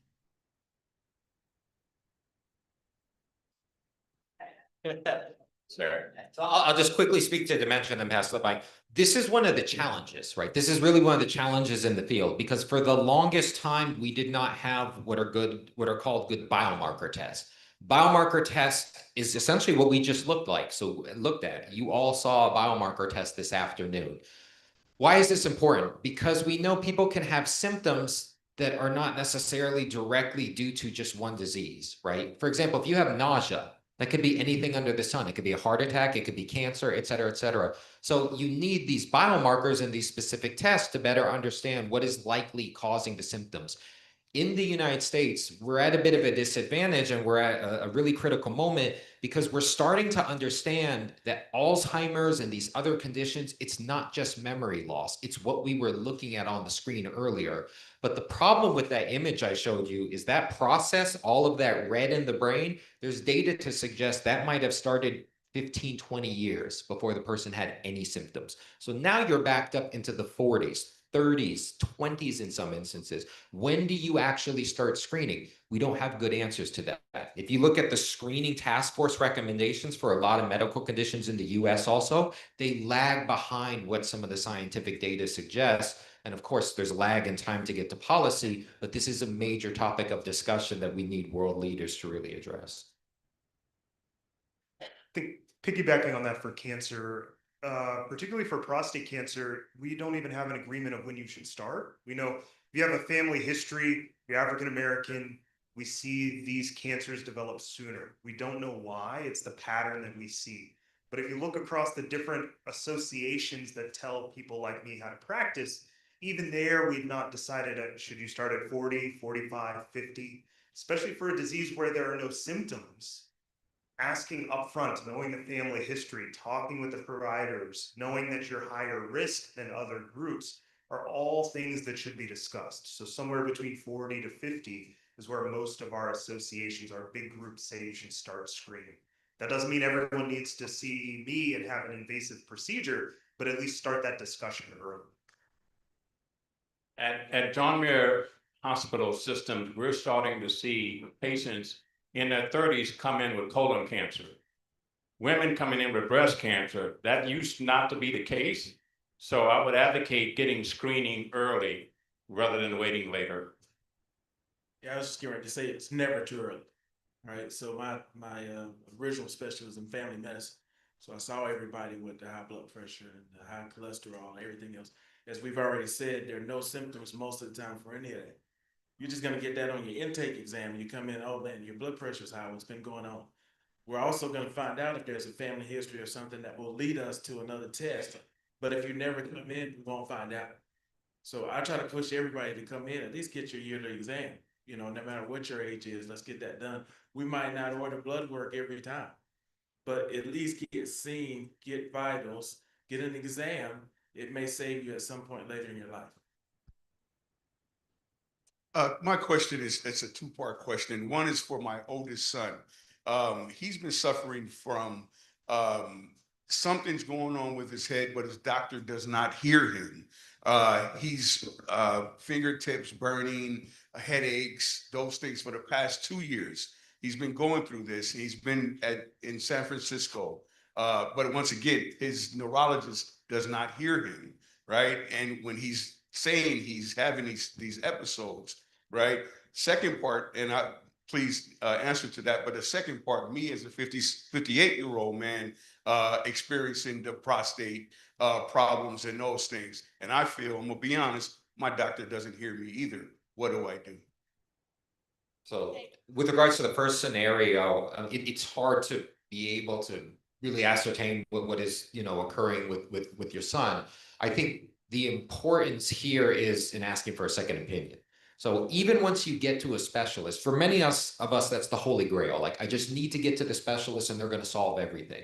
That's not necessarily the truth. Sometimes once you have an encounter with a specialist, couple encounters, if you don't like the way the care is going, you can ask. It's within your right to ask for a second opinion. Ask the doctor, say, hey, I want to go see somebody else. And sometimes you'll need a primary referral, et cetera, but that is always within your right to ask for a second opinion if you don't feel that you're being heard or receiving the care that you deserve. I think even for cancer and that workup for the prostate, second opinions are normal. I don't want people to feel like these are abnormal things or unusual requests. They happen all the time. Most of our practices at UCSF are second opinions that are coming from somewhere else and they want some other doctor to see them. Sometimes if it's your primary care doc and you're talking about prostate cancer things, maybe you do need to see a urologist, someone that does prostate stuff all day, to get that, again, another opinion on what may be going on, what to rule out to make sure we're not missing anything important.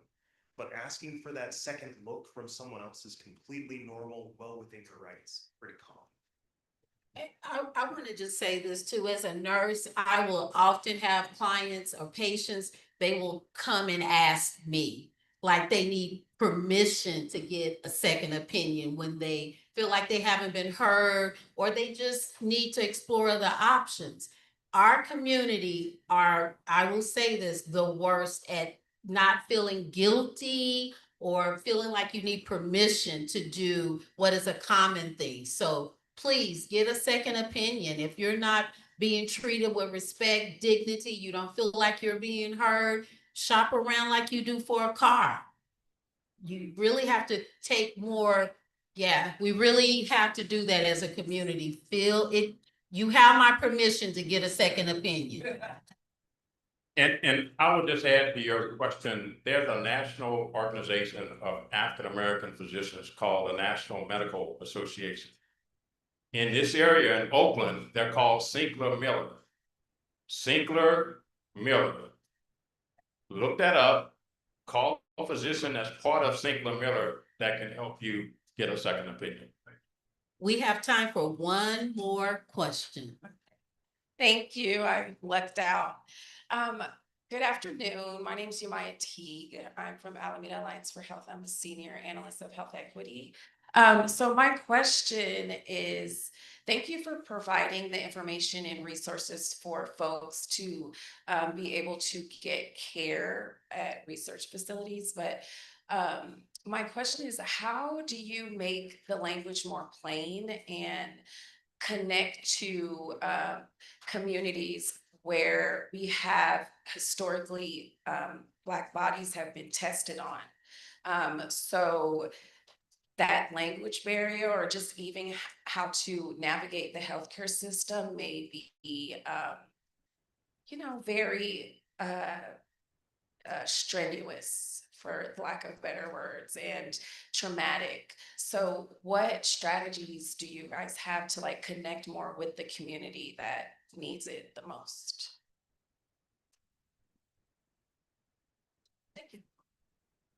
I would just say one of the things that I've learned from being on a hospital board is that when a drug, before it's approved by the FDA, it has to go through clinical trials.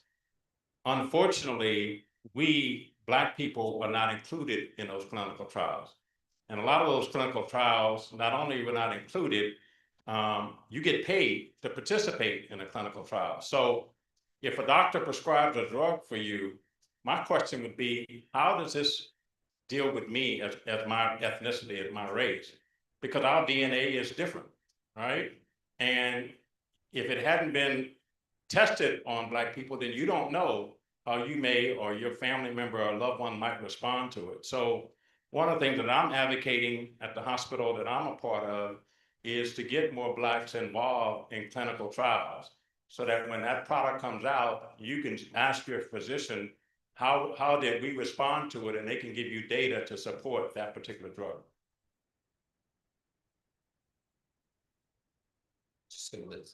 Very quickly was just going to say, I appreciate the comment on the question about language, because I think this is critical in that if we're not sharing the same language, we're never actually communicating. And so how does that occur? Well, to communicate with somebody, it's a two-person process, right? Communication doesn't happen just one direction.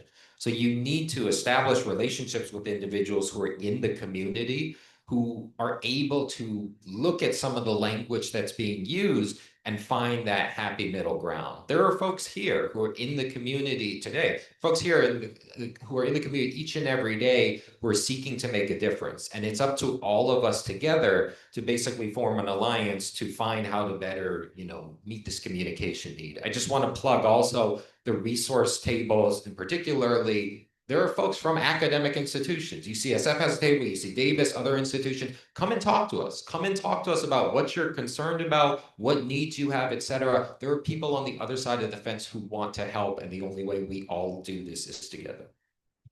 And Harry, Dr. Stafford, before we go, you mentioned something, and I'm going to just ask you to touch on it a little bit more, especially those of us who have played sports before. That we suffer from that Superman syndrome, right? Where we, like you said, they take care of us our whole lives, and we feel like nothing's ever going to happen to us again. Yeah, real quick, funny story. We had a brother who had played for the Detroit Lions for years. He said about 5 years after he retired, he was sitting down and he said to his wife, he said, "Babe, I realized I haven't been to the doctors in about 5 years." He said, "Why is that?" See, he said, we're talking about the dentist. He said, "Why is?" He said, "You're a grown man. You need to go to the doctor yourself, right?" What is it about us? What do we do? What is the words that you would say to us, the athletes, as well as other Black men that, we feel like we always going to be all right? What do we do? That's a tough question, right? Getting them in off the street is always the toughest thing, right? Because none of it, even me, I'm guilty of this myself. Former athlete, going through things. I have to remind myself I got to go in and get my EKG and get all my stuff done for prevention. So the prevention is something that we just haven't paid attention to. In your family, the way you grew up and everything else, particularly with mental health and all the other stuff that goes into, we just don't talk about that stuff in our community. So if it's not talked about, then it's not in the front of your mind. It doesn't happen until something's going on. So having more conversations around the dinner table, if we get a chance to do that, that's really the key to getting people in and reminding them to get in and get stuff done. This Superman thing is really real. And I tell you, it's amazing to see the thousands. And then there's a hole where you see none of them for several years. And then you may run into them someplace and they say, "Oh, I've been having trouble with this. Can you help me?" That's usually how it happens. They won't show up at the office without having something else beforehand. So that's tough. We are working on getting that done, but the family, I think, is the key, and having people around. You got to remind your folks to come in and get checked out. All right. Well, can we give them a hand, please? Thank you. We're going to take a quick 5-minute break so we can take some pictures, and then we got a really special guest coming after that. Come on over, folks. Thank you for getting him at the end. Exactly. Hey, you ready? We're going to take pictures of it. We're going to do pictures over here. Yeah.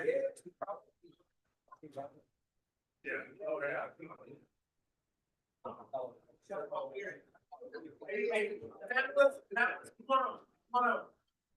Aaron, come on over, Tracy. Come on up.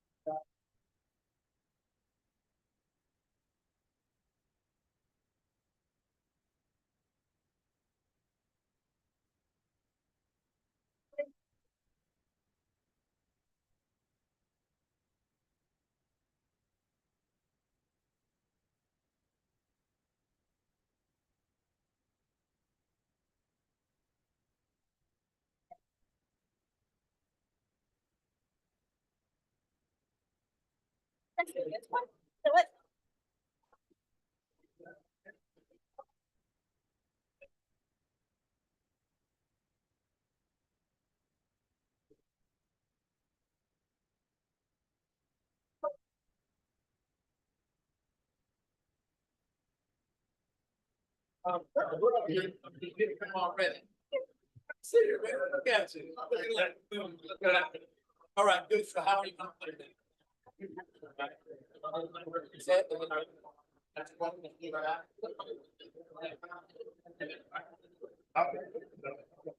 What I would like to do is probably, let her do her thing and then you the questions, right? Then. Yeah.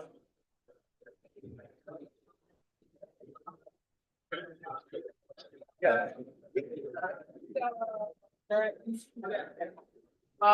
Both of them actually. The one with the glasses and the tall one. Yeah, I'm like 16 of the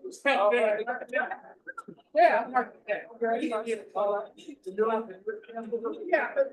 I remember the saying, if I'm asking no, there. Well, look what else is over. I was just over there. Kaiser, yeah, they, like, on the top of it. Yeah. Wow.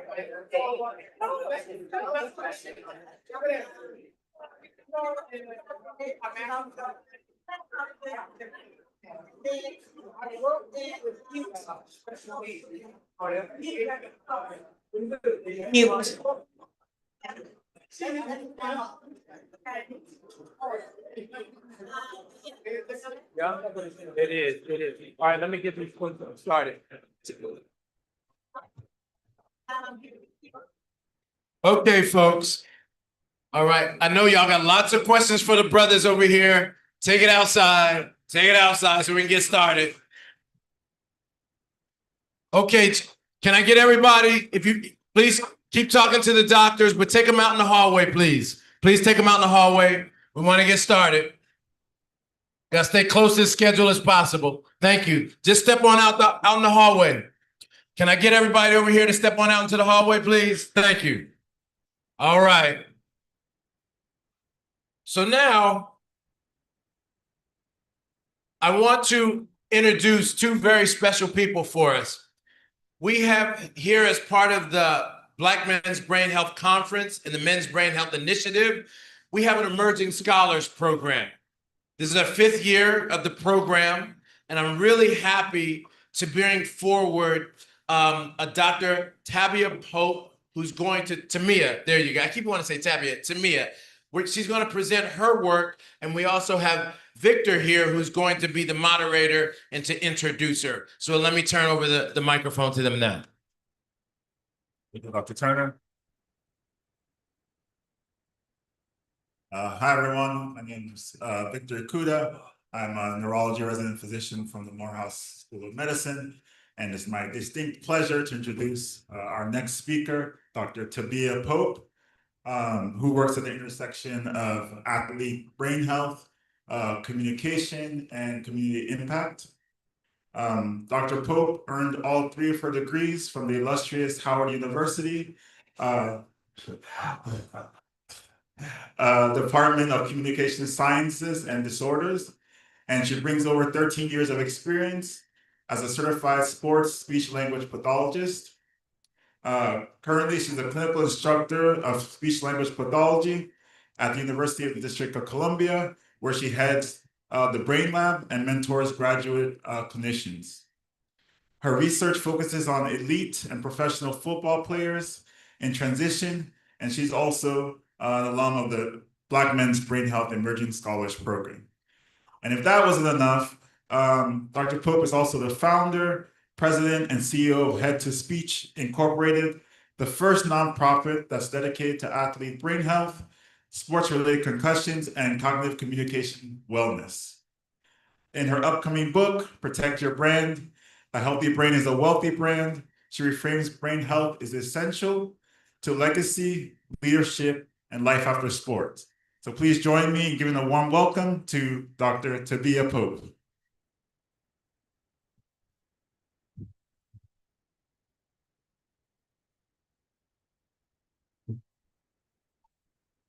Take it off. Yes.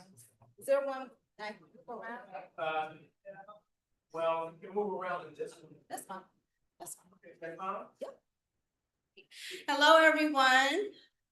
So this is my Emerging Scholar Spotlight, how community engagement informs my research. See if the clicker works.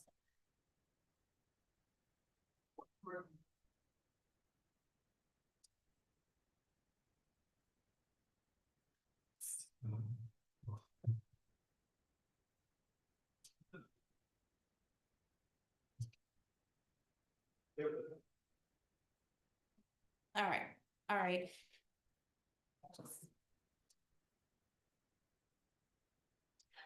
All right, so I'm going to give you a quick introduction, but mostly my talk is going to talk about my non-traditional path into academia, how developing my nonprofit organization and our grassroots programs have helped us engage with the sports community. Also, my path towards completing community participatory research with elite football players in transition. And then afterwards, I'm going to have a Q&A session so you all can ask me any questions. All right. So what you do know based on my bio is that my name is Dr. Tabia Pope. I am the president and CEO of Head to Speech Incorporated, which is a nonprofit organization dedicated to educational, scientific, and charitable initiatives for athlete brain health and the effects of sports concussions on speech, language, hearing, and cognitive communication skills. So all of those higher order cognitive communication skills that we take for granted, like attention, concentration, reaction time, memory, problem solving, sequencing, social communication, auditory processing, all of those skills that we take for granted are impacted when you have a concussion. So at Head to Speech, we talk about bridging the gap between communication sciences and disorders in athletics, connecting with communities for education, awareness, and training, integrating cognitive communication skills and brain health into the athlete's normal routine so it's not something extra, and expanding career pathways into brain health through sports careers and speech language pathology. So as the clinical instructor at UDC, we are a community-based clinic. So for the Washington, D.C. area, pediatrics and adults can come to our clinic for free. And so I'm the co-coordinator of the Brain Lab there, focusing on brain health and injury, research, assessment, innovative interventions, and neurocognitive training. So just some of the work that Head to Speech has been featured on, the American Speech Language Hearing Association, we serve as a national exhibitor at the National Convention. Just in November, we reached over 400 speech language pathologists that were connected to sports in a communal way. And so we also serve as a continuing education provider, and I have used my expertise to complete and write courses, podcast series. We also have worked with the NFL Foundation. They have provided us a $1,000 grant to support high schoolers, college athletes, and professional athletes with our concussion recovery care packages. We also had 2 NFL players currently serve as our champions for My Cause, My Cleats. And we've been featured on the pro athlete community because what's unique about us at Head to Speech is that we make sure that we have on our board, we have athletes that are represented that are actually taking ownership of their brain health and being in the community. We also have received the Impact Award from the Black Sports Business Symposium, and definitely being part of this Black Men's Brain Health Emerging Scholars Program has definitely helped me, and I'm going to talk more about that. Also with the player networking event and purpose over position, they have also helped me with recruiting participants and for my study. So what you may not know is that my life mirrors a little bit of Kamala Harris. She's from Oakland, California. And in 1986, she was becoming a woman of Alpha Kappa Alpha Sorority Incorporated. That same year, I was born here in Oakland, California in 1986. So it's glad to be back here in Oakland. And like I said earlier, I became a 3-time alumna of Howard University as well. So I have a lot in common with her. So as a certified sports speech language pathologist, a lot of people think of speech pathologists as working with pediatrics in the schools or older geriatric populations with strokes and traumatic brain injury. But I focus on the 18 to 34-year-olds athletes. The preventative measures, the prehabilitation, the dual tasking, the cognitive and the physical exercises that athletes can do simultaneously, and also the lifestyle modifications. So looking at the pre-cognitive impairment and mild cognitive impairment in 18 to 34-year-olds due to exposure to repetitive brain trauma. So my background has been definitely in neuropsychology, which I'm looking at the brain and behavior, the subconcussive impacts and concussive impacts to the brain that causes repetitive brain trauma. So the intersection between mental health and brain health. I'm also looking at sports concussion management. So the return to learning, right? So after the athlete has sustained a concussion, what are the accommodations and the strategies that they can use to return to learning on and off the field or the court? And health communications. It's really important to be able to increase knowledge and change attitudes. But in order to do that, we have to understand health literacy, how to market concussion awareness in the community, and working together and not in silos, but interprofessional collaboration is also important. So my personal life and my work have been deeply rooted in the sports community, and which led me to the Black Men's Brain Health Community Emerging Scholars Program. Besides being a sports mom, here's my son, Peyton, who thinks he's actually a Golden State Warrior in Stephen Curry.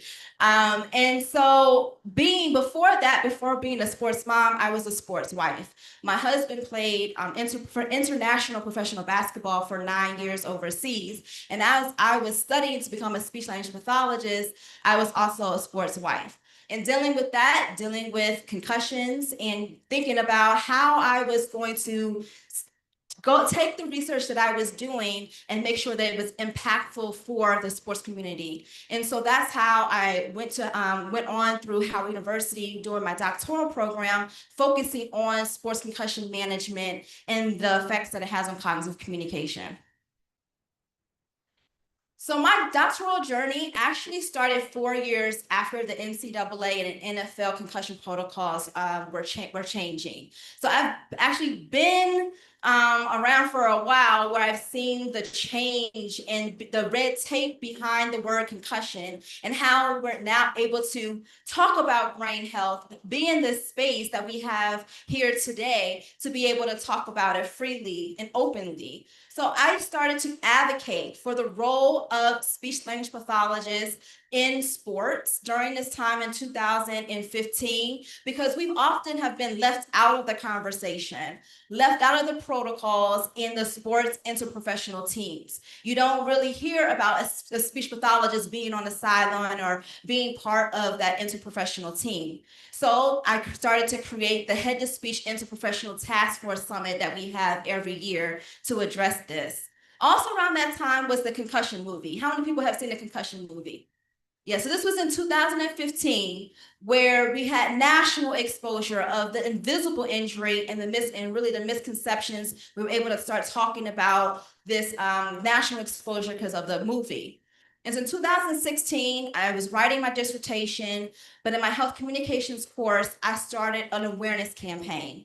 This awareness campaign allowed me to not only think about and measure the perceptions of collegiate football players, their coaches and athletic trainers, but I also was able to go in and do cognitive communication assessments and also in auditory processing. So we really learned that executive functioning, those higher order cognitive skills were impacted by repetitive brain trauma, as well as auditory processing. So if you're familiar with the Coop contra Coop, or just the rotational shift in the brain causing auditory processing disorders. So I defended my research in 2018, in which I transformed my dissertation into a nonprofit organization. I founded the first nonprofit of its kind. I represent 3.6% of African American speech language pathologists. So my field is 92% white women. So to be able to represent the sports community and the community that impacts my life was really trailblazing at the time, expanding our roles through these different programs that I was creating and creating a new pathway for us to be proactive versus being reactive with what we're doing. So I was recruited to UDC as a clinical instructor to develop the Brain Lab, and that's where in 2023, I became part of the Black Men's Brain Health Emerging Scholars Program. Yes. Meeting Dr. Turner, I believe I met him through someone I know at Berkeley's social welfare. And being a part of that program, I was able to receive a micro grant for my research, professional development, mentoring, and sponsorship. I don't know where Dr. Debbie Stroman is, but she talked about sponsorship and how you need sponsors to get you into rooms and to people that see you as a community partner, right? And so that happened with the Players Networking event with Guy. I don't know if Guy's in the room, but Players Networking event and Purpose Over Position. I was positioned to be able to do the work and starting to recruit players in this space. And I just am very thankful for this program. From that, the mentoring that I received with Dr. Robert Newton, he served as my mentor, and we were able to develop a grant proposal, which then now serves as the current research that I'm doing and carrying out. So I'm currently developing a cognitive communication program that players in transition will use, but I'm using community participatory research, meaning that I am not just coming into creating and developing this program, but we're actually conducting focus groups. We're getting to know what exactly the players want that in transition, how we can implement this program. So it's getting to know them and what they're doing. So taking this information and then also creating publications and simulation-based training so I can go out and train the next generation of certified sports speech language pathologists to do exactly what I'm doing as well. And so here I am today recruiting throughout this week for my research study, and I'm focusing on elite and professional football players in transition with the ages 18 to 34. So this is my recruitment flyer. You can scan it if you do want more information about the study and how to contact me. You can go ahead and scan it or just come to me after. Give you guys some time to scan it.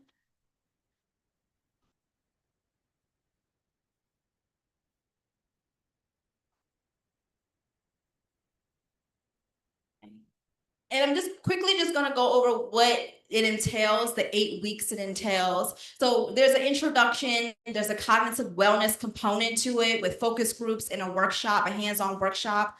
And then it goes into media and presentation skills for news and facts, talking about brain health beliefs. We're talking about dual tasking, the cognitive and physical activities that you can do. And we're also talking about career and leadership skills, so that transition, as well as addressing some of the trauma that may occur when you are transitioning from football. And then instrumental activities of daily living. I think the panel that came before me really did a great job of talking about that early detection, the mild cognitive impairment, the memory loss, the financial management, so that those sequencing and organizational skills, those activities of daily living that actually are very instrumental into our lives. And the support system, I always say that you have to have a support system, whether it be, and that may be different for everybody, right, or who that person is. But going through a program like this is definitely, you're gonna definitely need someone that you can rely on and go through that problem. So we have a debrief session to make sure that there's integration with the research that we're doing. So any questions, and I'm definitely here to answer any questions if you all have. This is my information here. Would love to talk to you all now or after as well. Thank you.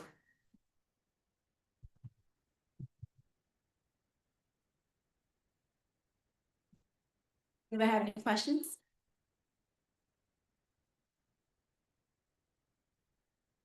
Hi, thank you for your presentation. My name is Onyeka. I'm a first-year sociology PhD student at the University of North Carolina, Chapel Hill. As a non-traditional student as well, and a former basketball player with a history of concussions, and someone who does research in this space, interested in concussions, caregiving, and mental health.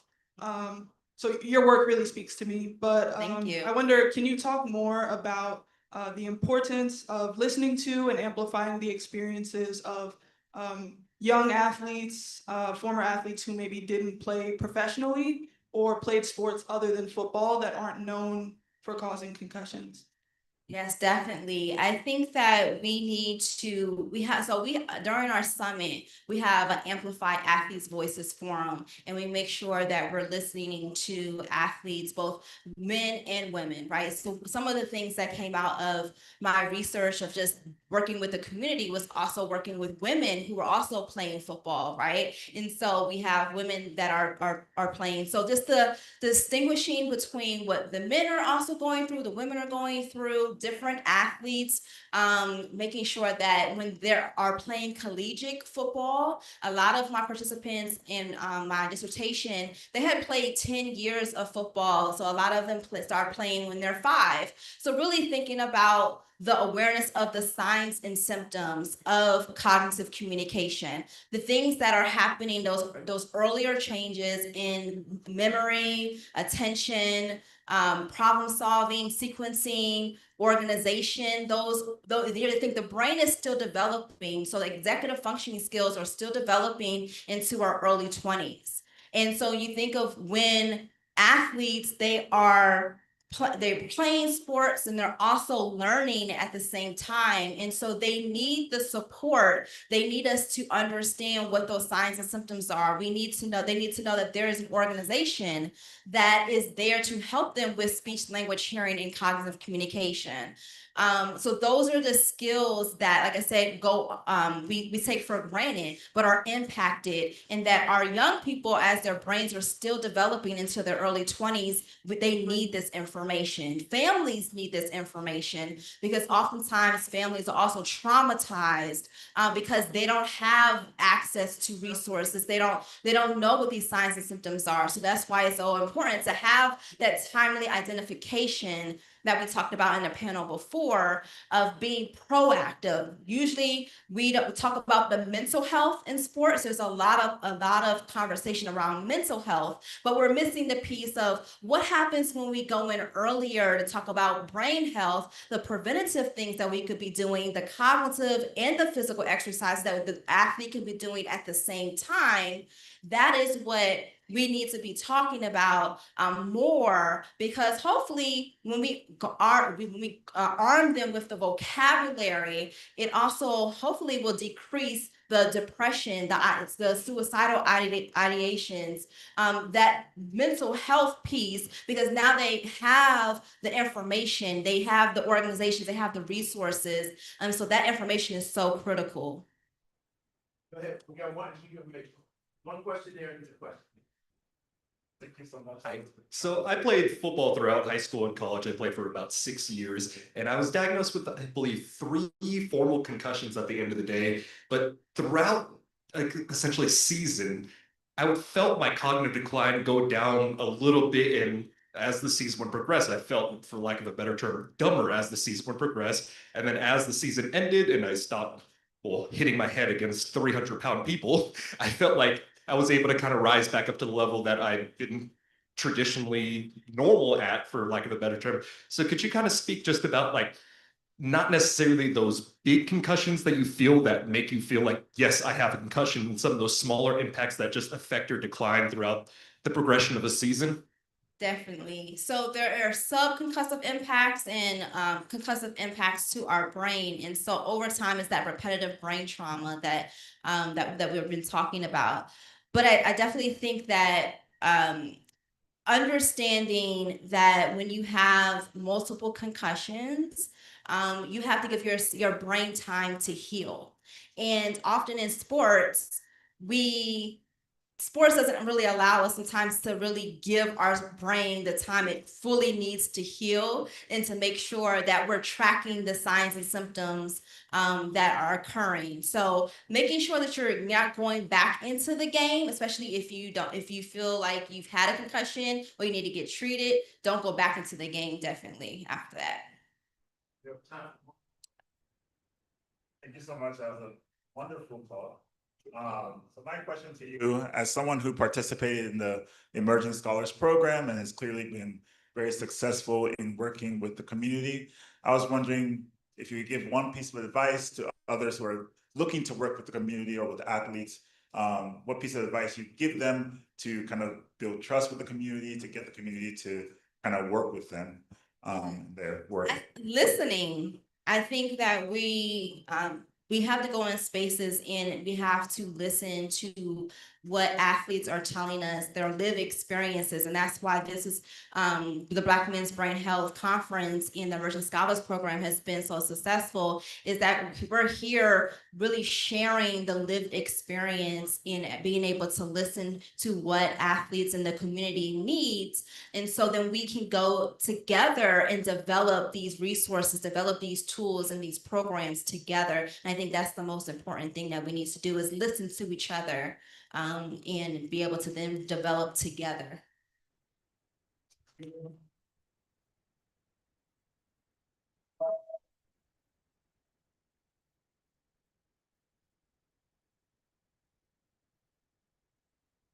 All right, I'm going to call up our next panel here.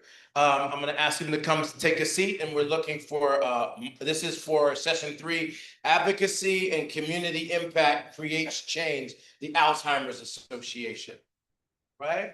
And then we have, we're going to have Gloria Brown, who's going to speak with us first, a couple minutes on it. All right, so come on and have a seat. How you doing, Dr. Curtis? Good. That's right. That's right. Okay. Please do. All right. And then this, you need. Okay, great. Yeah, this one. Okay. He's from.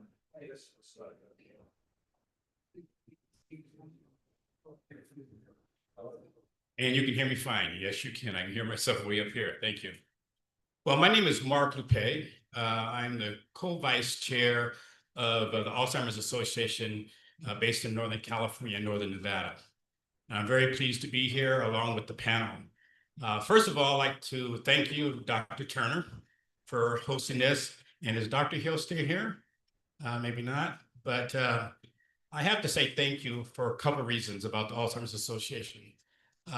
Number one is it's very dedicated to DE&I, You've heard a lot about throughout the country, DNI going away, but not for the Alzheimer's Association.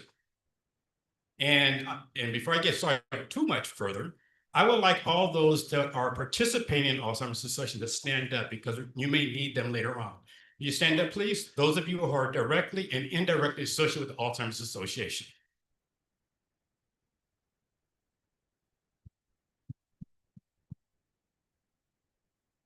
And let me assure you, most of them are not paid.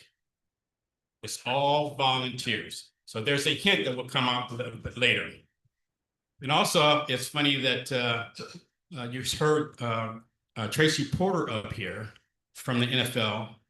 And when Tracy walked in today, Tracy said, "Mark, what are you doing here?" I said, "Tracy, why are you doing here? What are you doing here?" And I've known for Tracy some time, and we shared our stories. I'd like to also add that this panel, including me, we're here because of love and community. All of us have lost someone to Alzheimer's. My brother died at 53. Okay. First of all, he was born with Down syndrome. And little did I know at that time that a person with Down syndrome has a high propensity or high likelihood to contract Alzheimer's. Found out about 10 years later. Okay. And you'll hear other stories from people around the table on the panel here. Also, you said, why are we really here besides losing someone? You've heard earlier that the Black community is likely to contract Alzheimer's and other forms of dementia by 2.5 times those in the white community, is 1.5 times those in the Hispanic or Latinx community. It doesn't diminish Asians or any others, but we have the highest incidence of Alzheimer's for the reasons that you've heard today. So before I get too further down, I'd like to introduce our keynote speaker, who's Gloria Brown. I've known Gloria for a long time, and her husband, and she's going to tell you a special story and other things, and then I'll introduce the other panel members later. Thank you.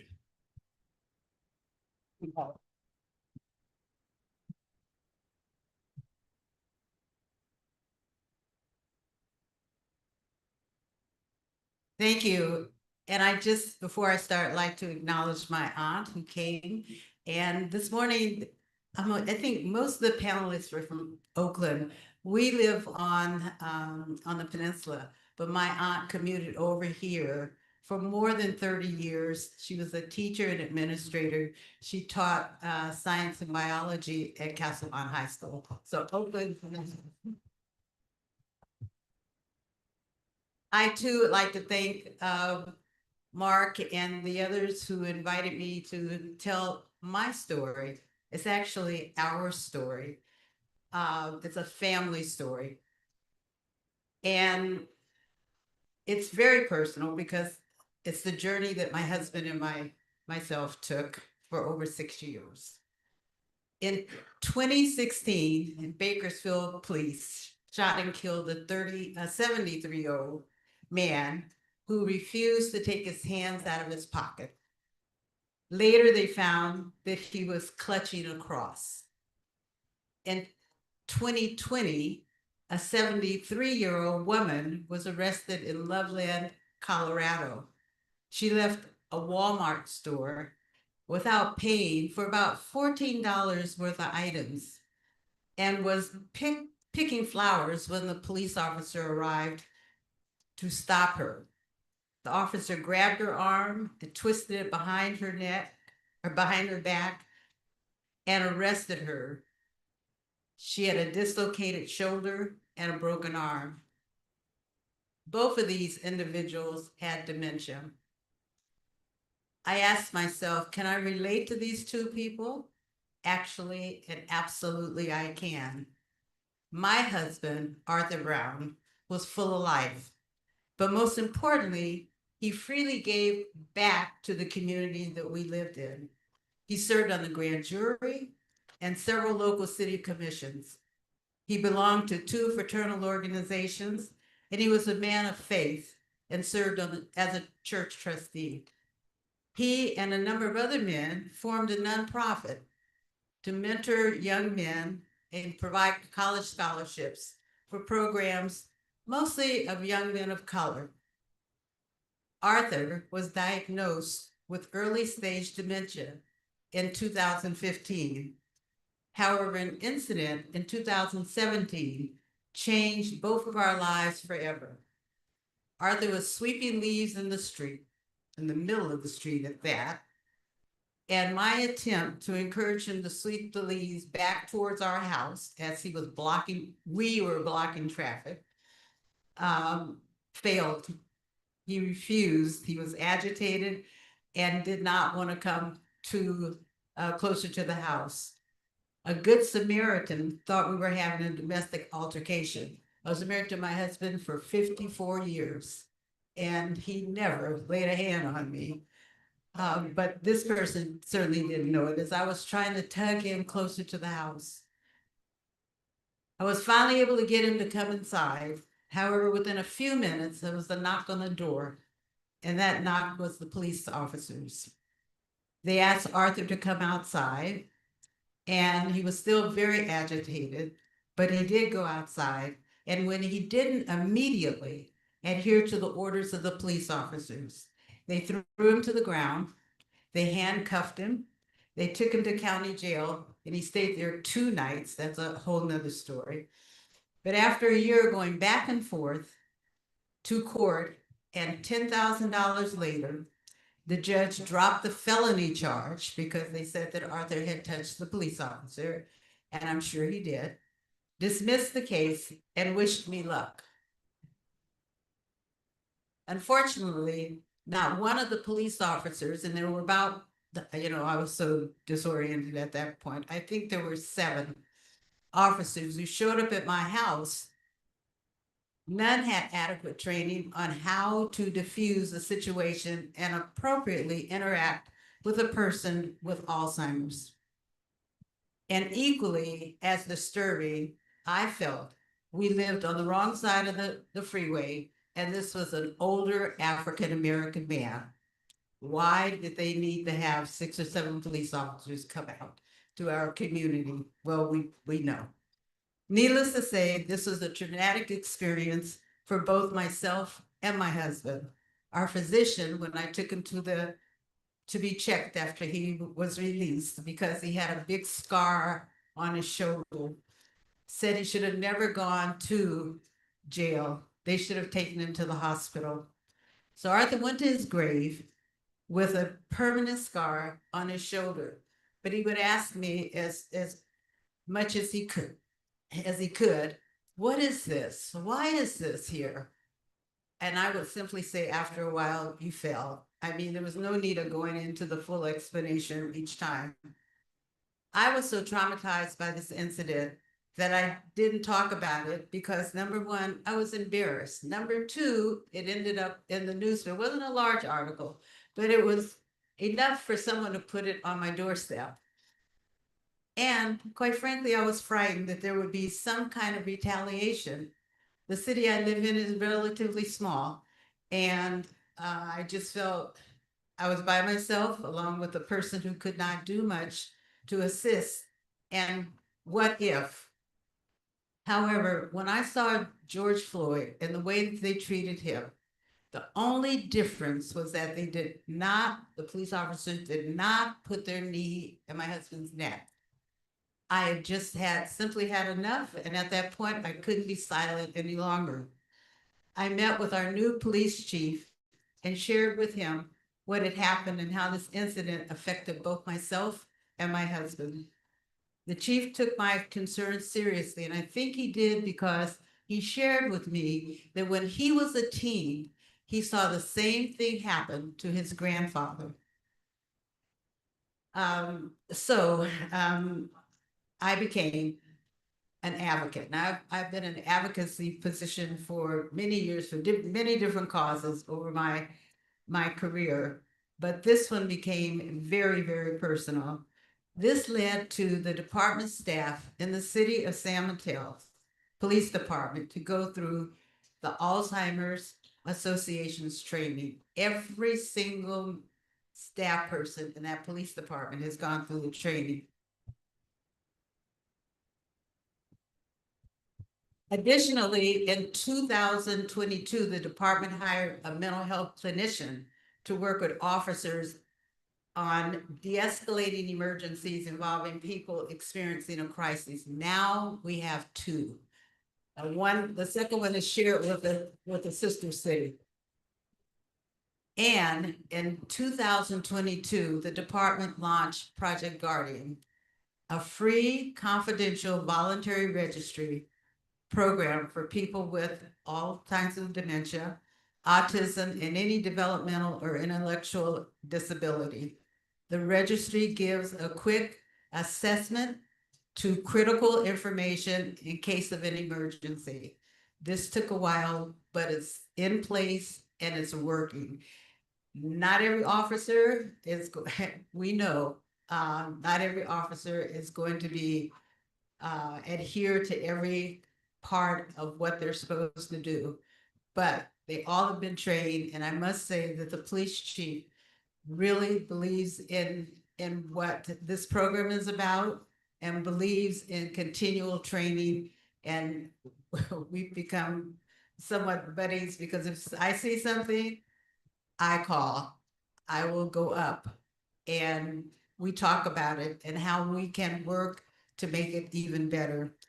As a result of this, the county sheriff's department has launched its own Project Guardian program, which includes training with experts to educate the department about recognizing and responding to people with dementia and special needs. The county sheriff said, I have seen videos of really bad circumstances where law enforcement had no idea that somebody was either autistic or someone with dementia. And the call really went in a really negative direction. And then people were hurt. When you see that, you never forget those things. And I think along with the advocacy on my part and others, and what the city of San Mateo demonstrated, that the value of the program, the county the program is now countywide. So along with the former State Senator Kevin Mullen and Chief and myself, we worked on 2 training bills that were introduced to the state legislature. Unfortunately and sadly, they didn't pass, but we were able to get $700,000 in the city of San Mateo to continue the training and to add on additional people in this area. My story is not unique. And as I talk to others, I hear many similar stories of the mistreatment of a loved one. Where my story is different is I refuse to remain silent and spoke out for not only my husband, but for the hundreds of others who have been mistreated because of their health condition. With the rise in dementia over the next 10 years, African Americans and other people of color will experience the largest increase. Many will remain in their homes and be cared for by a loved one. 70% of those diagnosed will experience wandering, which can result in a peace officer being involved in the situation. These first responders need the training, and I applaud those cities and departments that have a program and now a protocol. I leave you with a success story as a result of my advocacy work. My next door neighbors has Alzheimer's, and he became agitated in an episode became involved in an episode with the police, and the police were called. And when they came out, they treated the family with respect and compassion, and asking the wife, did she want to press charges? Did she want to take him to the hospital? They didn't give me those options. And she had several other options. So I just felt my efforts have come full circle when I hear something like this. Each of us can do something to affect change. A quote from the late John Lewis, get in good trouble, necessary trouble. I just felt this was absolutely necessary trouble to get into. And I continue my advocacy in this area. in the city of San Mateo and the county of San Mateo, in any other areas that I'm involved in and can help. So thank you very much for listening to my story.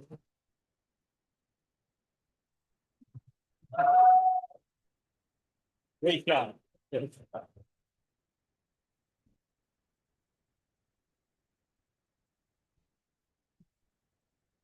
I think you could say, don't mess with Gloria. Good job, Gloria. Our next panelist is Aubrey Petaway. Aubrey, would you share with everyone your background, what you do with the Alzheimer's Association? And I'll have a follow-up question in terms of Black men then as a caregiver. Go ahead. Sure. I've been involved with the Alzheimer's Association for about 3 years. And the main prompt for that was noticing some changes in my mom about 4 years ago or so. Subtle changes, but changes. So she was fortunate to have her primary care doctor refer her to a neuropsychologist who did testing, and she was diagnosed 3 years ago. So following that, I went to a event at a local church, which was presented by the Alzheimer's Association. I was really fascinated with the information. I have kind of an analytical mind and all of that, so it was just really intriguing. And I was so excited that I asked for a volunteer form and signed up, volunteered right during the session. This was back on the East Coast. So soon after that, my wife and I decided to move back to Sacramento.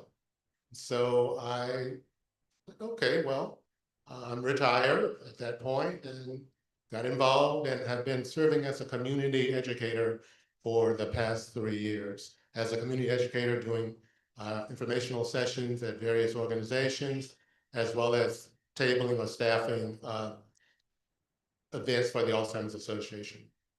Also, since I tend to be analytical, I decided that let's see what this research is all about. So I contacted UC Davis. They have Alzheimer's Association has something called a trial match. So I found out a little bit about some of the research that was being done and decided to get involved in an observational study. So essentially, the researchers will be looking at my change in behavior over the next, on an annual basis for the next however long I live. And the reason I'm doing that is because of the statistics that you've heard, and also a family history of Alzheimer's. Not only my mom, but my uncle and several nieces and nephews have the disease. So given all of that, you know, having some concern about a legacy, I can be part of that research to find out what is it? Is there something different about Black men and this disease? Good, thank you. If I have a follow-up question for you, Aubrey, given this is Black men's mental health, brain health, can you kind of share what it's been like being an African-American man going through the caregiving, the testing, and the like? As I said, my mom is on the East Coast, as is my sister. She is the primary caregiver for my mom over these last 3 years. This has been a really difficult last 2 or 3 months because my mom has gotten to the point where she needed to be outside of her home. So we identified an assisted living facility, and she's been there for about 3 months. During that process, also selling her home, because as you might be aware, assisted living facilities are very expensive. This one is over $5,000 a month. So that's a pretty prohibitive cost. Fortunately, my mom has been in her home 20 years, so selling the home will provide the resources that are needed. So in this long distance kind of relationship, I provide whatever help I can. Last year, I was on the East Coast for 3 visits, totaling about 5 weeks, just trying to be there to support my sister. But she is a direct and primary caregiver. And as such, even though I'm the big brother, step back, try to be helpful, and don't step on toes. Okay, thank you, thank you. I'd like to introduce you to Cloyce Dickerson. Cloyce is with us too. He's on a board member with me at the Alzheimer's Association. He has a unique story too, but also, as you heard earlier today, we talked about how the church plays a major part in our world and how that's a good nucleus of trying to find people to work with the churches. So Cloyce, will you give people your background and also talk about the involvement of church and Alzheimer's? Absolutely. Cloyce Dickerson. I'm originally from Flint, Michigan. I've been out here on the West Coast. I've been out here on the West Coast for about 40 years now. But I grew up with my grandparents, and they've been impactful in my life throughout my life. But before I get into his story, I would like to understand who's in the room, who has parents that are still living, who has a father that is still living. And keep your hands up, please. Who is a brother that is still living? Okay, look around the room and see how many hands are being raised here. This disease is going to impact at least 20% of the people in the room. That's 2 out of every 10 people. And it's devastating.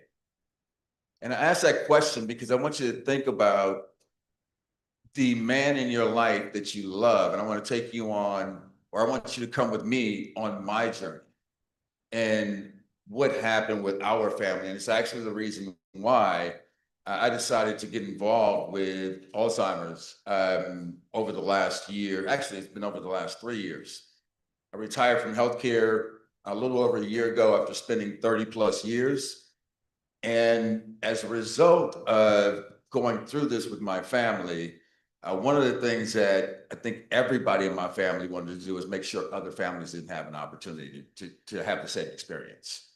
And anything we can do to help rid the world of this disease, I'm here until the day I die. So in 2003, my grandfather started experiencing memory loss. And we went to his primary care physician. We knew something was wrong as family members, but the primary care physician would continually tell us over the course of about 2 years, it's a function of normal memory loss with aging. That was not the case. So after 2 years and us advocating for my grandfather, they finally sent us to the University of Michigan, a neurologist at the University of Michigan. It took another 9 months to a year to get in to see the neurologist. So now we're at 3 years that amyloid is building up on my grandfather's brain without any treatment or care plan. In 2006, he was finally diagnosed with dementia. And it almost seems like it was immediate. As soon as he was diagnosed, it went from being sad to devastating.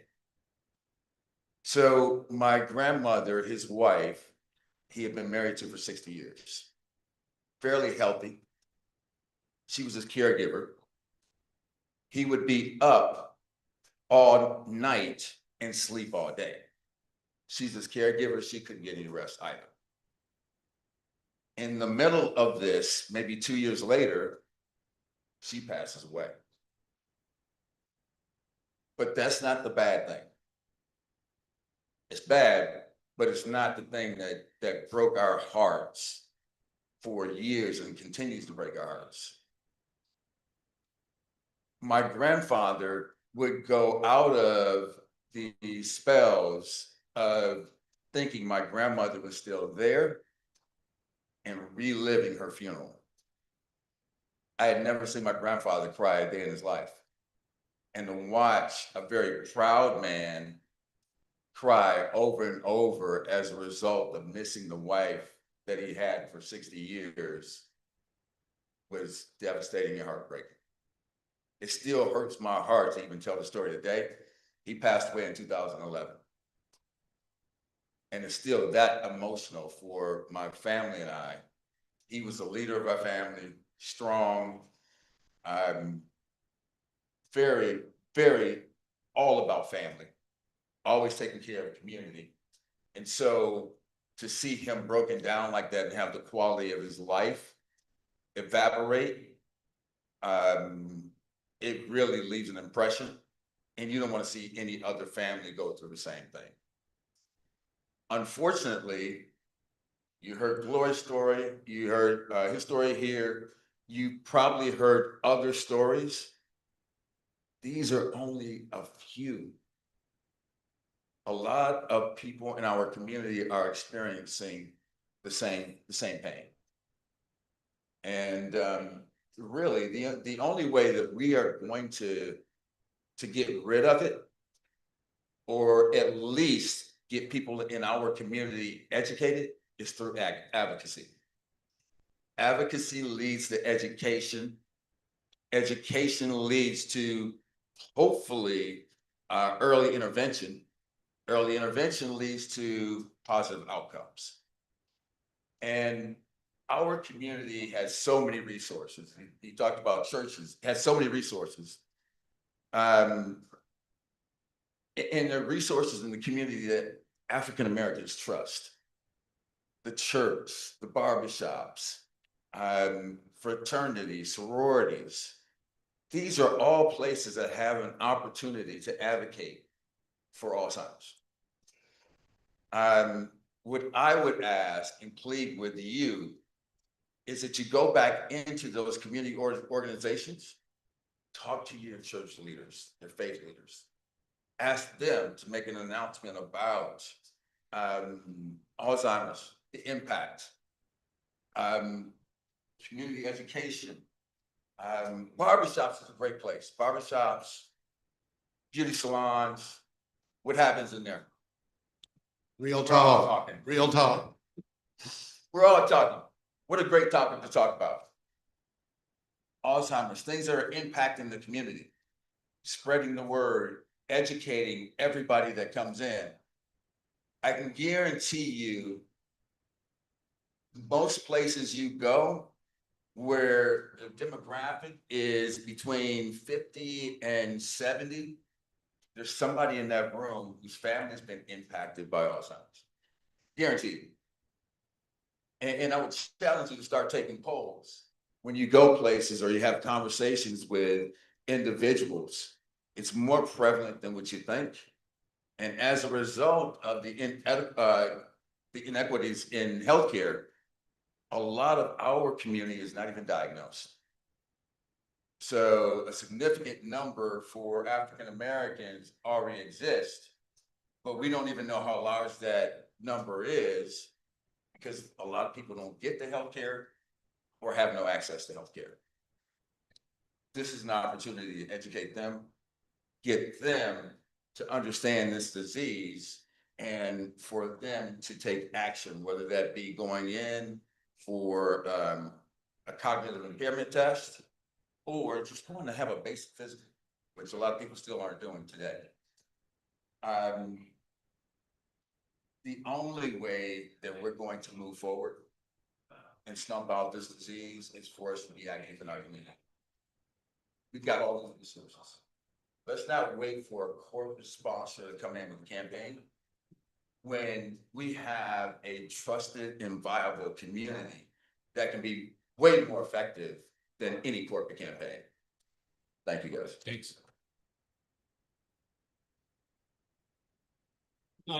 Is there someone with the roving mic?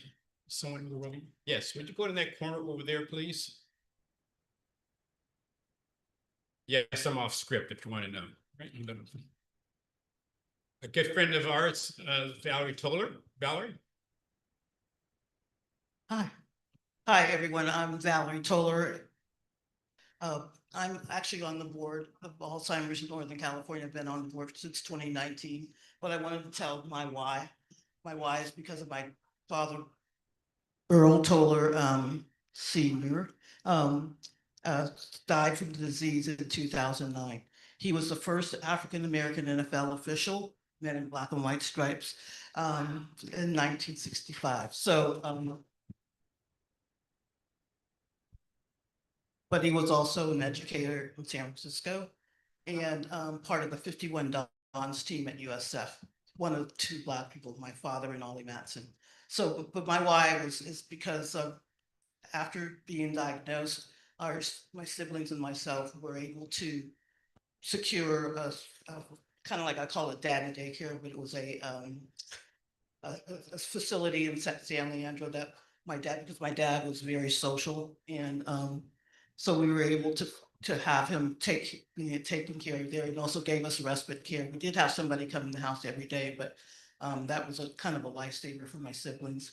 And I just want to applaud this brain health, Black Men's Brain Health as an advocate for this, and I really appreciate it. Thanks, Valerie. If you ever heard of Toller family from went to Berkeley and all, they're a very major force in sports in the Bay Area. So we're gonna stop with Cheryl Johnson. Cheryl is a community educator, and we've talked about our various stories here, but we really want to leave everyone here with a set of tools. And we'll have Q&A, of course, but we really want you to know that there are a lot of resources out there to respond to the types of questions that Cloyset asks of us. Go ahead. Good afternoon. Thank you. That's my hype woman back there. First of all, I'd like to say that I am just truly honored to be here with you for this 5th annual Black Men's Brain Health Conference. As he said, I am Cheryl Johnson, and I am a community outreach specialist with the Alzheimer's Association, the Northern California, and the Emeryville chapter. My work focuses on education, awareness, and outreach, but more importantly, on meeting Black communities where they are, honoring our culture, and helping families to navigate the disease that affects us at disproportionately high rates. I witnessed my mother's journey with Alzheimer's. She was taken away from us 2 weeks before her 88th birthday in 2013. So my mission is to ensure that other families don't have to watch their loved one fade away.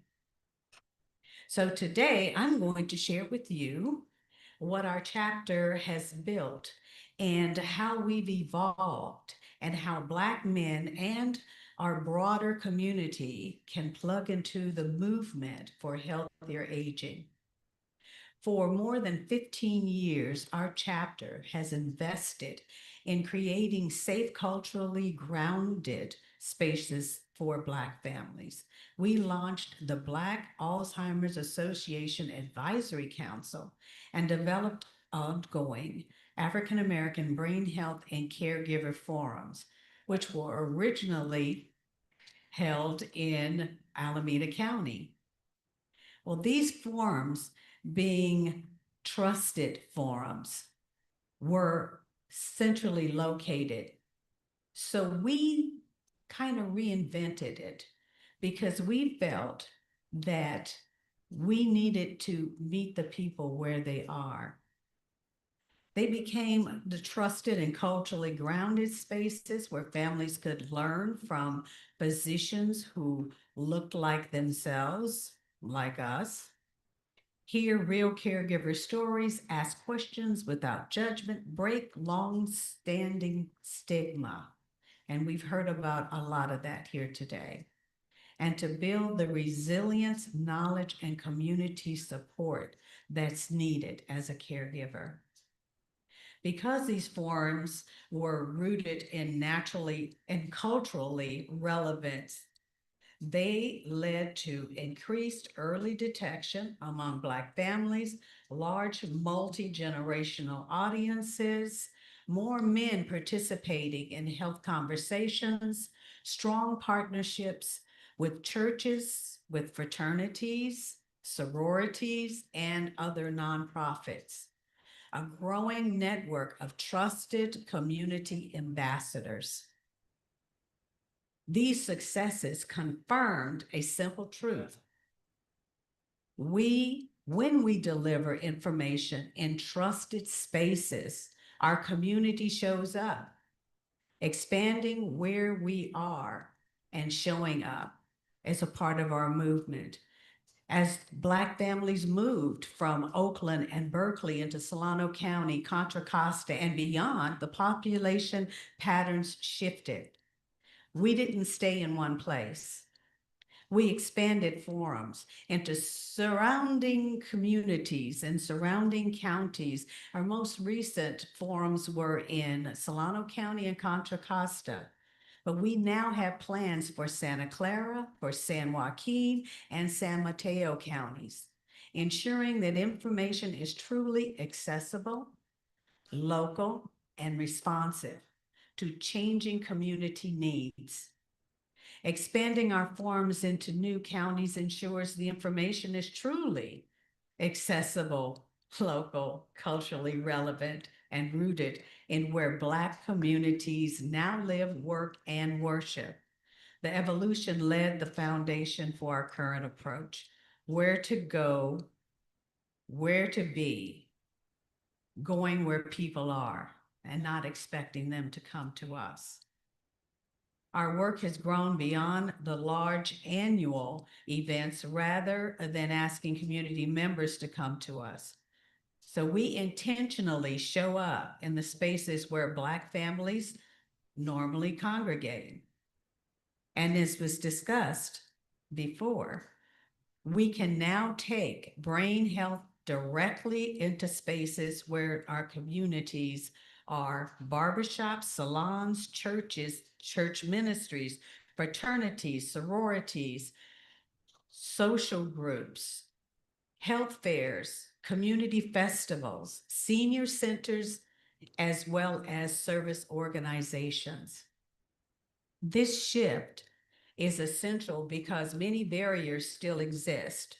It's essential because we know that people take action when the message is delivered by trusted messengers in places they feel familiar and culturally relevant.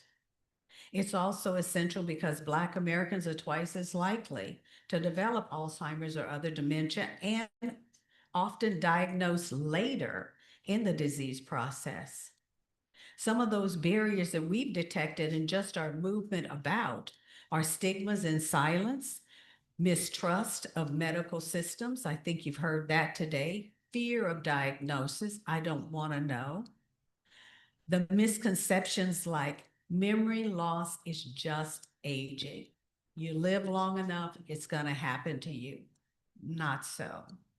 Limited access to early detection, finding that doctor that's going to listen to you, and the lack of culturally aware support, not knowing where to go for that help. And by showing up consistently and in familiar places, we have been able to build that trust, to reach men who rarely attend health events, to increase referrals to early stage programs, to normalize conversations about memory loss, and to strengthen community readiness for prevention and diagnosis. A major part of my role is breaking down those barriers with compassion, with cultural understanding, and consistent community presence. This approach isn't about outreach. It's about belonging. It's about partnership. It's about cultural respect. Now, here are some of the tools that we have for families today. As part of the Alzheimer's organization, we're finding that a number of people don't understand what the resources are that we have available. And you can always start with the 800 number. Our toll-free help number, 800-272-3900, there are cards out on the table, is a lifeline that provides emotional support, caregiver coaching, crisis assistance, referrals to programs, support in 200 plus languages. Anyone can call. One call can change the direction of a family's journey. We also have two groups, support groups that we offer, a caregiver group, which is culturally affirming, led by trained facilitators that reduce stress and isolation, or help to reduce stress and isolation, and provide practical skills. And our early stage groups are for individuals living with early memory loss, and they support a dignity, purpose, and independence. Now, these groups help our community shift from carrying it alone to carrying it with community. And I think that's what we've been discussing here today, the need for community action. We also have a Savvy Caregiver training, which is a multi-week evidence-based course that teaches caregivers how to communicate effectively, to handle behavioral changes, to support the daily routines and reduce burnout, and also care for your own health. If you are a caregiver, you understand. If the mask comes down, you put yours on first before you take care of the person next to you. And how many times has that been drilled into us?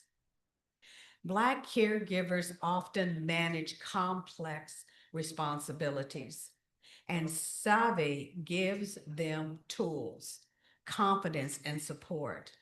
Our Savvy group has transformed the lives of caregivers who felt overwhelmed and unsupported. But we also, in our space, through all of our movement about, have education programs.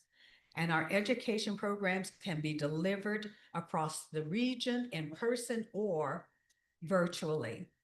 We have brain health and risk reduction. We do the 10 warning signs, dementia conversations, legal and financial planning, which is extremely important, as well as caregiving strategies.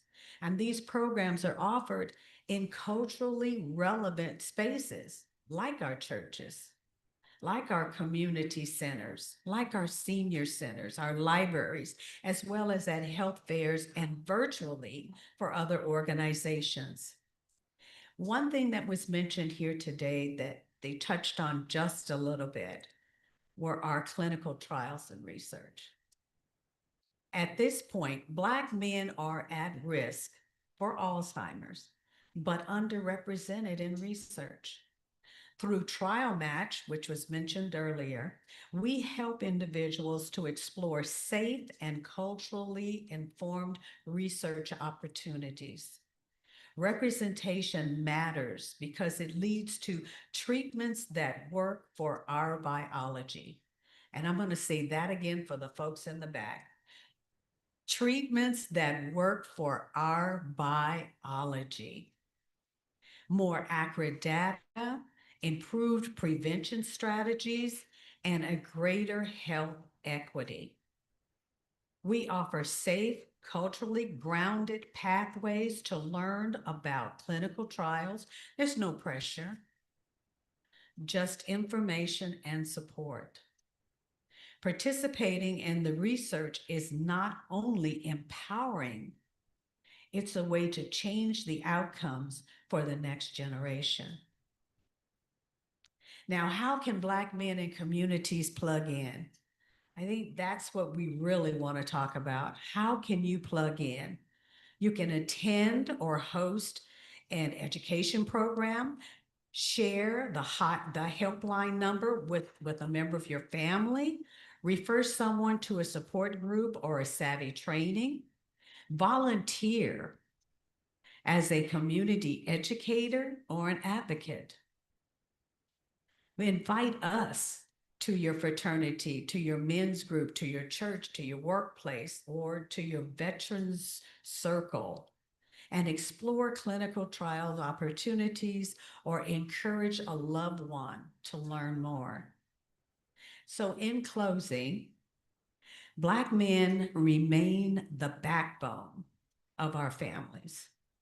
Not just through their presence in the home, but through their resilient dedication to active parenting and community leadership that persists despite decades of systemic obstacles.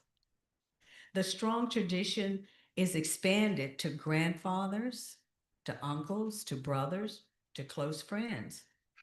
Your leadership, your advocacy, and your willingness to have these conversations matter.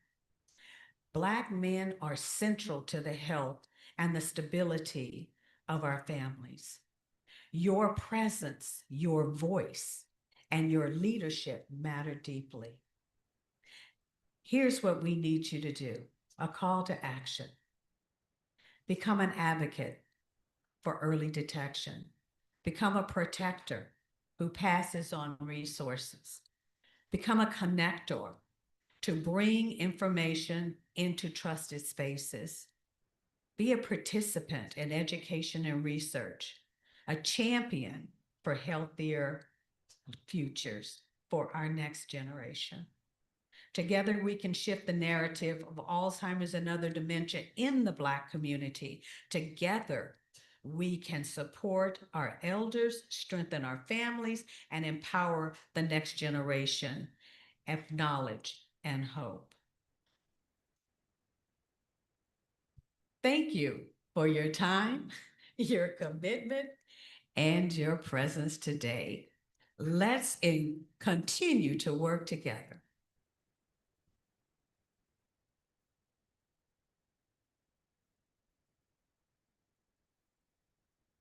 So, thank you. Very well done, Cheryl. Thank you. You can see there are a lot of resources. I'll be a little bit more direct than Cheryl. You were very direct, but we need to leave today with 10 volunteers. Okay? 10. All right? That's a surprise to some of the people in the bar audience, but we need volunteers. And has anyone ever been to Hilliard Park down the street? No? Okay. The reason why I asked, because I did a search on where the top-notch neighborhood chess games are in terms of brain health. You know, chess is a good brain. And one of the top locations is right down the street. So if you're a chess player, I'm not any good, but I'll still play. So if someone could go with me, I would deeply appreciate it. Okay. So in closing, before we actually close, are there any questions that come from the audience? Yes. It's coming.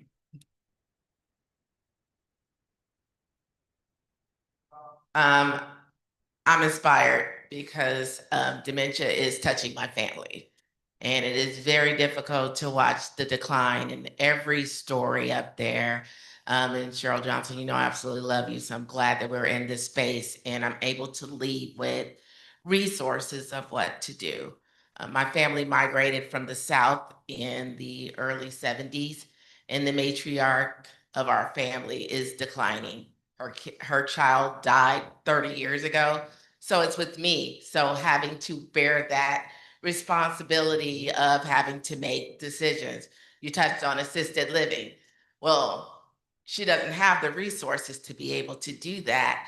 So I know we are gambling and playing Russian roulette of her being on her own, but having taken her from an assisted living for another issue, it is very scary. So I will be getting with you, Cheryl, to volunteer, to learn more, to learn how to be a better advocate, because I wouldn't want another family to experience the decline that I'm seeing day in and day out. And they're grasping for that independence. And she's stuck between 1980 and 2026. And it is very difficult to watch. So I am inspired with the number of resources that are out there. Thank you for everyone and sharing your journeys, your stories, and your advocacy. Thank you. Thank you for that, because now we only have 9 more volunteers to find. So we're rocking and rolling. Next question. Go ahead. Can I respond to? Go ahead. First of all, sorry to hear about your family experiencing Alzheimer's right now. There is a great app called ALZ Journey, I think it is, and you can get it on the Apple Store or the Android, and it walks you through the whole caregiving process. And in 2003, there was very little information, very little resources out there. This is packed with resources. Caregivers really are the indivisible patient. And you have to take care of you. And everybody around you have to make sure that you're taken care of well. Thank you, Clarence. That's a very good add. I'll add to that the Alzheimer's Association has developed a series, 5 courses essentially, that are devoted to caregivers. How to encourage independence, how to have those conversations when behaviors are at issue. So that could also be a helpful resource. And as a community educator, the venue is essentially up to you. The information is what's critical, getting the information. Thanks, Aubrey. There's another question? Yes, sir. Good afternoon. My name is John Williams. I'm the co-chair of the ACTC, which stands for Alzheimer's Clinical Trials Consortium. Okay. And we're on the Research Participation Board, myself and my colleague, Michael Payne. We are involved in doing what everybody's been talking about, getting more underrepresented audiences into research studies. So very happy to be here. Good. Question for the panel. I'm a caregiver. My mom's been diagnosed with MCI. We've been lucky that we've been able to treat her at home for the most part. But how do you know when it's time to make that transition into assisted living? And I say that because I'm not necessarily a fan. I've been in a lot of nursing homes. They're not great models, but especially as an African-American, would like to hear some comments. Can I start that way? All right, because I went through that process too. So thank you, and hopefully we can connect on the clinical trials process. But I would say that going from home to assisted living is a very controversial discussion in families. It's a pecking order decision process, all right? And then there's emotional distress that goes along with it. Yes, there's the economic side. That's easy to solve. Either you do it or you don't on the economics, but there's going to be members in the family that said, we don't want to put mom or dad in that situation. You don't love her. You don't love him anymore. And so my view is you bring in someone who can arbitrate that type of discussion and the pros and the cons to take you out of the limelight to some extent, so you can come to do an objective decision. Anybody on the panel want to add to what I just said? Well, in my case, we had to make that decision for my mom, who is 91. And the decision was made between myself and my sister. Certainly, there were other family members who had their opinions. As I said, not stepping on toes can be an issue.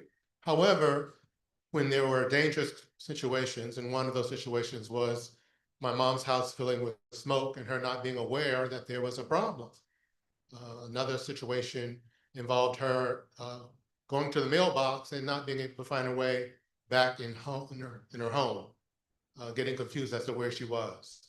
So when there are obviously dangerous situations, that prompts those who are most directly involved, and in this case, that was my sister, to recognize that, it was time to do something different. My mom stayed in her own home for 3 years, essentially. This is a house, 2,400 square foot house. And if she got confused walking into a closet, thinking that she was going into the bathroom, it's time for something to change. And that something that was changed was her needing to go to a different living situation where she could have more care, where there would be more attention to her needs. My sister, fortunately, is a social worker. So between her and me, we scoured the possibilities, got the information, actually interviewed the folks at the care facility and made sure that this was the best thing that was available. And overall, it's been a good experience. As I said before, the last couple of weeks, well, more accurately, the last month has been very difficult because her home is being sold. She's starting to get more disruptive in the situation, getting more turned around and those kinds of things. So the next step actually may be something more restricted, but these are decisions that are part of this process. There's Go ahead, there's really a couple of factors that were evident for us. When my grandfather started to be a danger to himself and a danger to others. And then I think you also have to factor in, if there's a caregiver involved, is it impacting their health? And you'll often get family members that will come in from the outside that haven't been participating in the process and will be against you making that decision. You know, looking back on it now, we're having those conversations now as my parents age, before they get there. I think that's one of the best things that you can do, is talk to your family and siblings about it, just in case you have to make that call. So that when it happens, everybody is on board, you've talked about it, you've got a plan. And actually, that was the way that my sister and I handled it as well. Talk to mom about, you know, aging, what would you want to do, end of life decisions, finances and all of that. So as an example, my sister's getting 2/3 of it and I'm only getting a third because mother said, you know, you chose to go to California, you know, I'm here on the East Coast, so figure it out. Yeah, I could add one thing that we haven't talked about, and it's kind of alluded to. Getting back to your question, you know, there is a process that Alzheimer's provides in terms of, I found out through the 24/7 hotline because I didn't, I was in that condition. How do I find the right home? And then secondly, don't dismiss the importance of having a medical power of attorney and a financial power of attorney. If you wait too late, the person may be so diminished, then it could be contested. I'm not an attorney whatsoever, but I found so many cases having that power of attorney on the medical side and the financial. They don't have to be one and the same because they're two different skill sets. Okay, there's another question. Yes. Good afternoon, everyone. Name's Brother Rod Kohler. I'm a retired robotic engineer, teach neuroeducation, but I also last year I participated in the Black Men's Brain Health Study in Boston. And again, like I said, I teach neuroeducation, but the first person I teach neuroeducation to is myself. So my question is, did the study, got the brain scan, I got a little bit of white space going on up top, but other than that, I'm okay. But both of my parents had Alzheimer's dementia. So through studies, that puts me at a higher level of getting it. So now, and I tell people, if you haven't done the research, go get the research.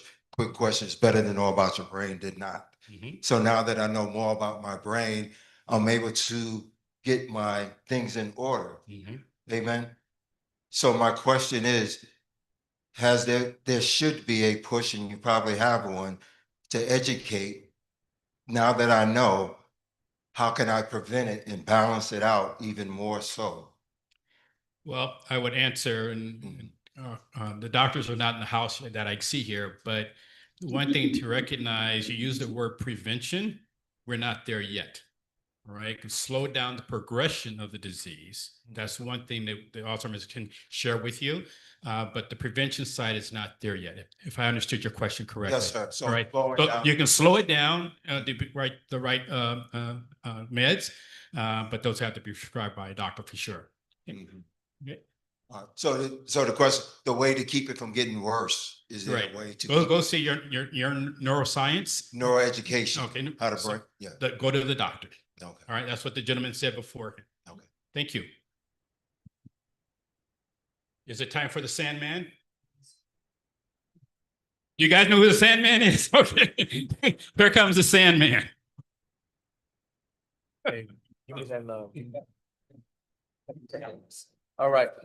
Okay, so what we're gonna do now is we have a really special announcement from a California congressman. So I'm going to ask that you cue that up. Are we ready, Nico? And then after that, we're going to thank the panel again. We'll take some pictures and we have a break before we get set up for our last session of the day, which is a workshop before we get into our social networking party event. Okay. So Nico, please cue up when you're ready, and then we'll say thank you. Hello, Congresswoman Latifah Simon Turn it here. up. I am so Start over sorry again, that I turn can't it be up. with you all in person, but Hello, Congresswoman Latifah Simon here. I am so sorry that I can't be with you all in person. Let's start over one more but time I and am turn it up. so excited that you chose. Hello, Congresswoman Latifah Simon here. I am so sorry that I can't be with you all in person, but I'm so excited that you've chosen to hold this very important conversation here in Oakland. I want you to know that your work is more critical than ever. Supporting brain health and health disparities is of top of mind in my office. I am proud to have co-led demands to the administration that we increase funding and research for brain health.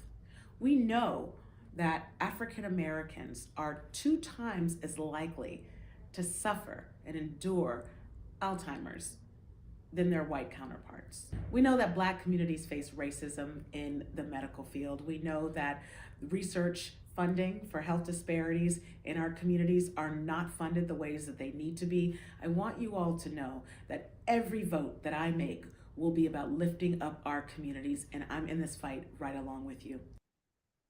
Amen. All right.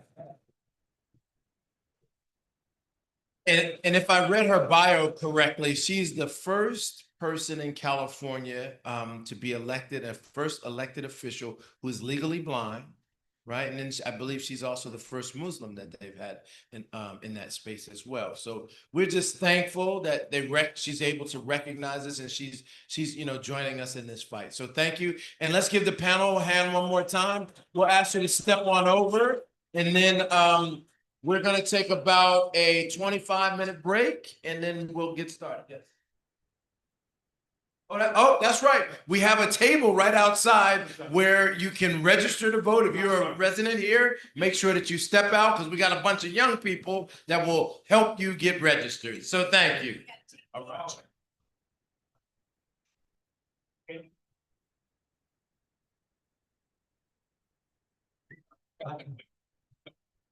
Yes.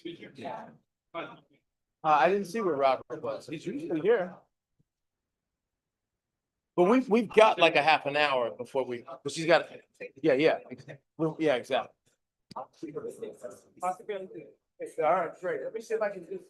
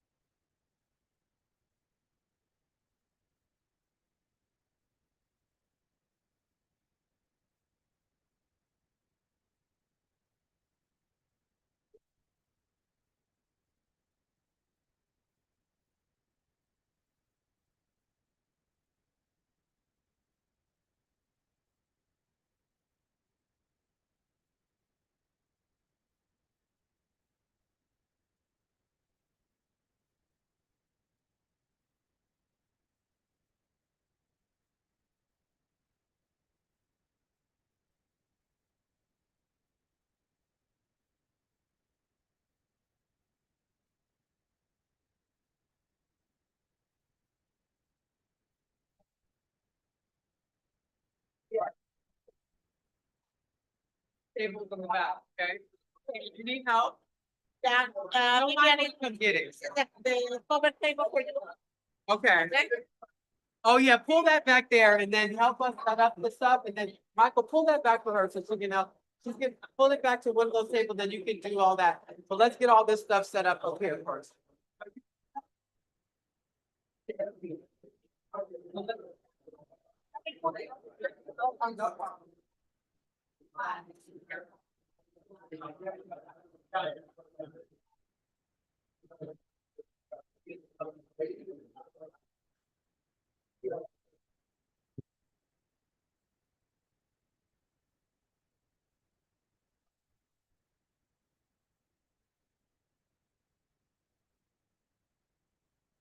Left thing down, yep.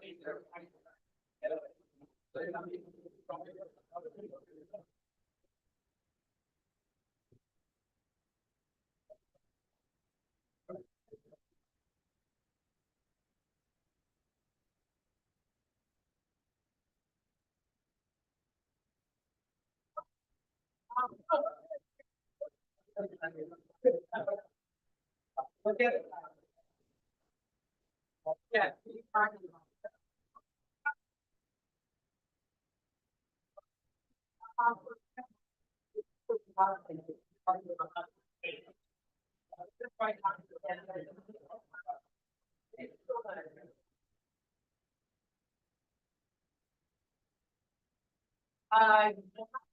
But I was good.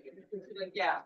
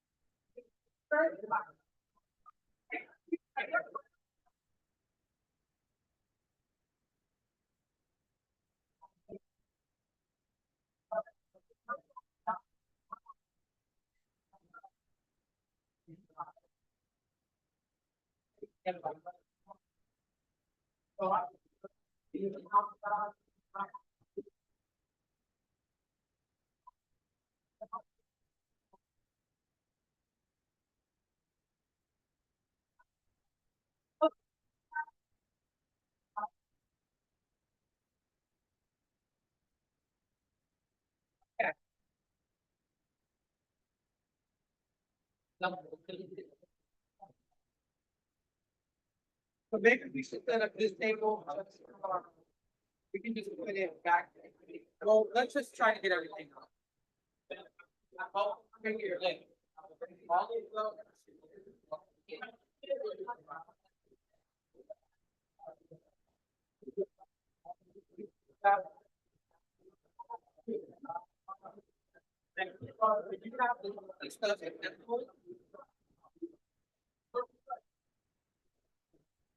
Maybe just do one big one first, and put it all together, then bring it up here. After we're done, and then we'll give out samples. So I'll keep all this stuff up here, okay? Yeah, and then we'll just get out samples. So if you want to bring this up here, we'll just,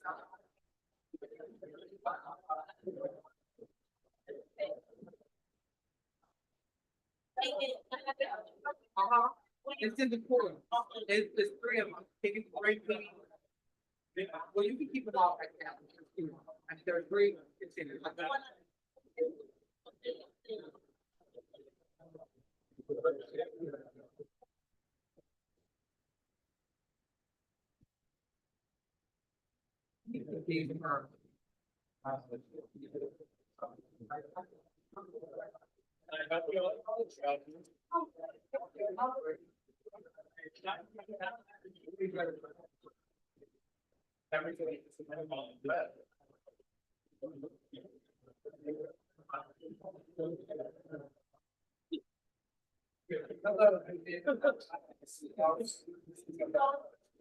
Yeah, it makes sense.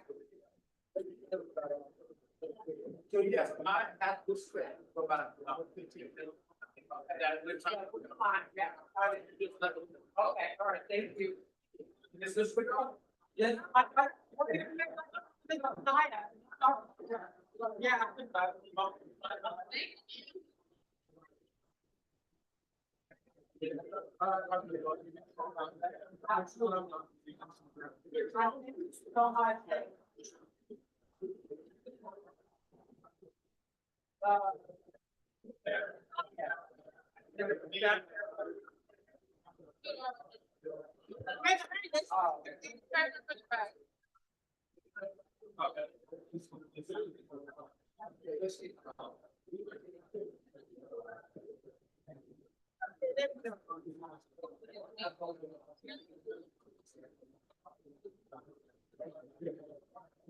Did you have the recipe right about what's in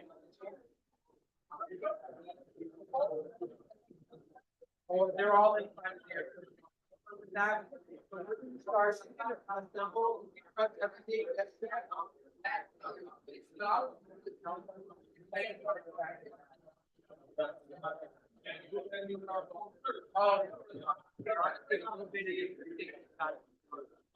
Easy to no, it's not.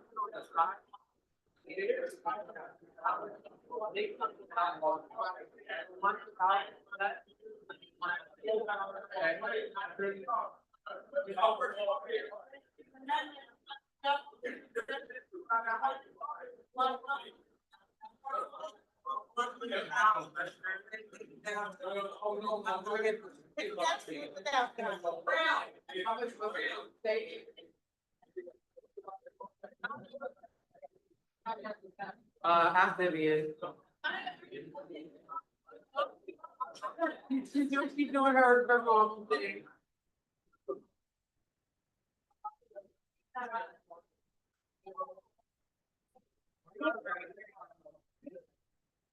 That's what well, Irma.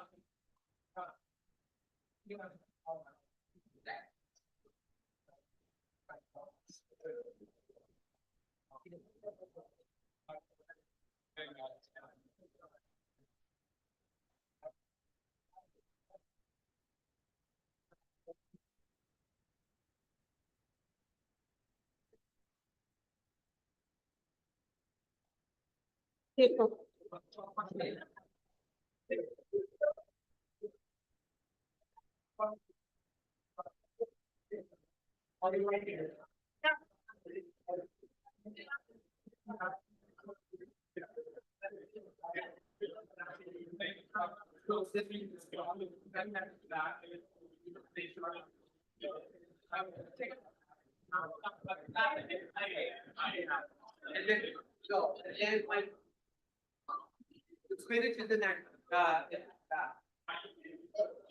Spin it to the next. Spin it to the next.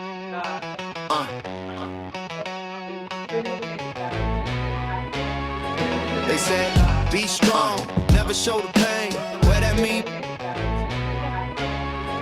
They said, be strong, never show the pain. What that mean? They said, be strong, never show the pain. What that mean? They said, be strong, never show the pain. What that mean? They said, be strong, never show the pain. What that mean? They said, be strong, never show the pain. What that mean? They said, be strong, never show the pain. What that mean? They said, be strong, never show the pain. What that mean? They said, be strong, never show the pain. What that mean? They said, be strong, never show the pain. What that mean?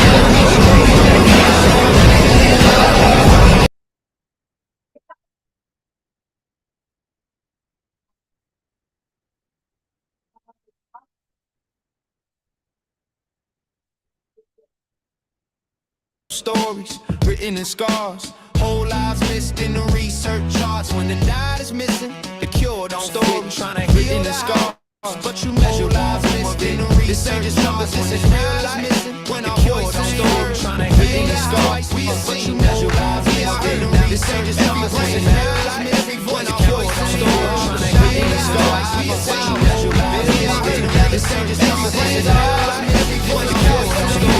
Trying to heal the scars.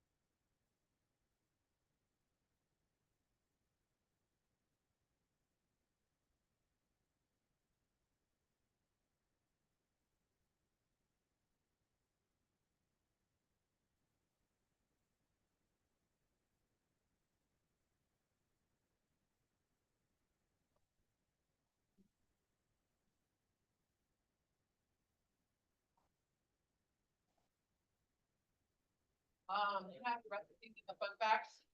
Go with my iPad.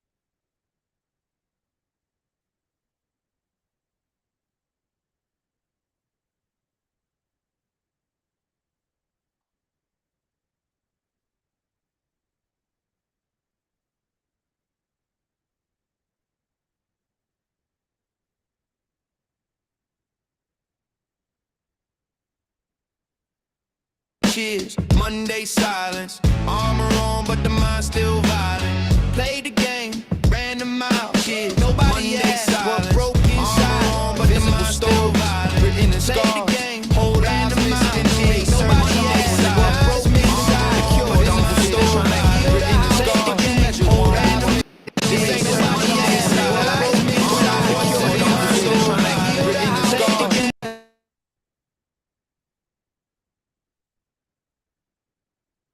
So up, 1, 2, 2, 3, 4. Jesse, this one. Dark blue. Hello, hello. 1, 2, 2, 3, 4. 1, 2, 3, 4. 1, 2, 3, 4. Navy blue.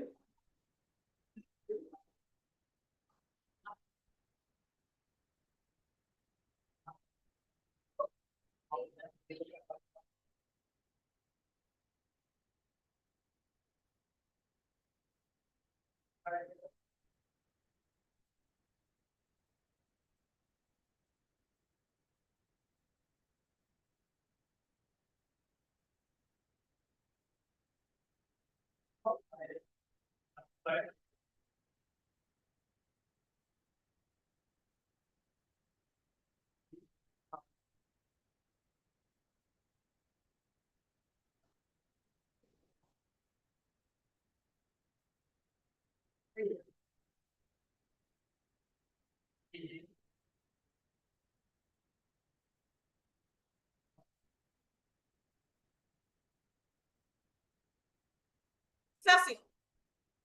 Blue, light blue, light blue, light blue.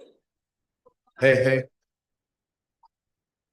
Hey, folks, I just want you to know we got about 5 minutes. We're almost completely ready to set up. But, finish up your bathroom break and all this other stuff. But we're going to get started in about 5 minutes.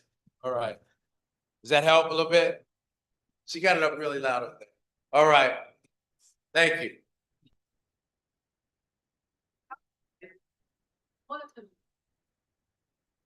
I put my phone. So what's gonna happen is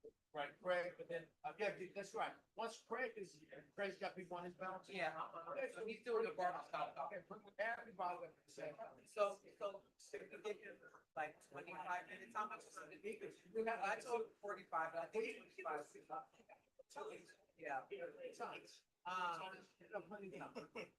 Because if you're 20 to 25 minutes, he's 15 minutes, then physical activity, 15 minutes. Yeah. We got plenty of time.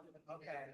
So you kind of, I'll tell him and you kind of, because I've been trying to cheer him, but he needs to start wrapping it up. Okay. That's not a problem. So then we have enough time to do the full panel. Absolutely. Okay, absolutely. That's, we built them plenty of time for the work. Okay, okay, no problem.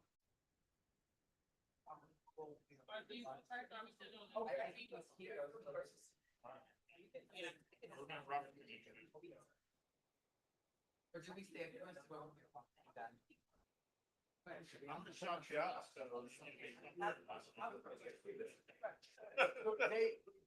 that right there? Yeah, I'll do. You're good. That's fine.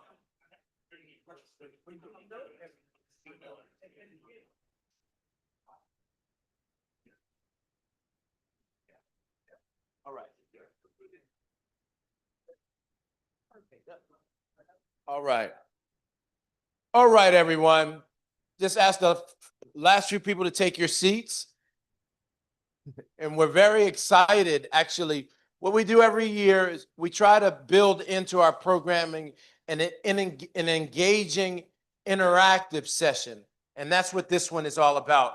This one is really as much about giving community participation as possible. We're going to start with, it's called, it's our workshop, Food, Exercise, and Community is Medicine. And so I'm going to turn the mic over right now to Dr. David Johnson, who's at UC Irvine. There you go, Davis. Hey, all right, I keep get on. Davis, exactly.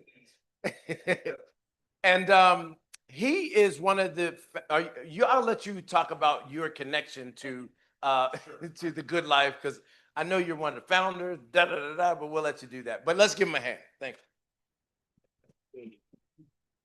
Thank you so much, Robert. I'm told I'm gonna have to stay over here away from that boom mic. And I want to give my sincere, deepest gratitude to Robert for inviting and your entire team to invite us to come and participate in this incredible and meaningful engagement with not only the community here in Oakland, but across the United States.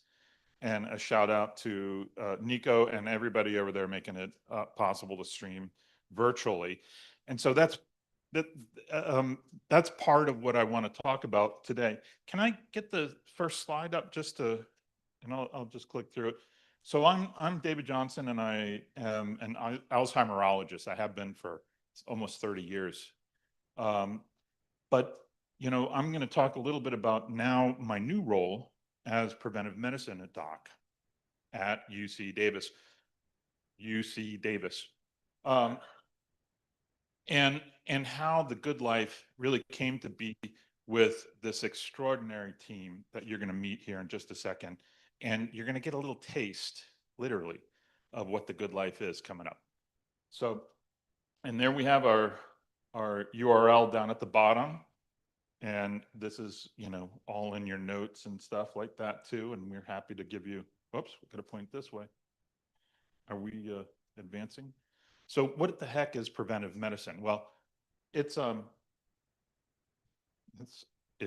advancing. Okay, there we are. Preventive medicine is about staying alive, right? Something in which everybody in this room can relate to, and especially these days. But we have 3 different categories of preventive medicine, right? There's these, what we call non-modifiable, and I'm going to come back to that. When we were born, whether we're male, female, or how we identify, our level of education, formal education is usually how we talk about that, but there's a lot of street education and different types of education, emotional IQ, different types of things that we can measure in that category. Our family of origin, there's haves and have-nots in this country. Epidemics like COVID, like the flu, like the pandemic that's going on of loneliness in old age. There's our personality. I put neuroticism up there because that's me. But, you know, high conscientiousness. Oh, good. Now you can really hear me. I like this. All right. Modifiable, smoking, recreational drug use, sunbathing. That's a bad one. Risky sex and all the behaviors that go around that. With that, overeating and inactivity, the sin that we probably most common in the United States. Driving around with seatbelts, you know, little things like that. Environmental factors, whether you live in the country or in the city, those are different risk factors. Both turn out to be pretty risky behaviors, actually. Develop an undeveloped world. So Honduras, Ghana versus Oakland versus Berkeley versus South San Francisco, those kinds of things where you live. Air pollution and other types of pollution that you're exposed to, workplace exposures. You know, a lot of us don't necessarily work in a very supportive environment, and that stress takes its toll. Disasters, and then I come back to loneliness. So is this really all a lecture about living hard? Or is this really a lecture about hard living? And this brings me to social determinants of health. That's been thrown around a little bit as a concept today. And I just want to be perfectly clear. This is what we mean by social determinants of health. This is systemic racism at play, right? And for those of you who don't remember, this is the Superdome before and after Hurricane Katrina and the terrible health humanity crisis that went along with that. Oh. And so here we go, disparities in health. What causes it? Well, level access to education, the environment, employment. This is really important, access to care, right? If you go see your doctor, this is something that we've heard on and on and on, gone on and on and on about today. If you go see your doctor, guess what? You live longer. That's just simple, makes sense, right? You just live longer. You catch things earlier, you take care of yourself, you make it a priority, and then that priority bleeds over into other parts of your life. Maybe you eat a little bit better, maybe you love your children a little bit more, maybe you take better care of yourself because that's a priority, okay? And then our healthcare systems.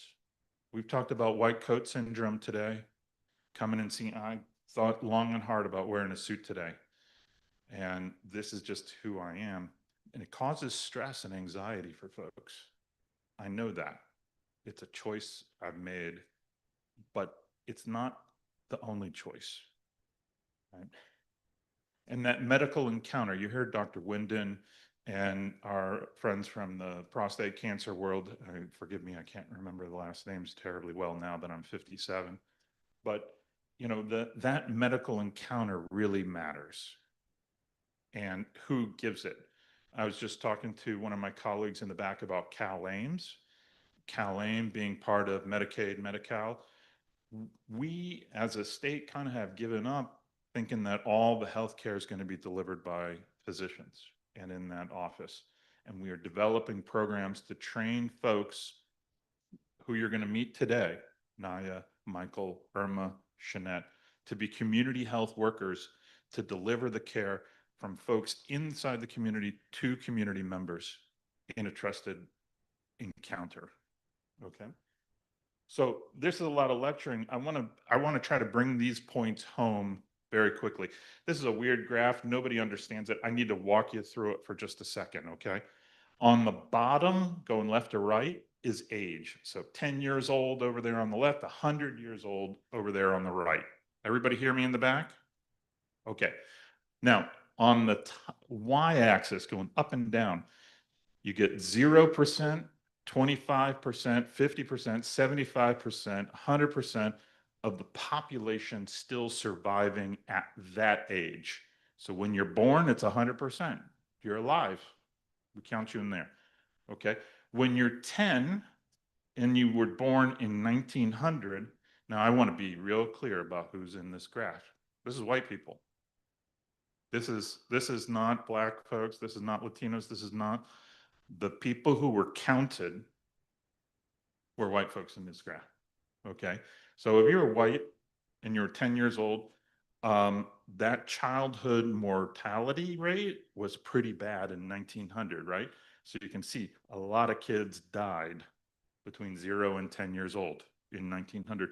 And then we had the miracle of medicine called sewage and sanitation occur.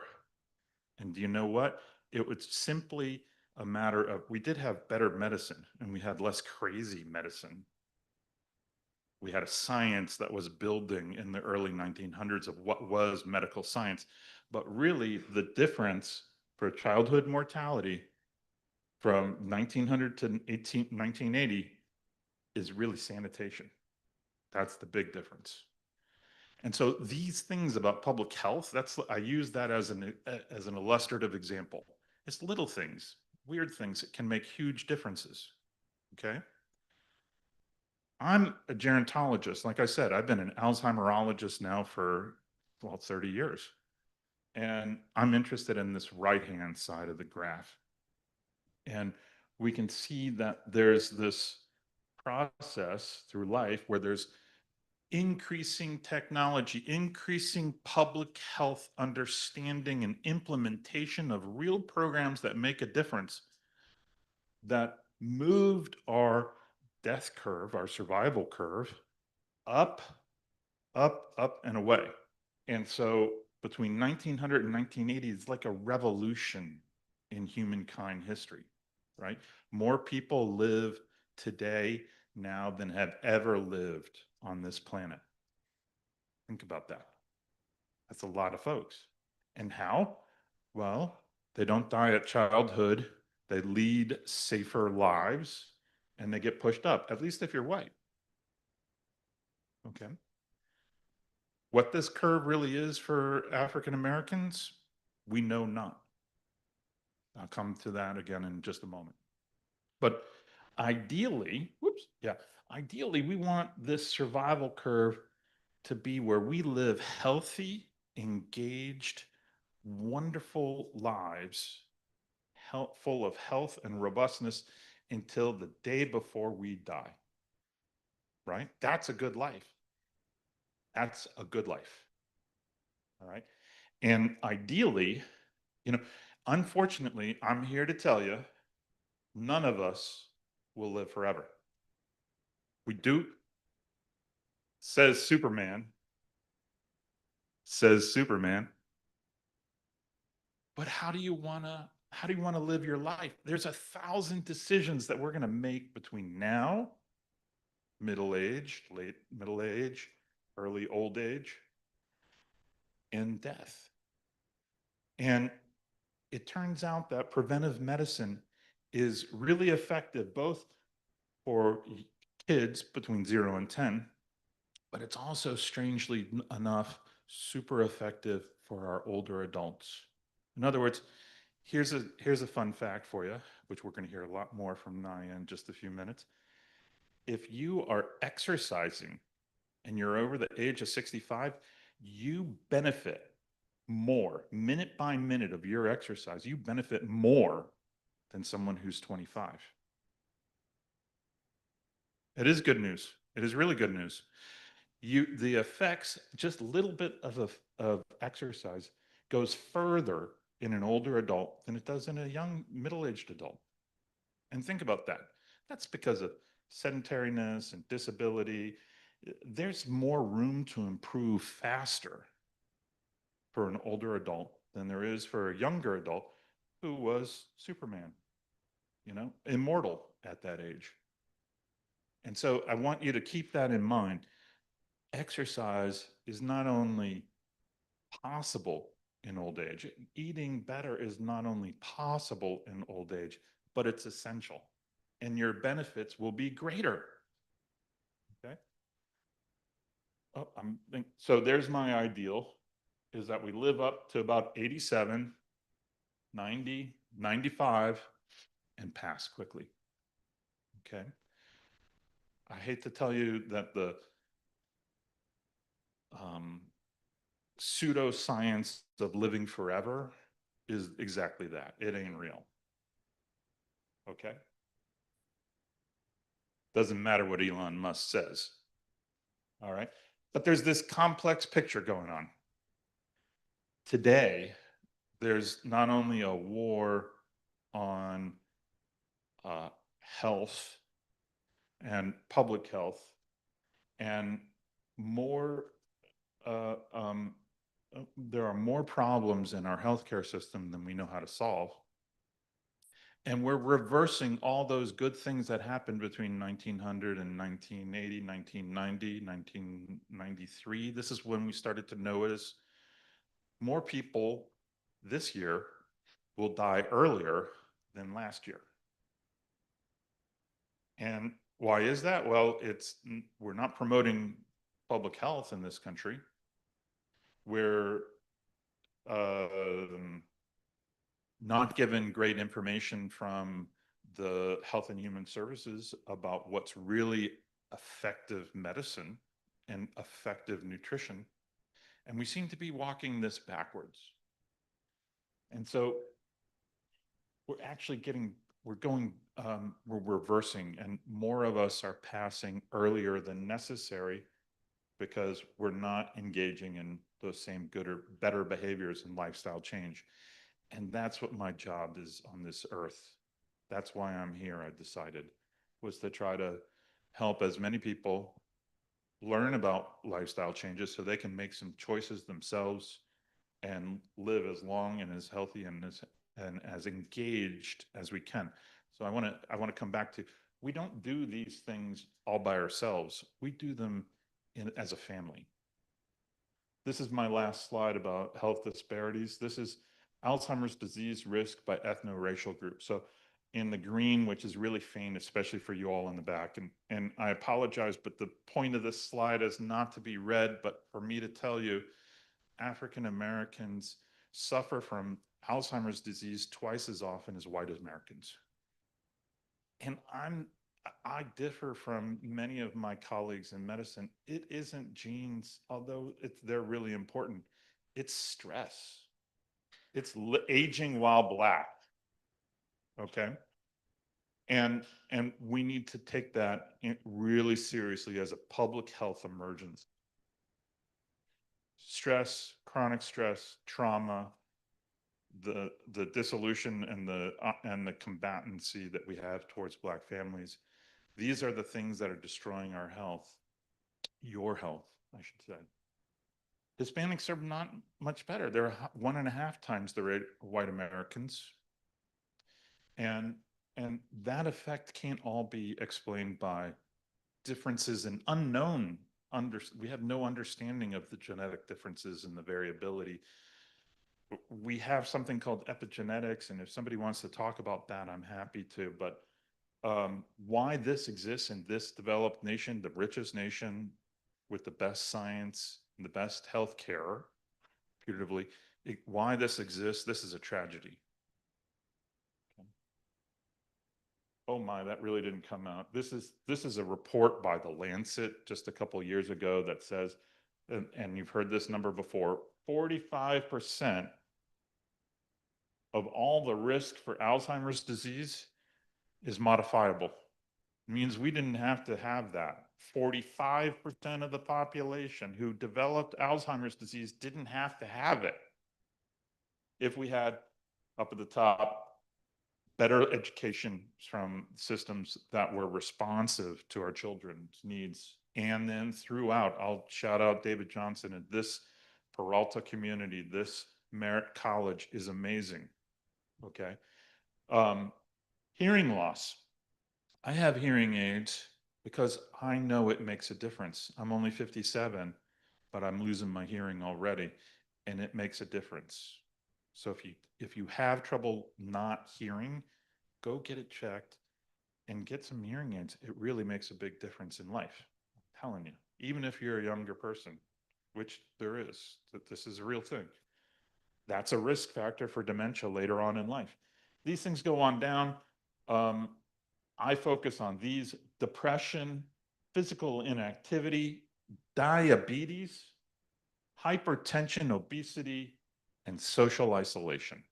Those are real risk factors for dementia. They are endemic in the urban African American experience in old age. They just are. And how can we improve the living conditions and make a better life, a good life for all African Americans? Well, we changed some behaviors, right?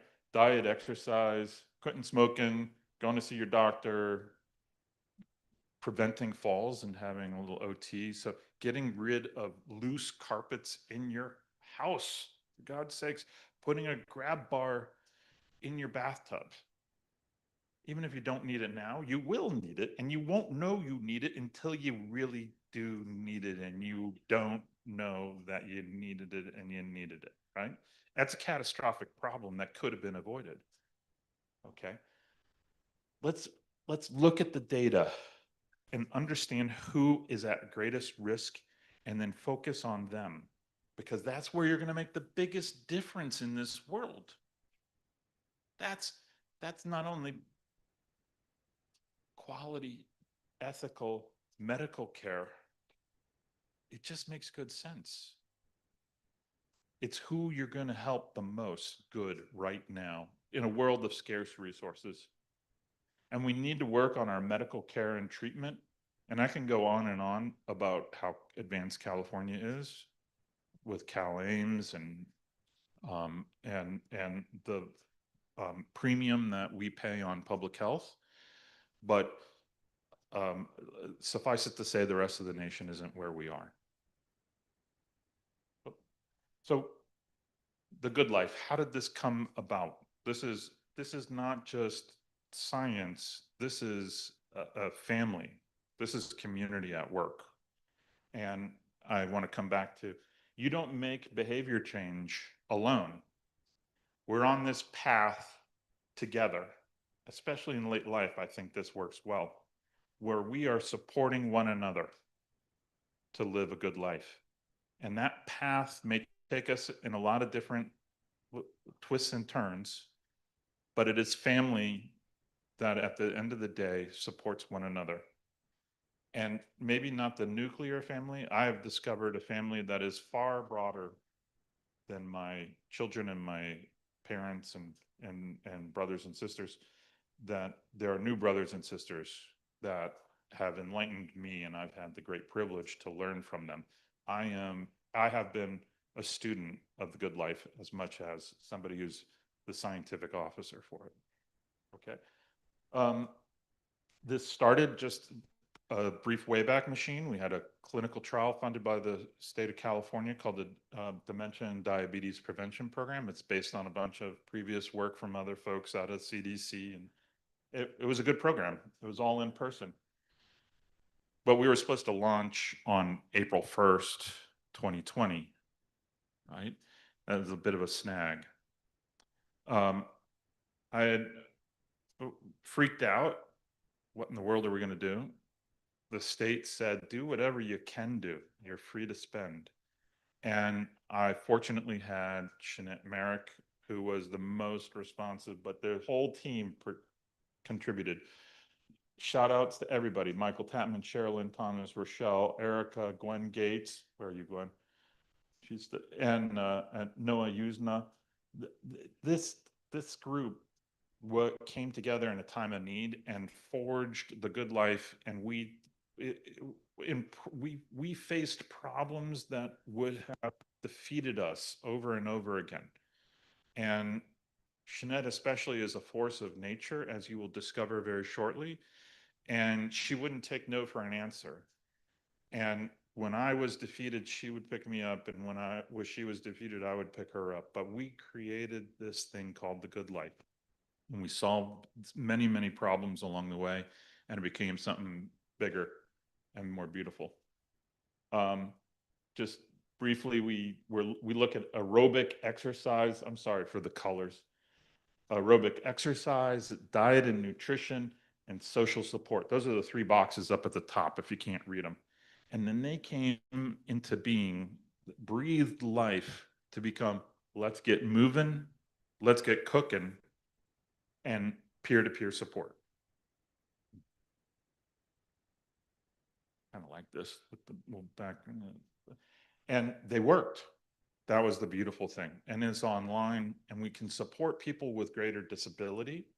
We host 17 different classes at our Zenith a week on all of these different types of programming: reminiscence therapy, mindfulness, exercise at a variety of different levels, from those folks who are chair-bound all the way to those people who want their butts kicked by Michael.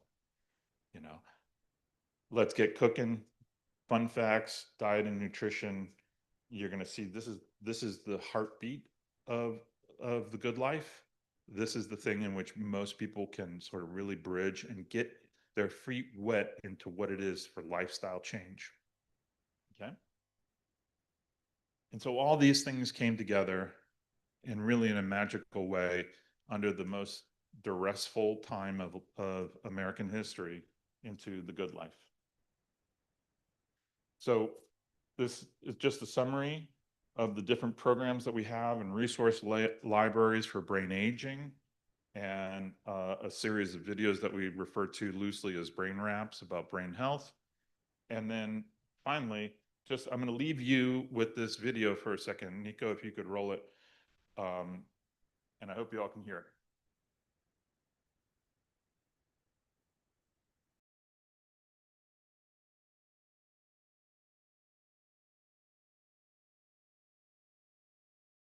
There is a health crisis in Black America caused by an American history of segregation, exclusion, and active racism. The undue stress of living in America exacts a toll on Black health and well-being. By result, Black American older adults experience faster brain aging. Preventable diseases accelerate aging, making younger Black men and women experience old age earlier than white Americans. The good news is that we can now slow down brain aging and possibly even reverse it by adopting healthier habits. Eating right, exercising, and coming together in fellowship helps to fight the worst effects of brain aging. That's why UC Davis School of Medicine and the California Department of Public Health have teamed up to create The Good Life, a program designed by experts for healthy brain aging in the African American community. The Good Life offers exercise, diet, mindfulness, and peer support classes to help Black older adults back to age gracefully and to live a long, good life.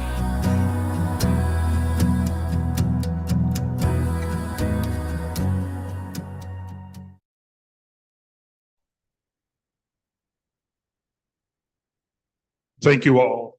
Thanks for listening.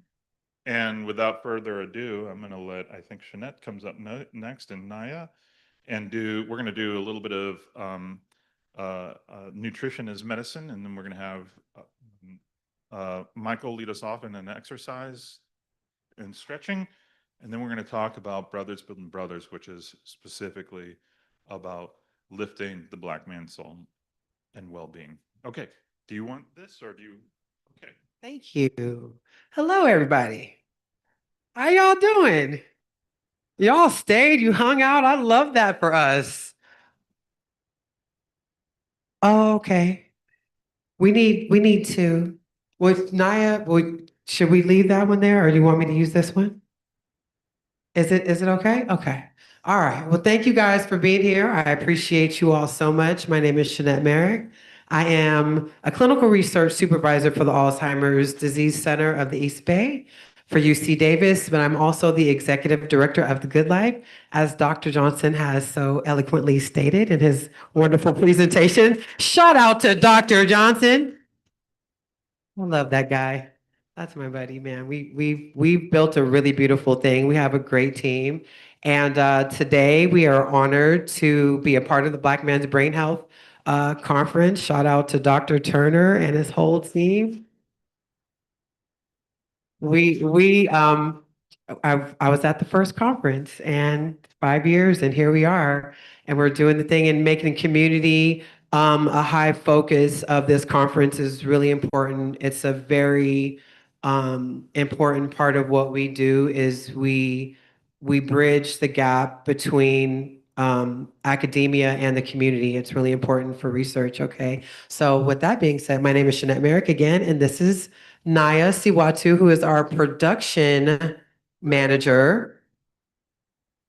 She also happens to be my eldest daughter.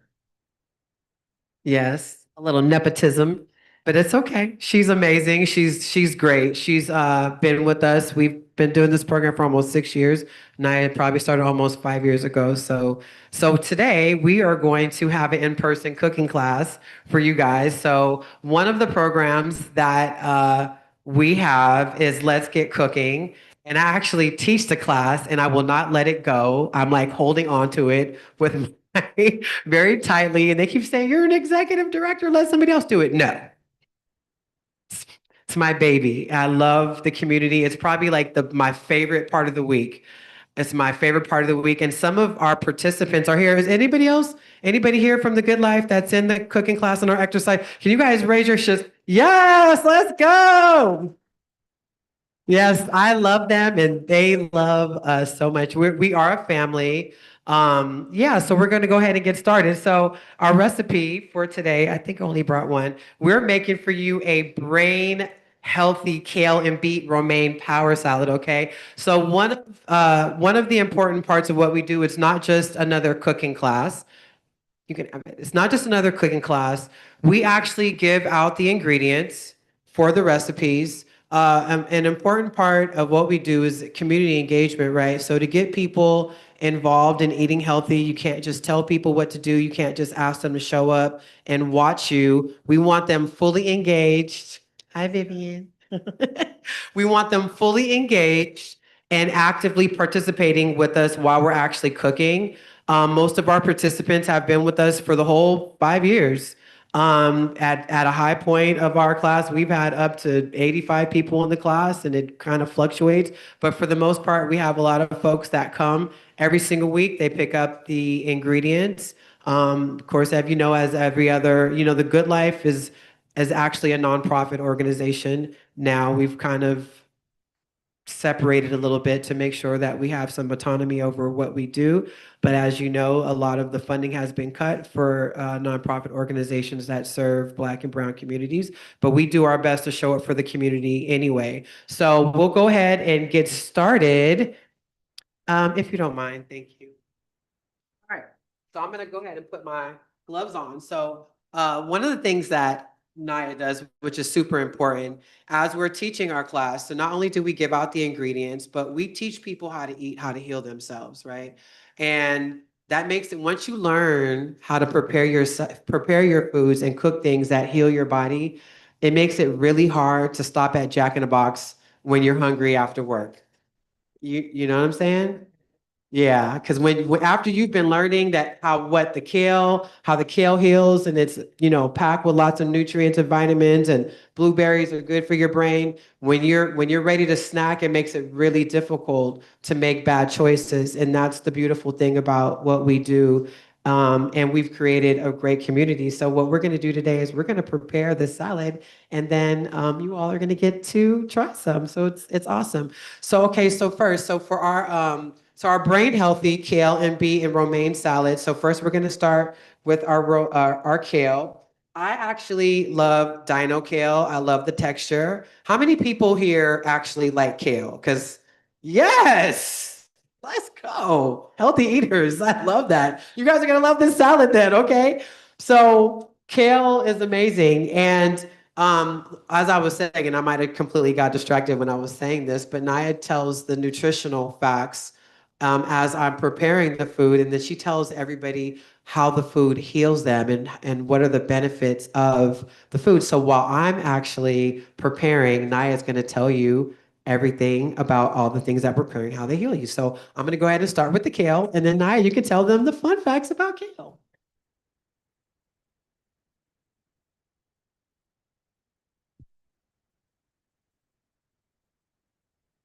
Well, hello, everyone. Thank you so much for joining us today. Today we are making a lovely leafy green-based salad, and one of our main ingredients is kale. Some of the healing benefits of kale is one of the most nutrient-dense foods on the planet. It also supports brain detoxification and reduces neuroinflammation, which is really supportive. It also has rich compounds that protect against cognitive decline and supports liver health, which is also better for hormone and blood sugar balance. And I'm gonna take it back a step. What I'm gonna do, let's go through all the ingredients that we have here, just run it down for them, and then I'll go ahead. All right, so inside of our brain healthy kale, beet, and romaine power salad, we have one bunch of kale. What we're going to do, we're going to de-stem, chop, and massage the kale. When we massage the kale, it helps break down the fibers. It also makes it softer to chew. We're using 2 cups of romaine lettuce that will be chopped, 2 cups of baby spinach, 2 cups of arugula, 2 medium raw beets, peeled and thinly sliced, 1 cup of fresh blueberries, a half a cup of walnuts, roughly chopped, and a 1/4 cup of pumpkin seeds. And what we do at The Good Life, we do not buy store-bought dressing or salad. So we are making a homemade dressing, and with that, we will be using 2 tablespoons of fresh lemon juice, 3 tablespoons of extra virgin olive oil, 1 teaspoon of Dijon mustard, a small garlic clove.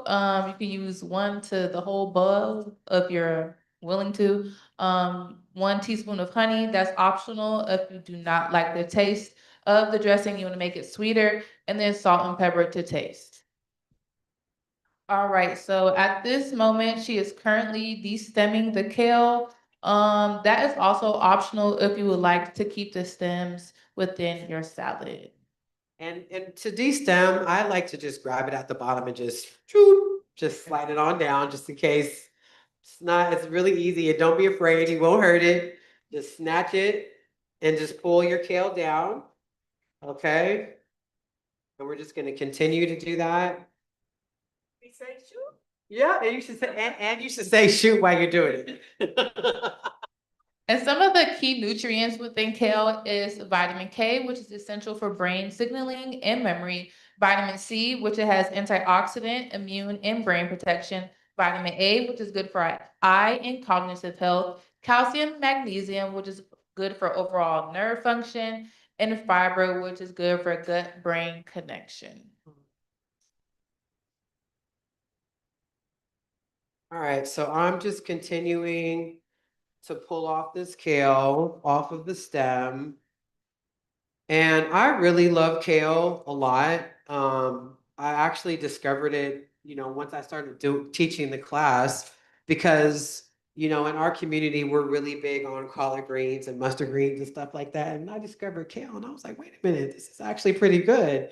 And so I ate it a lot. And so with the kale, you can just give it a rough chop, just like a nice little rough chop. And then we're going to throw it right into our bowl. And one of the first things that we're going to do, so I'm going to get this kale together first, because per the recipe, we're supposed to make our dressing first and then massage the dressing into the kale. And so massaging the kale when you're making a kale salad is like essential. You don't have to, but if you don't, you're going to have it's going to be, unpleasant trying to eat your kale, okay? And so a lovely thing to do, you can either use olive oil and maybe like a little bit of lemon juice, or if you make your salad dressing, you can massage your salad dressing into the kale. So what I'm gonna do first, I'll prepare my kale, and then we're gonna make the salad dressing, massage that salad dressing into the kale, and then throw everything else on top, because we don't wanna massage the arugula, because it's not, then your arugula is gonna be wilted, yeah. So we'll go for the salad dressing. All right, so within the salad dressing, just to go over what we'll be putting inside of it, again, it's 2 tablespoons of fresh lemon juice, 3 tablespoons of extra virgin olive oil, a teaspoon of Dijon mustard, 1 small clove of garlic, finely minced or grated, a teaspoon of honey for optional sweetness, and salt and pepper to taste. So first we're adding our lemon juice, and if you don't have one, we highly suggest to get you a lemon squeezer. Here, even though I need a smaller bowl for this, but we're gonna make this work, okay? Live demos are really interesting because there's always something we try to prepare prior to the session. And shout out to Irma, because Irma spent a lot of time after I did the shopping yesterday, prepping all of the stuff so we can make sure that we had a very smooth demo. But you know, when you want things to be smooth, nothing's ever really smooth. I'm sure that I just dropped a few seeds in there, but that's okay, because a little seeds never hurt you. All right, and so we put all of our peels to the side, and with our stems, we always keep our stems. And for my Good Life folks, I want you to tell them, what do we do with our vegetable scraps? We don't throw them away. What do we do with them? Why do we put them in the freezer? That's right. We make our own vegetable broth. So we you know, one of the things that I'm like big on in the cooking class is like really teaching folks, one, like they said, I have not bought salad dressing in 5 years. Since I started teaching the class, I have not bought store salad dressing. And the other thing that we do is we keep our stems, our scraps for our vegetables, put them in a bag, and we make our own vegetable broth. So it comes in handy when you're making soups and things like that, okay? So we have our lemon juice. I probably put a lot, but that's okay. And then we're gonna go in with our olive oil. And some of the benefits of this dressing are lemon juice. It helps enhance iron absorption from greens. It supports liver detoxification and digestion. And it also is an alkalizing effect. Extra virgin olive oil is a core component within the Mediterranean brain healthy diet. It also reduces inflammation and protects our neurons. Garlic, which we will be crushing up and mincing, it improves circulation and lowers blood pressure. And once crushed, it does release allicin, which has a lot of anti-inflammatory compounds and sulfur compounds that are great for our beneficial health. And the recipe calls for 1 clove of garlic. That's criminal. I don't believe in 1 clove of garlic. I normally, when the recipe says 1, I normally do like 3 to 4. They all know. I'm like, yeah, the recipe says 1, but I'm gonna add a couple extra. And that's, you know, if you like garlic, never let a recipe, the recipe is like the blueprint, right? It's like the generic blueprint. You take the recipe and you modify it to whatever works for you and your family. So if you don't like blueberries, add strawberries. You know, if you don't like garlic, add shallots. If you don't like any of it, don't add it at all. But never let a recipe, you know, because I have a lot of people in my class, they're like, when they started, they're like, well, I don't really cook that much. Don't let that be the reason that stops you from eating healthy, okay? Just take a chance. And you know, sometimes when you make stuff and it's like, maybe other people don't like it very much, but it tastes good to you because you made it. So that's all that counts. And so we're gonna just go ahead. And I like to smash it. As Naya said, when you bust that garlic open, it releases the allicin, which is it's the important component of releases the nutrients and the antioxidant benefits of the garlic. Okay. And it keeps the vampires away. For those of y'all who've been to New Orleans. Shout out to New Orleans. We were there last. And I did meet a vampire, actually. At least they said they were a vampire. I don't know. We'll see. All right. So you want to go ahead? You can go on with some of the other. Yes, what else do we added the Dijon mustard, which adds flavor without sugar and also supports digestion and metabolism. Its key nutrient is low calories and trace minerals.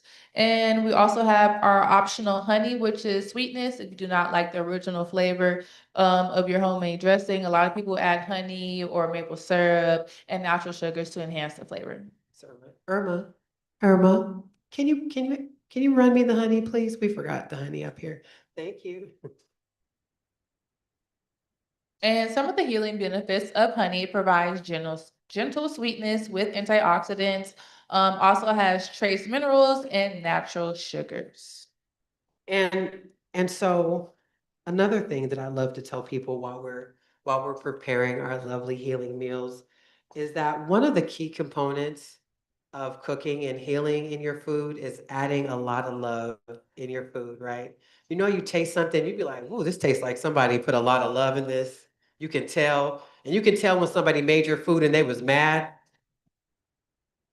Okay, so when I'm preparing food, I really try to like intentionally think about loving thoughts and think about how it's going to heal my family's body, and I put that energy into my food. It's a really simple thing to do, but trust me, it helps. People can tell.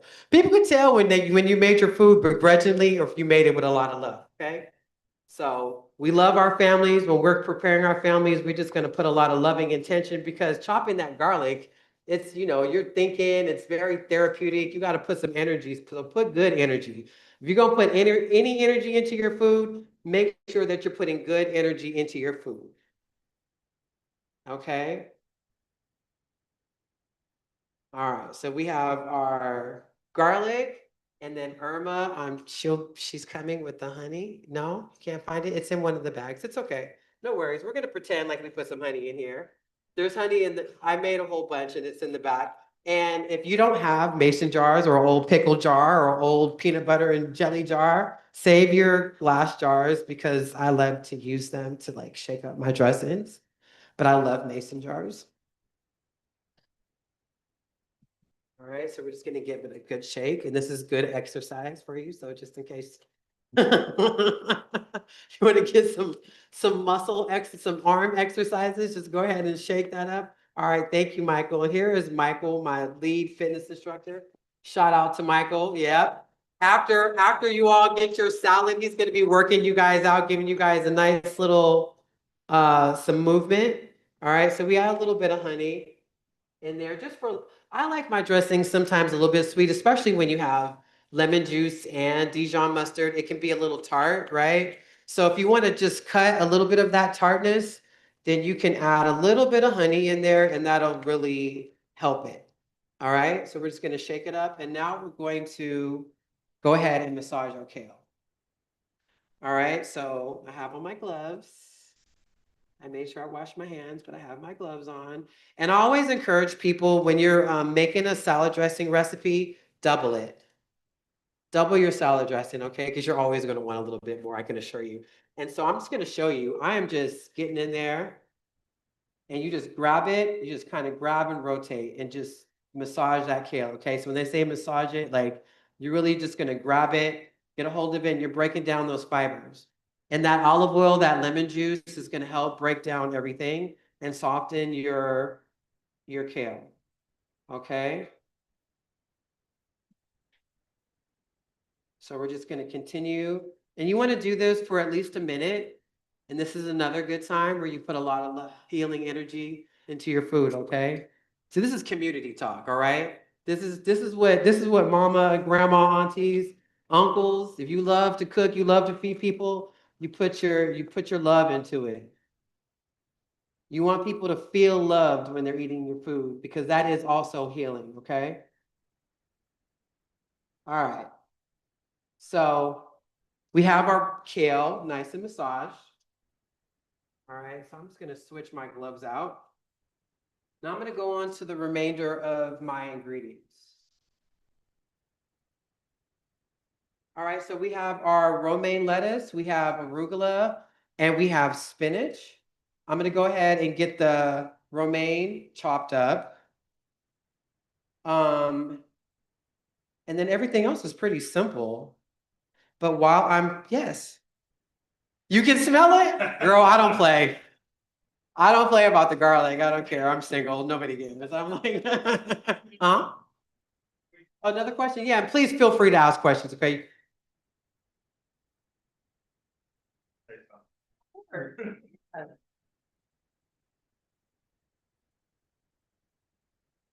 I want to just point out just a couple like essential pieces here that are really about building community and family in this online community.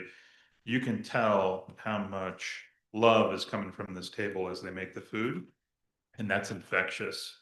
You get also an opportunity to empower the older adults who are attending to cook for family and to be leaders in the healing within the family and to have all this knowledge that they can pass on about the health and the love of this food. The food is the fellowship, and the fellowship is the healing for the social support system. So I just wanted to quote, as a clinical psychologist, I like to point out social support and the psychology of this and how important it is. Thanks, Dr. Johnson. All right. All right. So far we have our massage kale, our romaine. Did you give our health benefits for romaine? You could do that. No, and did you all know that why does hydration matter for the brain function? Brain is mostly water, and dehydration lowers focus and mood. And some of the key nutrients in romaine is folate, potassium, and water. And the takeaway of this is hydration equals better focus and blood pressure control. Our healing benefits of romaine is hydrating and gentle on digestion. It adds crunch without spiking blood sugar and also supports blood pressure regulation. Okay. So now next, I'm gonna go in and just add, so all of this is pre-wash. I'm gonna go in and add my arugula. Go ahead. Okay. Some of the healing benefits of arugula improve circulation and nitric oxide production. It supports detoxification pathways and also has anti-cancerous and anti-inflammatory properties. Right. And I've also added my spinach. So far in our bowl, we have our massage kale that has the salad dressing on it, our romaine lettuce, our arugula, and spinach. And did you all know that spinach supports mental energy? It delivers iron and oxygen to the brain. Magnesium reduces stress. And some of the nutrients is iron, folate, and magnesium, which also protect against age-related cognitive decline, supporting oxygen delivery to the brain, and anti-inflammatory and alkalizing effects. Thank you. So one of the other ingredients that we were to add into, thank you. Add into the recipe was beets, and we inadvertently prepared everything. So we're going to, so the beets are already shredded, but you guys know what beets are, right? So with the beets, you can either cut these into matchsticks or you can shred it. So of course, for the purposes of doing a food demo, everything is raw, but I love a good roasted beet. So if you want to roast your beets, a little bit of olive oil, salt and pepper is all you need. Throw them in the oven for about 20 to 25 minutes and of course cut them up. Or you can slice them really thin into matchsticks. You could do whatever you want. But what we did is we took a grater and we shredded them, okay? So you can also take your grater and you can shred them. Raw beets are amazing and they are very healthy for you. And I will tell you all about that now. Yes, beets protect against stroke and dementia, and some of the healing benefits are it supports endurance, focus, and blood pressure control, and also helps support against increased nitric oxide, which is also to improve brain blood flow. Okay, and so then we also have some blueberries. Okay, so I love to add fruit into my salad. I think traditionally we grew up thinking that salad was iceberg lettuce, cucumbers, and house tomatoes with a little bit of Thousand Island salad dressing on it. And some croutons, if you was lucky. Okay, if you're lucky, but if you had croutons, yes, it's some croutons, okay? But we are reimagining what a salad looks like. We want salads to be innovative and creative and bright and beautiful and just pour a lot of life into us. And I never like iceberg salads, lettuce ever. Like I never liked it, okay? All right, so we're going in with our blueberries. Did we do our fun facts on blueberries? Great for antioxidant and memory support. Blueberries also help improve memory, learning, and cognitive speed, and also known as a top brain food. All right. All right, so we're almost good to go here. So we have, so far in our bowl, we have our massage kale, our spinach, our romaine lettuce, our arugula. Did we do our arugula? We did? Arugula is nice and spicy. Do you guys like arugula? Good, you guys are good. I love that, good eaters. All right, we have our beets and our blueberries. And now The next things, we're gonna add in some crunch, some texture, some walnuts. Does anybody know what walnuts are good for? Uh-huh, and why? What do they look like? Let's go. They look like your brain.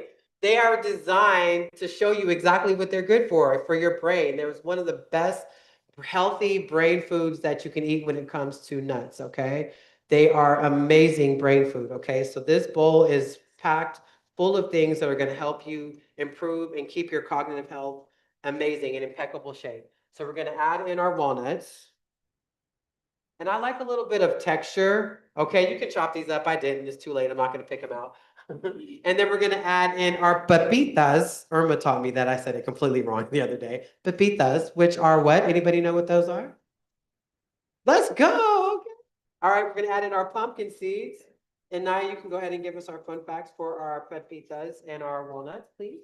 Both the pepitas or pumpkin seeds and walnuts are great healthy fats and neuroprotection. Walnuts are mostly great for our omega-3s, which help reduce inflammation, vitamin E, polyphenols, protein, and magnesium. Pumpkin seeds are great support in zinc, which is great for memory, magnesium, which calms the nervous system, and also has great iron protection.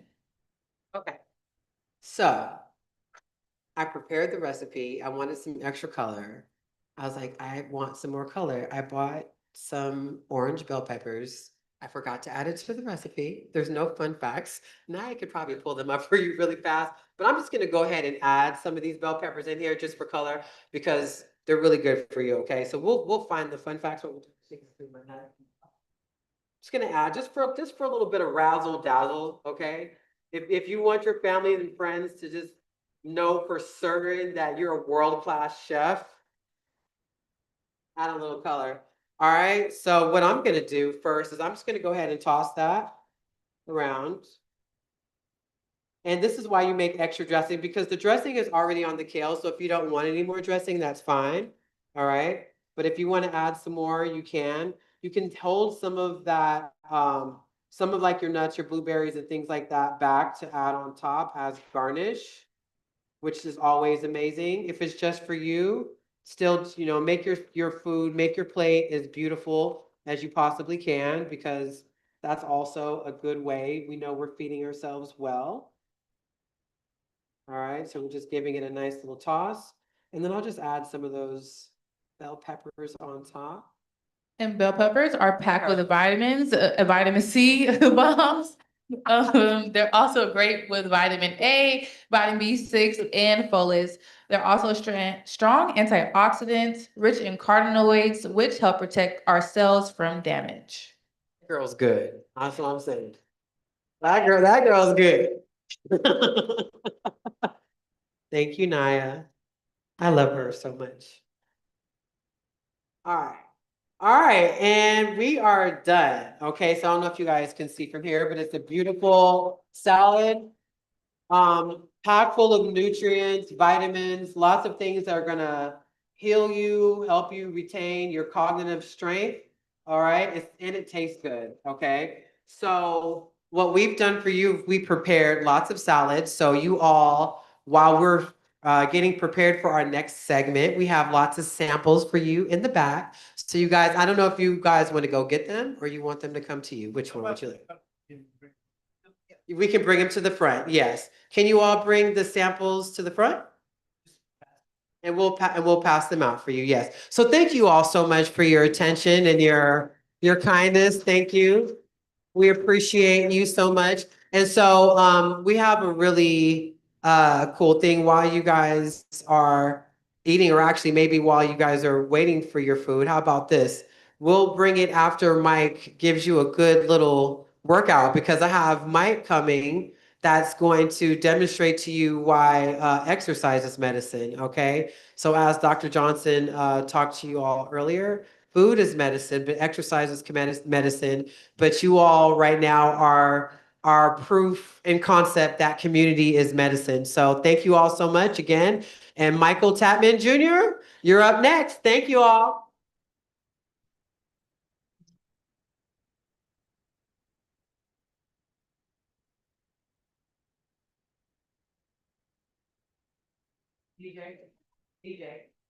Greetings, everybody.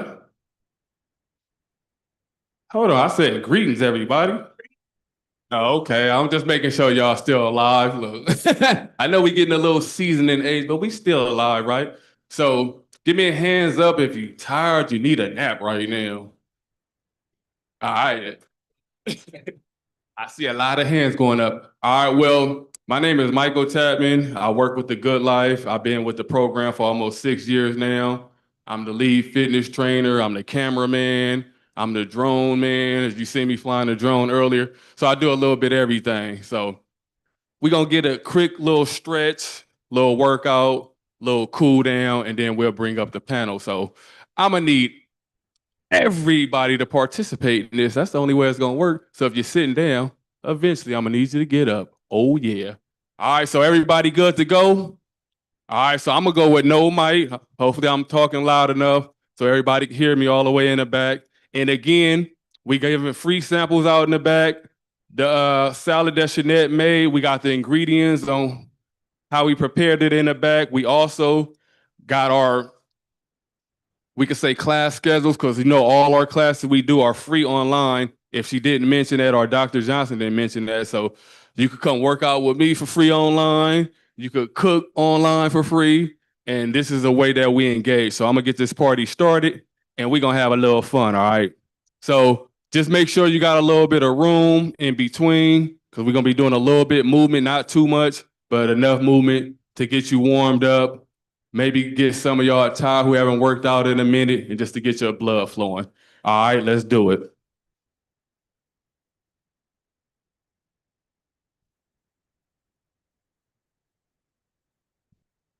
All right, since a lot of people sitting down right now, we're gonna start with our chair. So we got one exercise we're gonna do with our chair real quick. All right. And this one, I can use the mic. So this is part of our stretch. We're gonna take our leg. Just a sec. Excuse me, folks in the back. Excuse me. Brothers up here trying to teach a class. Excuse me. Got to keep it down or take it outside because he's teaching a class, please. Thank you. Thank you, brother. All right, so first up, we're gonna cross our leg, right? We're gonna go one side at a time. So we're gonna take our hands, push our knees down, and the side we pushing, you're gonna feel that hip over there. Yeah, see, this is why we do this, my brother. Look, get as high as you can. But we're gonna push that knee down so we can feel a stretch in that hip right there. All right, feel that stretch. Yeah. Stretching is important, y'all, especially as we get a little seasoned, we need it. All right, 3, 2, 1, we're gonna switch sides. Same thing, push that knee down, feel that stretch. Oh yeah. Yeah. All right, 3, 2, 1. All right, now we're gonna come out our chairs. So make sure you got a little room. All right, we're gonna do 40. So we got our feet together. I'll take it down as low as you can go and just hold it there. All right, feel that stretch. Breathe through your nose, out your mouth. The more you breathe, a little further down you can get in your stretch. All right, 3, 2, 1, open it up. Now we're gonna take it down the middle. Get down to the ground if you can. Yeah. Some of us haven't stretched in a minute, huh? Hey, it starts feeling good after a while, a little hurt, but it feel better.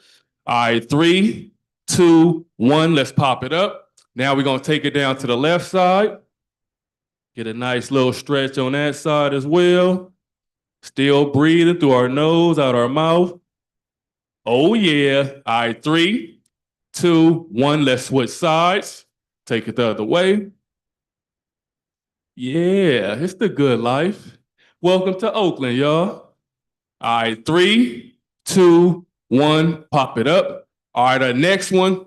Most of us hadn't did these since we was kids. Some people might be too young to know about these, but we doing it without the hula. So we got our hulas. So I'm gonna go one way. I'm gonna say 3, 2, 1, then we go the opposite way. So it's gonna look like this.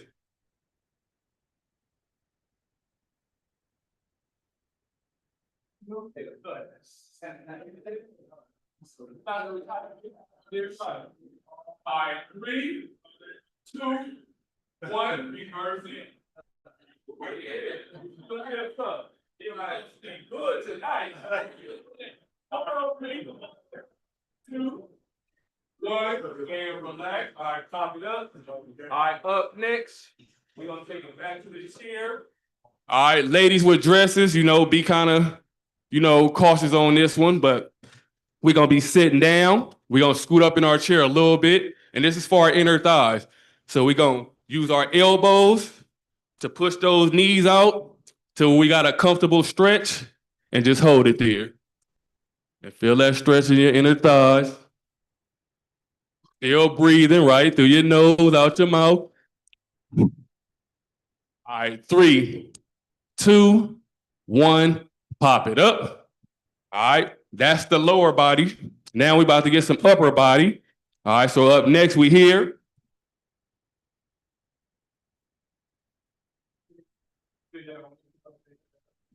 All right, clean the arm.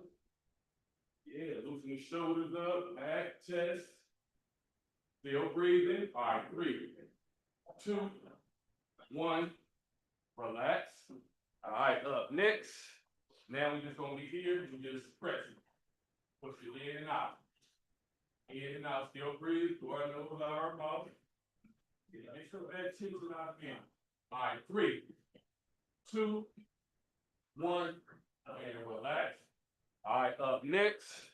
Now we're gonna get some forearm work in right as we get a little bit seated. Our grip starts going on this, so gotta shoot the forearm. So we're gonna take our fingers, pull it down to where it's comfortable, and just feel that stretch in your forearm right there. A lot of tightening, a lot of writing. All right, 3, 2, 1, let's switch sides. If you feel that tightness up in here, little TLC, that's it. All right, 3, 2, 1, relax. All right, same thing how we did with our hulas. We're gonna go one way, and I'm gonna say 3, 2, 1, and we're gonna reverse. So we got our arm circles. You can go big or you can go small, and we just be rolling, rolling, rolling. Good job, everybody. All right, 3, 2, 1, reverse it. There we go.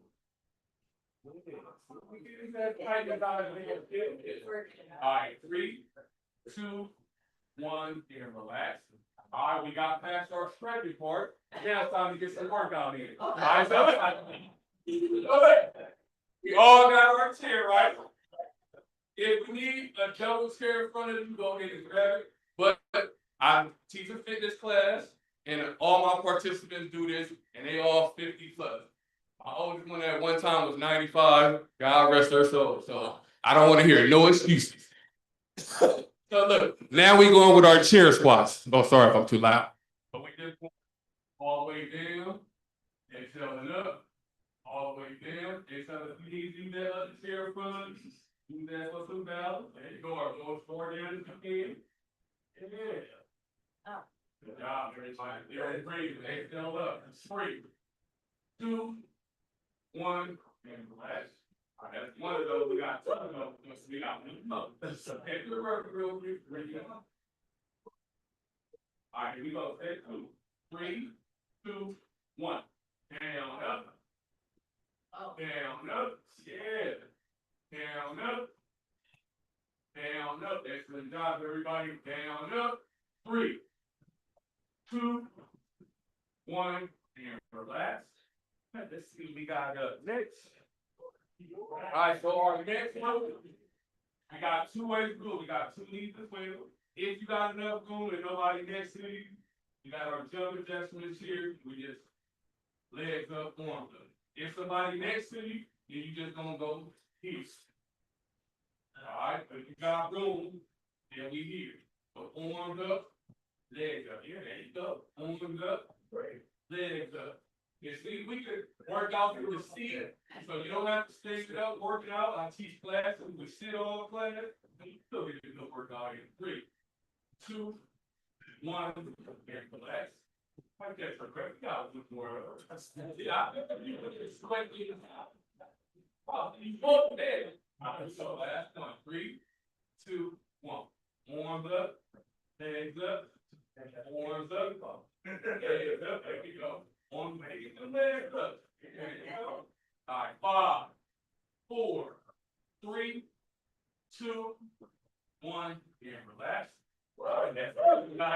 Hey, we ain't done yet, y'all. We got a couple more to go. All right, so our next one, we got 2 knees as well. Now we're about to get some more upper body stuff in, so we're gonna go here first, right? So front, side, front, side, front, side, front, side. There we go. 3, 2, 1, and relax. All right, one more. 3, 2. All right, here we go. Last one. 3, 2, 1. Front, side, front, side, front, side, front, side. 3, 2, 1, and relax. All right, we got 2 more things left, and then y'all be through with me. All right, so hopefully y'all are tired by now. All right, so this next one, again, I want you to be careful, but we're gonna use the chair in front of us, and now we got some push-ups. So we just here.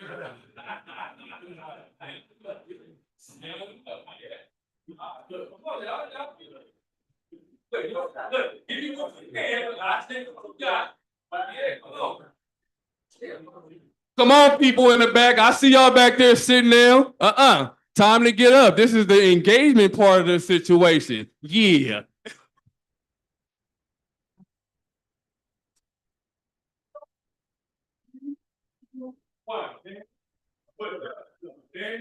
Down, push up, down, push up, down, push up, push it up over here.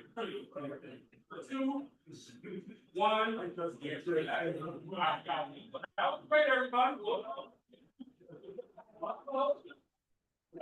All right, last one of these. Here we go. 3, 2, 1. Last. Push up. Push up. Still make sure you breathing. 3, 2, 1, and relax. All right, we got one exercise left on it, just one on each leg. So we're gonna be sitting down again. And this exercise is good for people who got sciatica. Usually it's better with a resistant band. We're gonna be sitting down. We just push that leg back to the, to the chest. Kick it out, back to the chest. Kick it out, back to the chest. This is real good with resistance band. Especially my people with weak hips, sciatica. They can go. 3, 2. How come your leg goes higher? 1.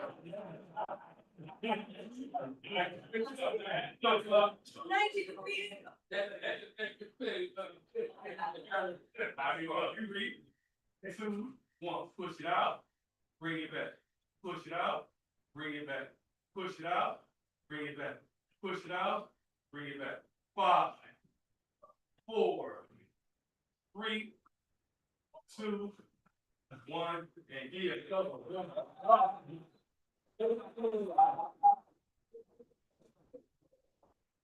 Just like to say thank you to Robert Turner and his staff for hosting this great, event for us Black men. We need it. We've been with them since year 1, and this is the 5th year. I didn't get to make New Orleans last year, but all other times I was here. But if I wasn't here, Shanette was here or Dr. Johnson was here, so the good life was always representing. So we appreciate y'all. Hopefully, some of y'all can come register for some of our classes. You can come work out live with me. You can go cook with Shanette. We offer a couple other things as well. So thank you. Appreciate y'all. Craig coming up next with the barbershop talk, which should be nice. I'm going to be on that panel as well. So appreciate y'all and thank y'all for being here. Bless.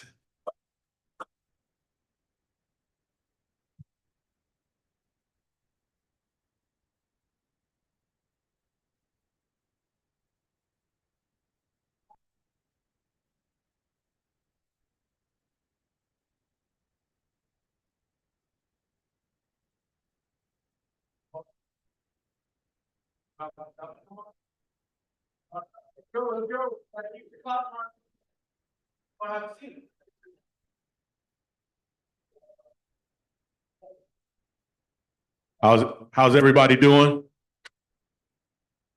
I want to say, giving honor to God that we're here. We getting all this information. Hopefully we take something with us. My name is Craig Cook Sullivan. I am one of the loved ones of The Good Life. I represent that area that I heard mentioned a few times, the barbershop. I've been a barber for 30 years. I've touched all these people that we're talking about. I've touched all these athletes, from Pop Warner to pro athletes, NFL athletes, and I've seen a whole lot of holes at the bottom. When I first came here 5 years ago with Shanette and The Good Life, I heard a lot of stuff about stats and all these things that I didn't know about, but I knew about the root of the gumbo, and I'm down at the bottom. And I know where support is real. So when we talk about mental health and we talk about brain health, it has to start with the kids. Because by the time they are NFL athletes, what is life after football? After football, sometimes comes depression. Sometimes it comes falling back into old habits or what's familiar, and a lot of times it's negative. I don't feel that our youth are represented correctly. So this is why we're here. So thank you all for being here and just taking a little bit of time to listen to me and my concerns as a barber in the community. Sometimes I'm a therapist. People sit in my chair and I get every detail of life that they're struggling with, every trauma. I see high blood pressure when he sits down and starts sweating. I see sugar spikes. I see all these things, dudes that want to be tough with gout. I just see all these problems that men avoid. And from that, I started a program called Barbershop Talk, and The Good Life gave me the opportunity to create a Zoom platform. And so weekly, I have men come on, black and brown men. We come on every Wednesday and we discuss vulnerability. We discuss health. We discuss processes and pathways to get out of these mental spaces that we think we thrive in, which is really dangerous grounds. So I have my brother Drummond. He is one of my famed, not just a friend of mine that, a lot of my guys that I meet throughout life and in the barbershop, they come from customers to brustomers. They become my brother. We become family. And, with that, I kind of threw him in the flame. He didn't know he was going to come up with me today. But I just, I wanted you guys to see authenticity. I found, so we have the great Mike Tapman. He was the fitness guru. He actually was one of the reasons why I decided to change my life and change my health and my eating habits and things like that. So in order to be a leader of men, I have to be transparent. I had to start therapy. How many men do therapy? I had to work on habits that were dangerous. One of them is I stopped drinking alcohol, which is a large contribution to everything that a lot of our brothers, black and brown brothers and sisters struggle with. From depression, alcohol is probably the fuel to the flame. You know what I mean? So this is why, I felt that, this kind of platform needs to see groundwork. And from that, from Barbershop Talk, some brothers of mine, we created a free football camp just to get the kids active. So my program is called NABM, New Alliance of Black Men. As a barber, I'm a resource, everything. I know everybody, so I try to plug and connect people in the right places and spaces. So we created a football camp, and we're going on year 4. Looking for partnerships, anyone who loves the kids and want to be a part of, making kids great again. That slogan, make the kids great again. How about that? And with that being said, I have an awesome coach, Dion Evans and his son. And I wanted the coach to be here. And I think there's no excuse. Youth football coaches aren't at this platform. They need to be here to learn the conditions and what can possibly happen with these kids. And as well, you guys need to hear their concerns and how maybe we can tweak some of the services and the resources that need to come down to these youth programs. And hopefully we can get some of that blessing from the NFL since they're recruiting our kids. You know what I mean? So, you know, hopefully by the end of this talk, someone in this room can call someone in this out this room, plug and connect.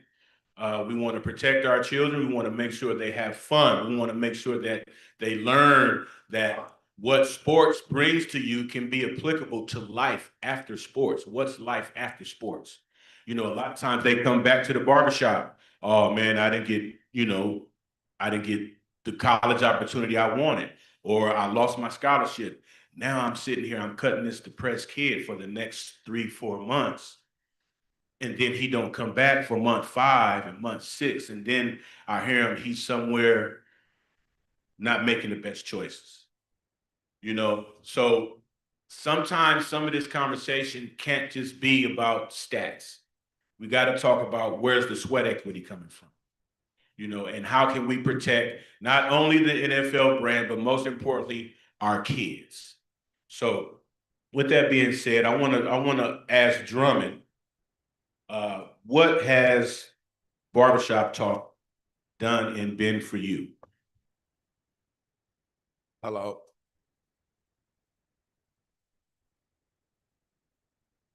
Hello, my name is Drummond Payne. And what Barbershop is to me, it's what Barbershop is for me, it's a place where I can get a full tune-up. Meaning, if I don't know how to talk at work because I want to go off, there's somebody on there that's going to be like, okay, Drummond, this is what you need to do. And, you know, it's like a mechanic shop that's awesome. And it also taught me, it also taught me how to be more comfortable in my own space, because I like to be quiet, and you know, sometimes you have to talk. So Barbershop has enabled me to be more of a stand-up type of guy, because I'm around what I need to be around, like Black men, like the true meaning of a Black man. I could be me, I could be vulnerable. So that's what I like about it, the vulnerableness of it. And then, like, you know, they may rough you up, but they're gonna love you at the end. You know, that's the part I really like. Yes, thank you. And see, one of the things that we do is we encourage, get comfortable being uncomfortable. Because sometimes the comfort zone and the complacency space erases us from a reality that we need to be living in. We need to live in the now. And a lot of Black men, because we have these small boxes and we compartmentalize so much pain and so much stuff, and we can't have feelings, we can't express emotions, so we compartmentalize it. And a lot of times, you know, we unleash it in the wrong areas. So, you know, thank you, Brother Drummond, and I really glad that he said something, because you just don't know. I've been knowing this dude a long time, and for him to do this, you know, let alone, you know, this is my first time speaking in front of this amount of crowd, but to get him to do this, know that, you know, we're working. We're working. So my next guy, Brother Michael Tatman, his energy is just always off the charts. You know, you never know somebody until they open their mouth. And once he says what he says, that the whole room is woke. You know what I mean? So, Brother Mike, as a former football player, as a current athlete, as a fitness coach, why is fitness important for kids, and how can it be applicable to them to life? That's a great question right there.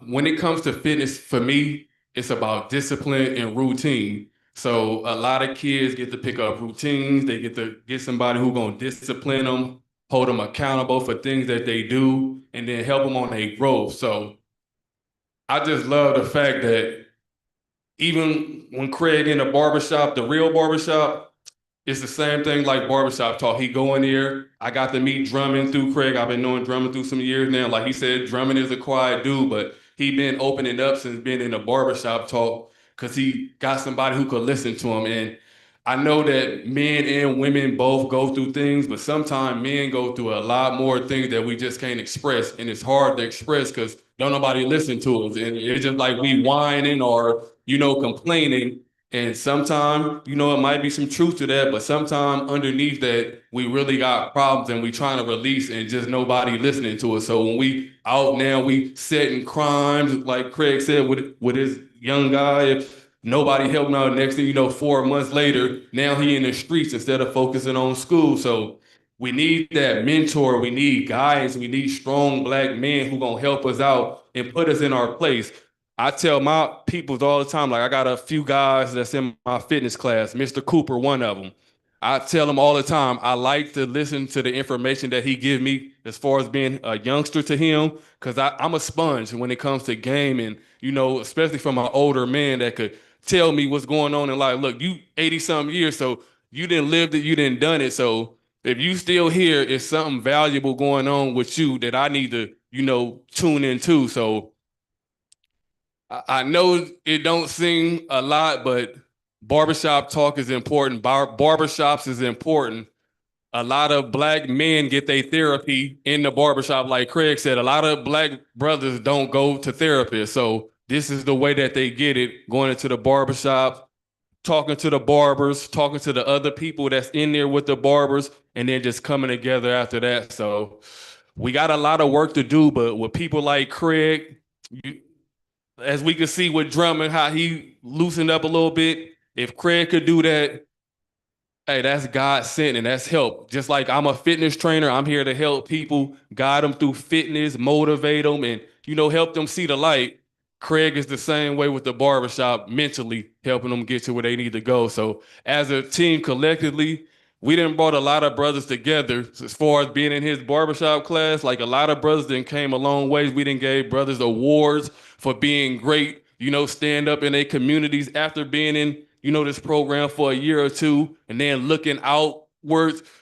A lot of these brothers is really being staples in their communities now, and it's all because of people like Craig and the barbershop talk. So fitness, barbershop talk, we need it. And I tell kids, look, this is the routine. I train like a couple of kids now. One of my participants, her name Gail, I train her grandson and one of his friends. And when I first got them, the only sport that one of them knew was golf. The other ones didn't really, but they didn't really know other sports, basketball a little bit, football a little bit. But since I've been working with them, now I tell them they can go play any sport. They good in basketball now. They good at football. I tell them, if you want to run track, we can focus on track. So they listen and they learn. And I became a mentor, without even trying. So that's my give back to the community as far as, helping the young people. Because as you know, I also work with the seniors and the veterans. So I'm just trying to help everybody all the way around the board who want to be helped. So appreciate you all. Man, Brother Mike. So, one of the things that who I am and what I am to my community is, they belong to me. I belong to them. If we got a blood pressure machine in the barbershop, if you're not looking right, go on and stick your arm in it, Daddy-O. My mom, I'm connected with a lot of people. My mom is part of a nursing sorority called, and I want to make sure I say it right so I don't get in trouble, Lambda Chi Chi Oakland chapter of Chi Eta Phi. And what they're going to be doing, partnering with NABM and Barbershop Talk, is they're going to bring nursing services. They're going to check brothers' A1C level. They're going to check, blood pressure. They're going to bring that to the barbershop. As we know, it's a lot of times, we don't want to go to the hospital. We get our paycheck, we pay the bills, we make sure the family's okay, and I'm at the house smoking a cigar or sitting back eating some chips, watching the game, everything that's unhealthy. So, we want to bring a lot of these resources to the barbershop because that's where men are comfortable. That's where men will be vulnerable. That's where a truth can come out. That's where somebody may call you in a lie, you know, and you have to be up about it, like, you know, and deal with it. You can walk out the barbershop and have an attitude, but you're going to come right back to that brotherhood. You're going to come right back to that safe space where you know no one's going to harm you. So my next question is for my coach, Brother Evans. What drew you personally into working at the intersection of youth, sports, community, and well-being? Excellent question, my brother. Allow me to start it like this. There's a story of a village that was at the end of the river. And while the villagers was out at the river, a body came downstream, dead. And while they're sitting there looking at the body, another body came down the river, dead. And everybody that kept running down the river got younger and younger and younger. Finally, somebody with wisdom in the village said, somebody needs to go upstream and find out what's going on. I'm one of the people who have decided to go upstream. I coach as a tool of teaching life skills to young men and women early, so we don't see their bodies floating down the river dead. Absolutely. I fundamentally believe that sports is an amazing vehicle in order to get our communities in a positive direction if you have positive people operating at the highest levels in the village. We all know that it takes a village to raise a child, but what happens if there's sick folks in that village? So we have to not only protect the babies and train them up, we got to actually deal with some of the sick folks in the village who will contaminate the child because of their own sickness when they weren't dealt with as children. So it's a both and situation. I appreciate what the brothers are doing with the barbershop. I don't go to the barbershop as much anymore. But the barbershop will always be essential to people who look like me, because whenever you go there, you're going to get a conversation that's beyond dope. But for me as a coach, the reason why I do what I do is because I have to reach the youth before the streets get them. I got to reach them before bad parenting sets in on them. I got to reach them before they reach that youth football coach who wants their mama but don't really care about him. I got to get to that kid before that kid gets screwed up by police. I got to get to that kid and give that kid some sense of direction when that child doesn't even know they're being directed by me. I often tell my athletes, I'm Mr. Miyagi. I'm going to make you wax on and wax off. I'm going to make you paint the fence. And as soon as you get frustrated with me, I'm going to show you what I've been teaching you all along. And in the end, you'll be great and you'll bless yourself for listening, and I'll be blessed because I will watch you come down that river as somebody who made it and not a dead body. Come on. That's why we need these coaches here, because they're going to deliver you something that's raw and uncut. A lot of times we as barbers and community people, coaches, we deal with people with dying spirits, hopeful, you know, a lot of intentionality on being great. These kids that's willing to throw their bodies around because they're all their family got. At least that's what they think. You know, they come to practice stressed out already because whatever's going on at home. And then that kid, when I listen to YouTube and I listen to former players say, we need to draft guys with anger. We need kids with a chip on their shoulder. We need some kids with some trauma that's coming from something, because they're going to get out there and be the most violent and most incredible performing athlete that we need. Well, what happens to that kid when football is over with? What happens to that kid when an injury wipes him out and his family turns their back on him? That kid that everybody was coming to the game to see, now no one is checking like, are you okay now that you're not useful to our family anymore? So there has to be a better, we can't just talk about taking care of these kids or these young men once their brain is already damaged. You know, we have to love correctly. You know, we have to do it in a better manner. Now, what better gift will we have than a young man who has this opportunity, who's actually going to have a signing day tomorrow? You know what I mean? Congratulations to him. You know? So my question to you, I'm coming off the top of the head. As a youngster, being coached, a father who's very knowledgeable about football, what would you like to see the NFL offer youth programs that can better support you or your peer group who don't have, or youth program don't have what you guys have or what the bigger schools have? Ooh, that's a great question. I would say ultimately the thing I would like to see the most is it would more so be counseling, really. You know, growing up, I've had brothers, cousins, even just, you know, regular old teammates, you know, they football is their outing, you know, so it's tough for them because as soon as they step off that field, you know, they got to worry about going to the street. You know, they don't know what's going to happen. So for me, I would say counseling, because there's a lot of things that people deal with on a day-to-day basis that they can't really talk about because it's stuck inside them. They can't really find a way to get that out. So I would say ultimately counseling is one of the biggest things I would look for. Wow. Question?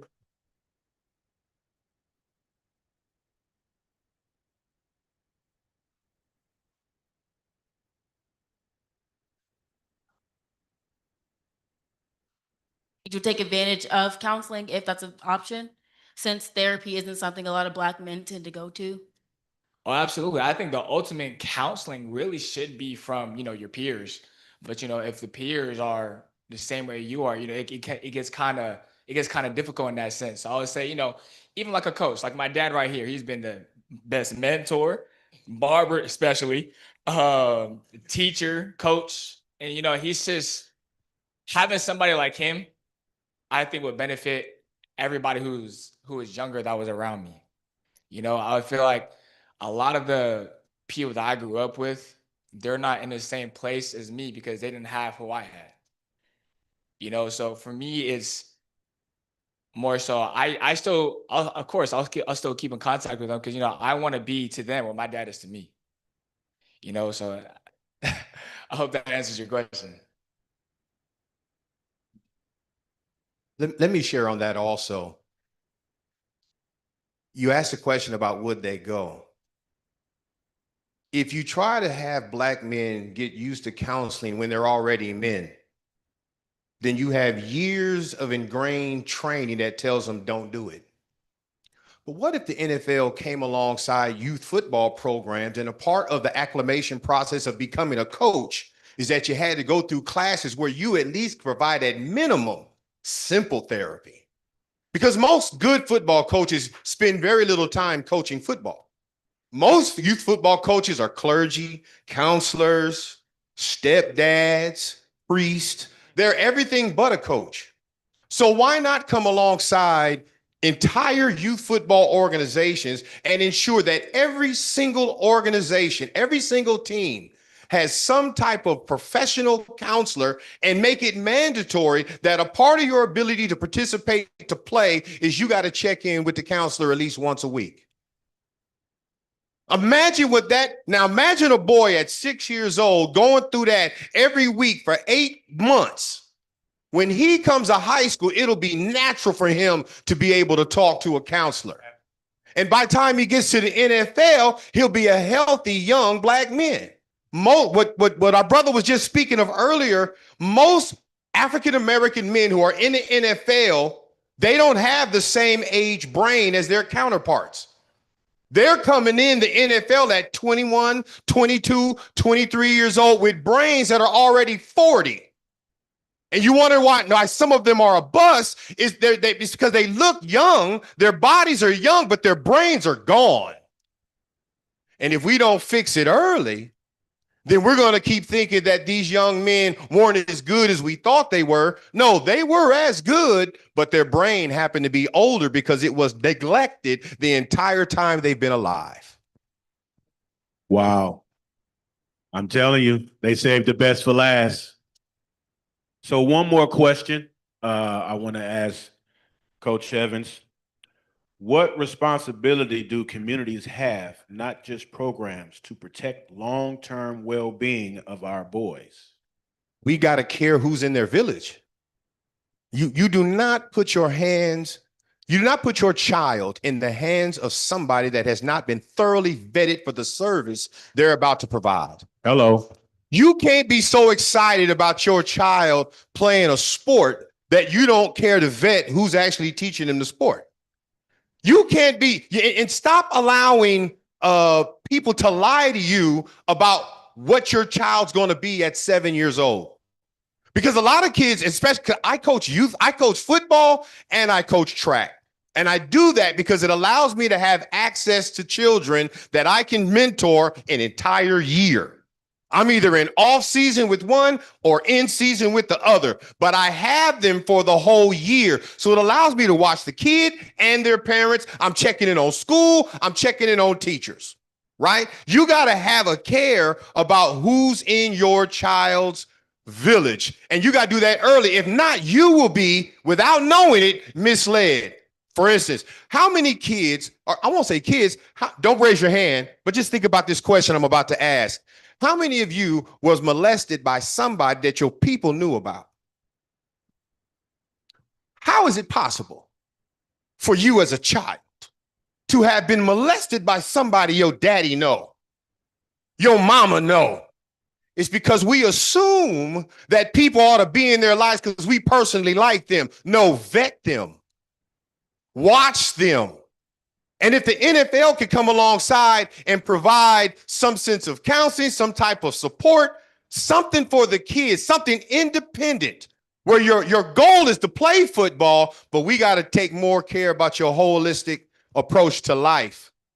Because some of the decisions they're going to make, a lot of the cognitive disorder issues that we're going to see with our young people is not only the helmet hits because they're wearing helmets that have not been properly sanctioned and reconditioned by a proper helmet company, but the trauma that they've gone through on top of the injury to the brain creates a 19-year-old out of high school who doesn't know how to make good decisions all the time. And our prisons and our juvenile detention centers are filled with young men who that is the truth for them. It ain't that they're bad. It ain't that they're this, that, and the third. It's that these things happened to them when they were small. This happened to them when they were in sports, and nobody cared until they got a case. So then we throw them away instead of learning from them so that we can stop the bodies from coming down the river dead. Come on. I want to thank y'all, man. And what I heard is them same system and strategies up top for success, we need them down here at the bottom. Thank you.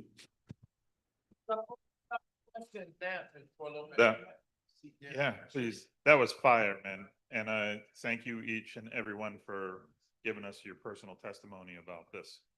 I mean, Brothers Building Brothers is, I mean, it's not a good life without all, it's not a good life without all men and women, young and old, in this mix. And I want to personally thank Craig for putting together this group of men, Michael too, and bringing forth, speaking a lot of truth. Also now, I want to bring up folks from The Good Life. I see Shanette sitting here. I hope Naya's here. Michael's here. And we're going to take questions from the whole audience and out in Zoom land as well. So please give us some questions. What can we tell you that we haven't already talked about? Yes, sir, right there. I got a two-parter based on the barbershop talk. Has there been any exploration? Because I know that the barbershop is also very portable within an NFL or NBA building, franchise. Has there been any thought to, taking what you're doing in the community inside a team? Absolutely. But honestly, a lot of times the teams want to come to the barbershop. You know, they want to come and get that authentic energy that may be different in the locker room. But yes, I've definitely thought I've been, you know, to a few different locker rooms, you know, Warriors, the 49ers, Giants as well, you know, giving haircuts. But mostly they like to come to the shop to get that seasoning. And then the second parter is, given the importance of getting more of us into research, how is your barbershop or your efforts help with that? We have an open door for you to come on in.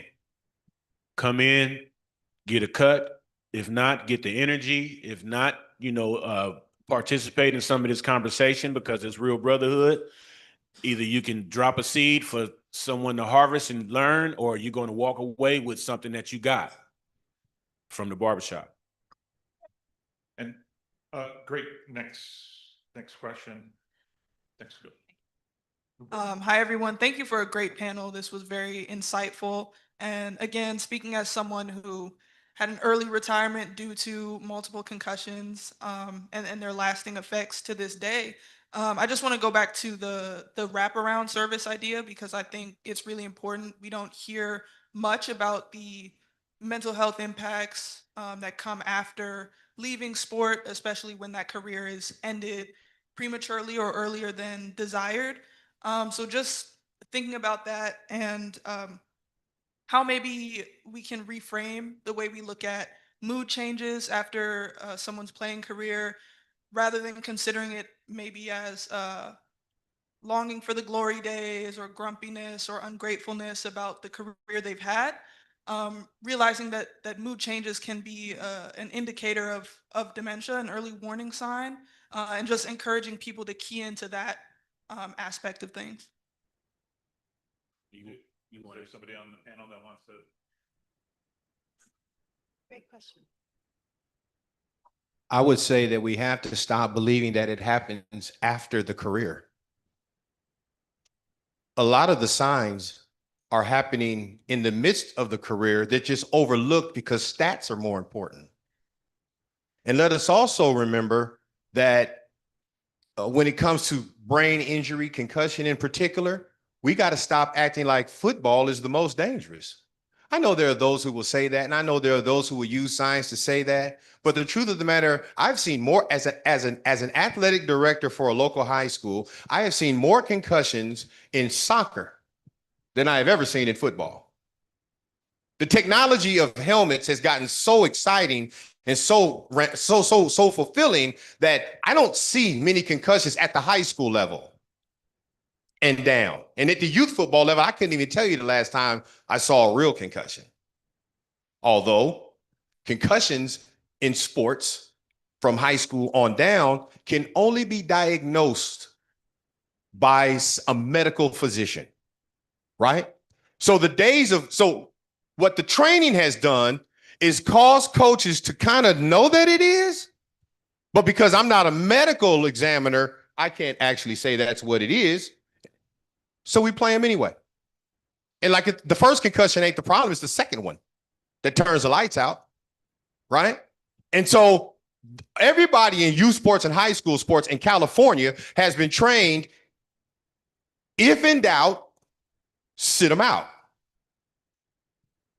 But how many coaches have been trained on ethically how to do that when the game is on the line? When you need that quarterback because he's the only kid who practiced all week. When you need that running back because he's the only one you trust not to fumble the ball inside the 10.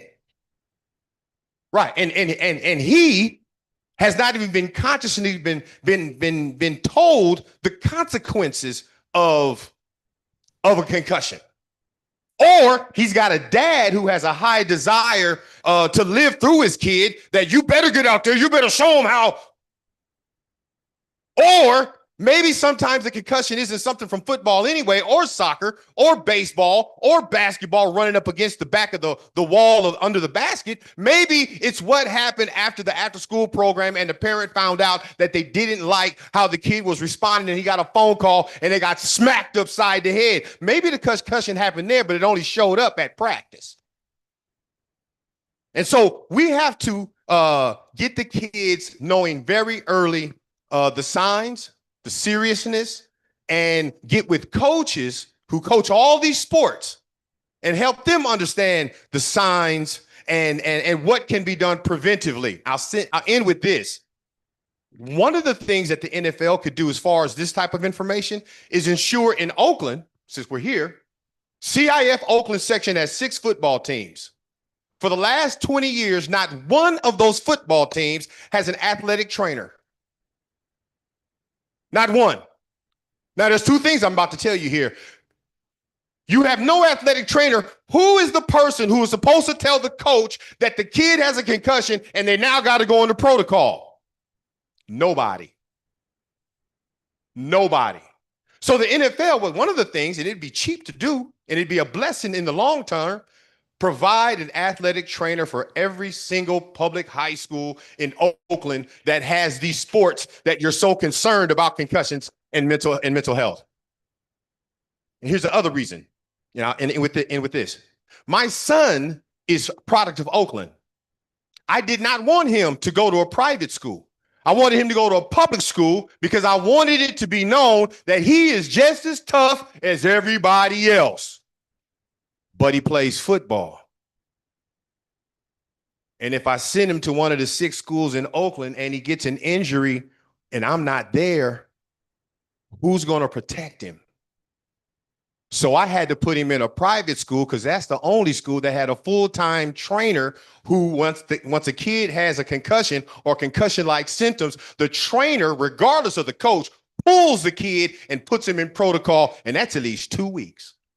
And they do not care if he don't play. Amen. Amen. We have another question from. My question is for I have two-parter. For Good Life, we work with seniors, elders, and skilled nursing and assisted living facility. Is there a way to connect, or are you guys already connected with seniors where they can learn some of the things that we saw today, like how to cook, how to move? That isolation is a big deal. That's something that we do see. And then my second part, before you answer, I'm listening to the coach, and it's extremely powerful. I like what you said about we got to get the kids when they're young. But if you have folks saying what your child is going to be, and you see the parents with these starry eyes, I mean, have they begin to be receptive to, or can we create workshops that educate them as well? Because ultimately from that start, and if they do go to the NFL or the NBA or whatever, that's still going to be the parent. And it still can be unhealthy behavior throughout that continuum. Thank you. Yes, thank you for your question. So to answer your first question, our program originally was designed specifically for seniors. It was started during COVID. And so because we could not actually conduct the research, as Dr. Johnson stated before, the Good Life was actually a mirror from the research from the Diabetes Dementia Prevention Program, and we started the Good Life program. But the Good Life program is really a public health program. So it's providing services with no ask, just to show up and just be in space of community. And the number one focus of that during COVID was to provide these services to combat loneliness. So to answer your question, because what was happening during COVID, we were all isolated. And when you have, all of these seniors that are at home, and maybe there's no spouse, they're isolated away from their grandchildren, their children, they cannot visit, and we're being told that seniors are the most vulnerable population, so they're frightened. They're frightened to be around people. I know some people still to this day, 2026, that don't want to be around people because they're still scared. And rightfully so. Look, it came back, rightfully so. So with that being said, yes, the program is designed for seniors, but there's a but. Healthy brain aging is for the whole family. It's not just, we just don't want to start focusing on healthy brain aging at 65 and older. We need to start with the babies, right? So we've made a big push to make this not just about you know, pushing a particular agenda around seniors, but around healthy families, because that's really important. So it gives our seniors an opportunity to go back and bring in their children, their grandchildren. So we accept all ages, but we especially wrap our arms around our senior and our elder community because we love them. We want them to live long, happy, healthy lives. Okay? Can I add one little bit to that, which is, you know, this man here and his youth football program is what opened my eyes to the multi-generational, intergenerational communication that is just good for both child and grandparent. And it's the mentorship of the grandparent being loved by the child and the child being loved by the grandparent that is the magical mix of both being healthy, both being well.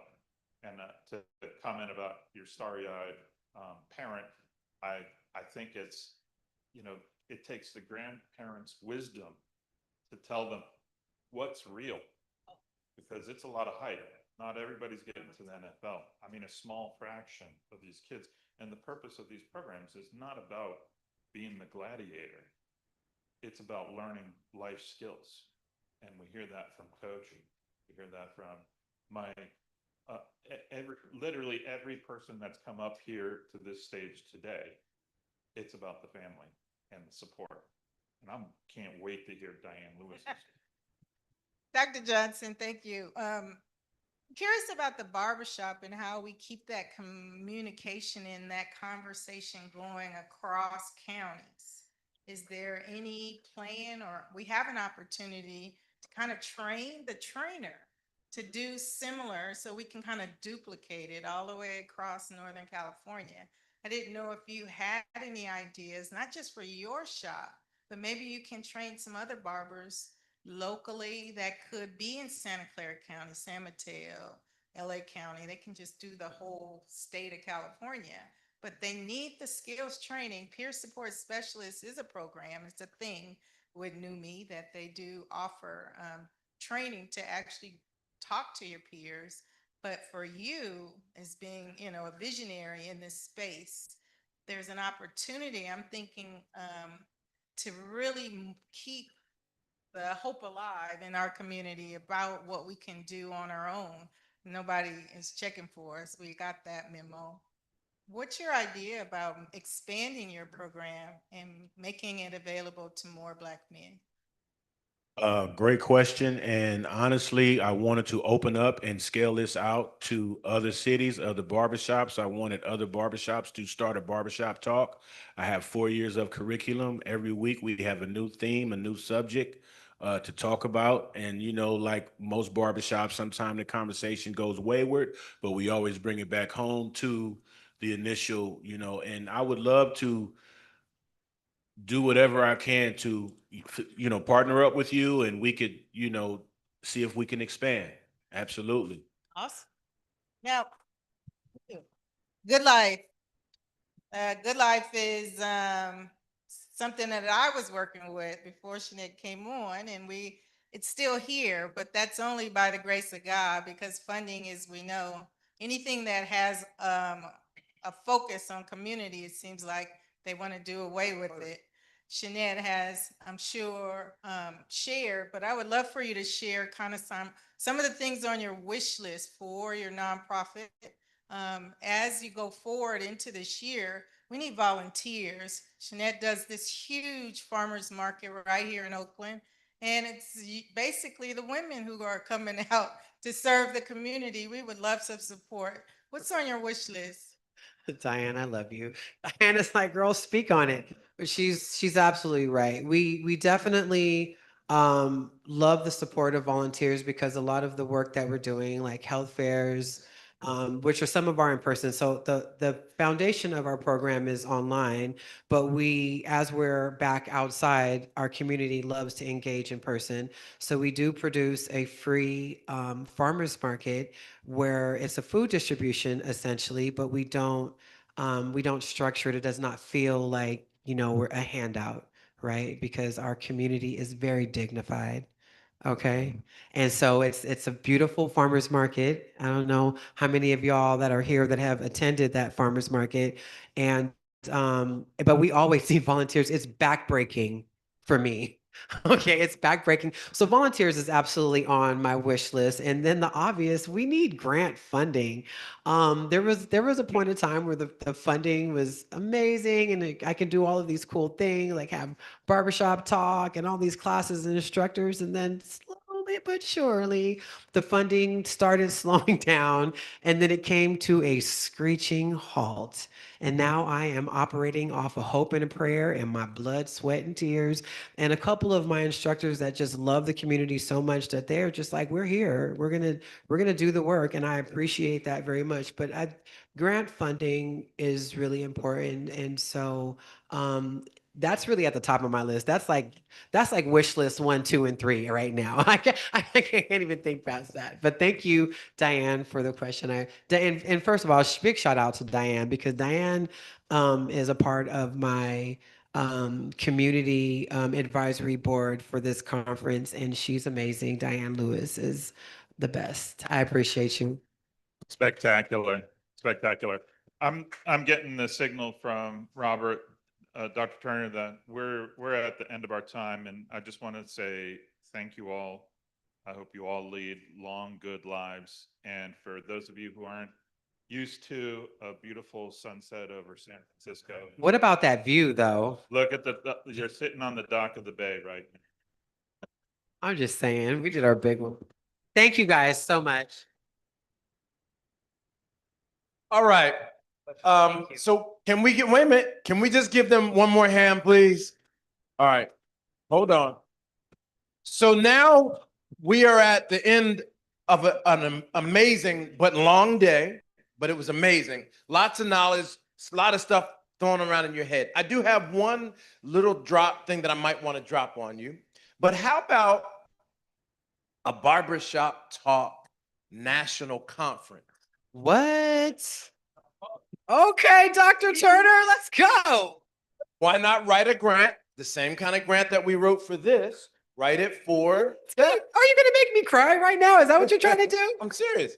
Just write the grant, right? And we can talk about how to do that. But why not do that?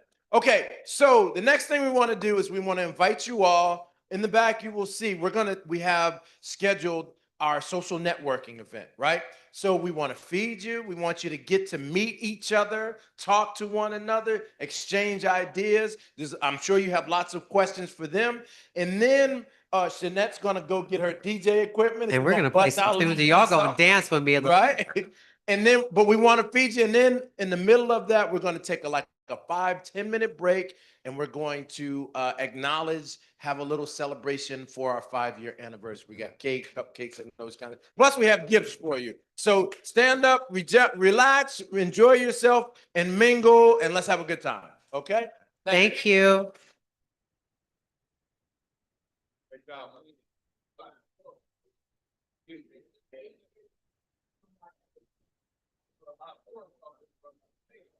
I'm always ready. I'm always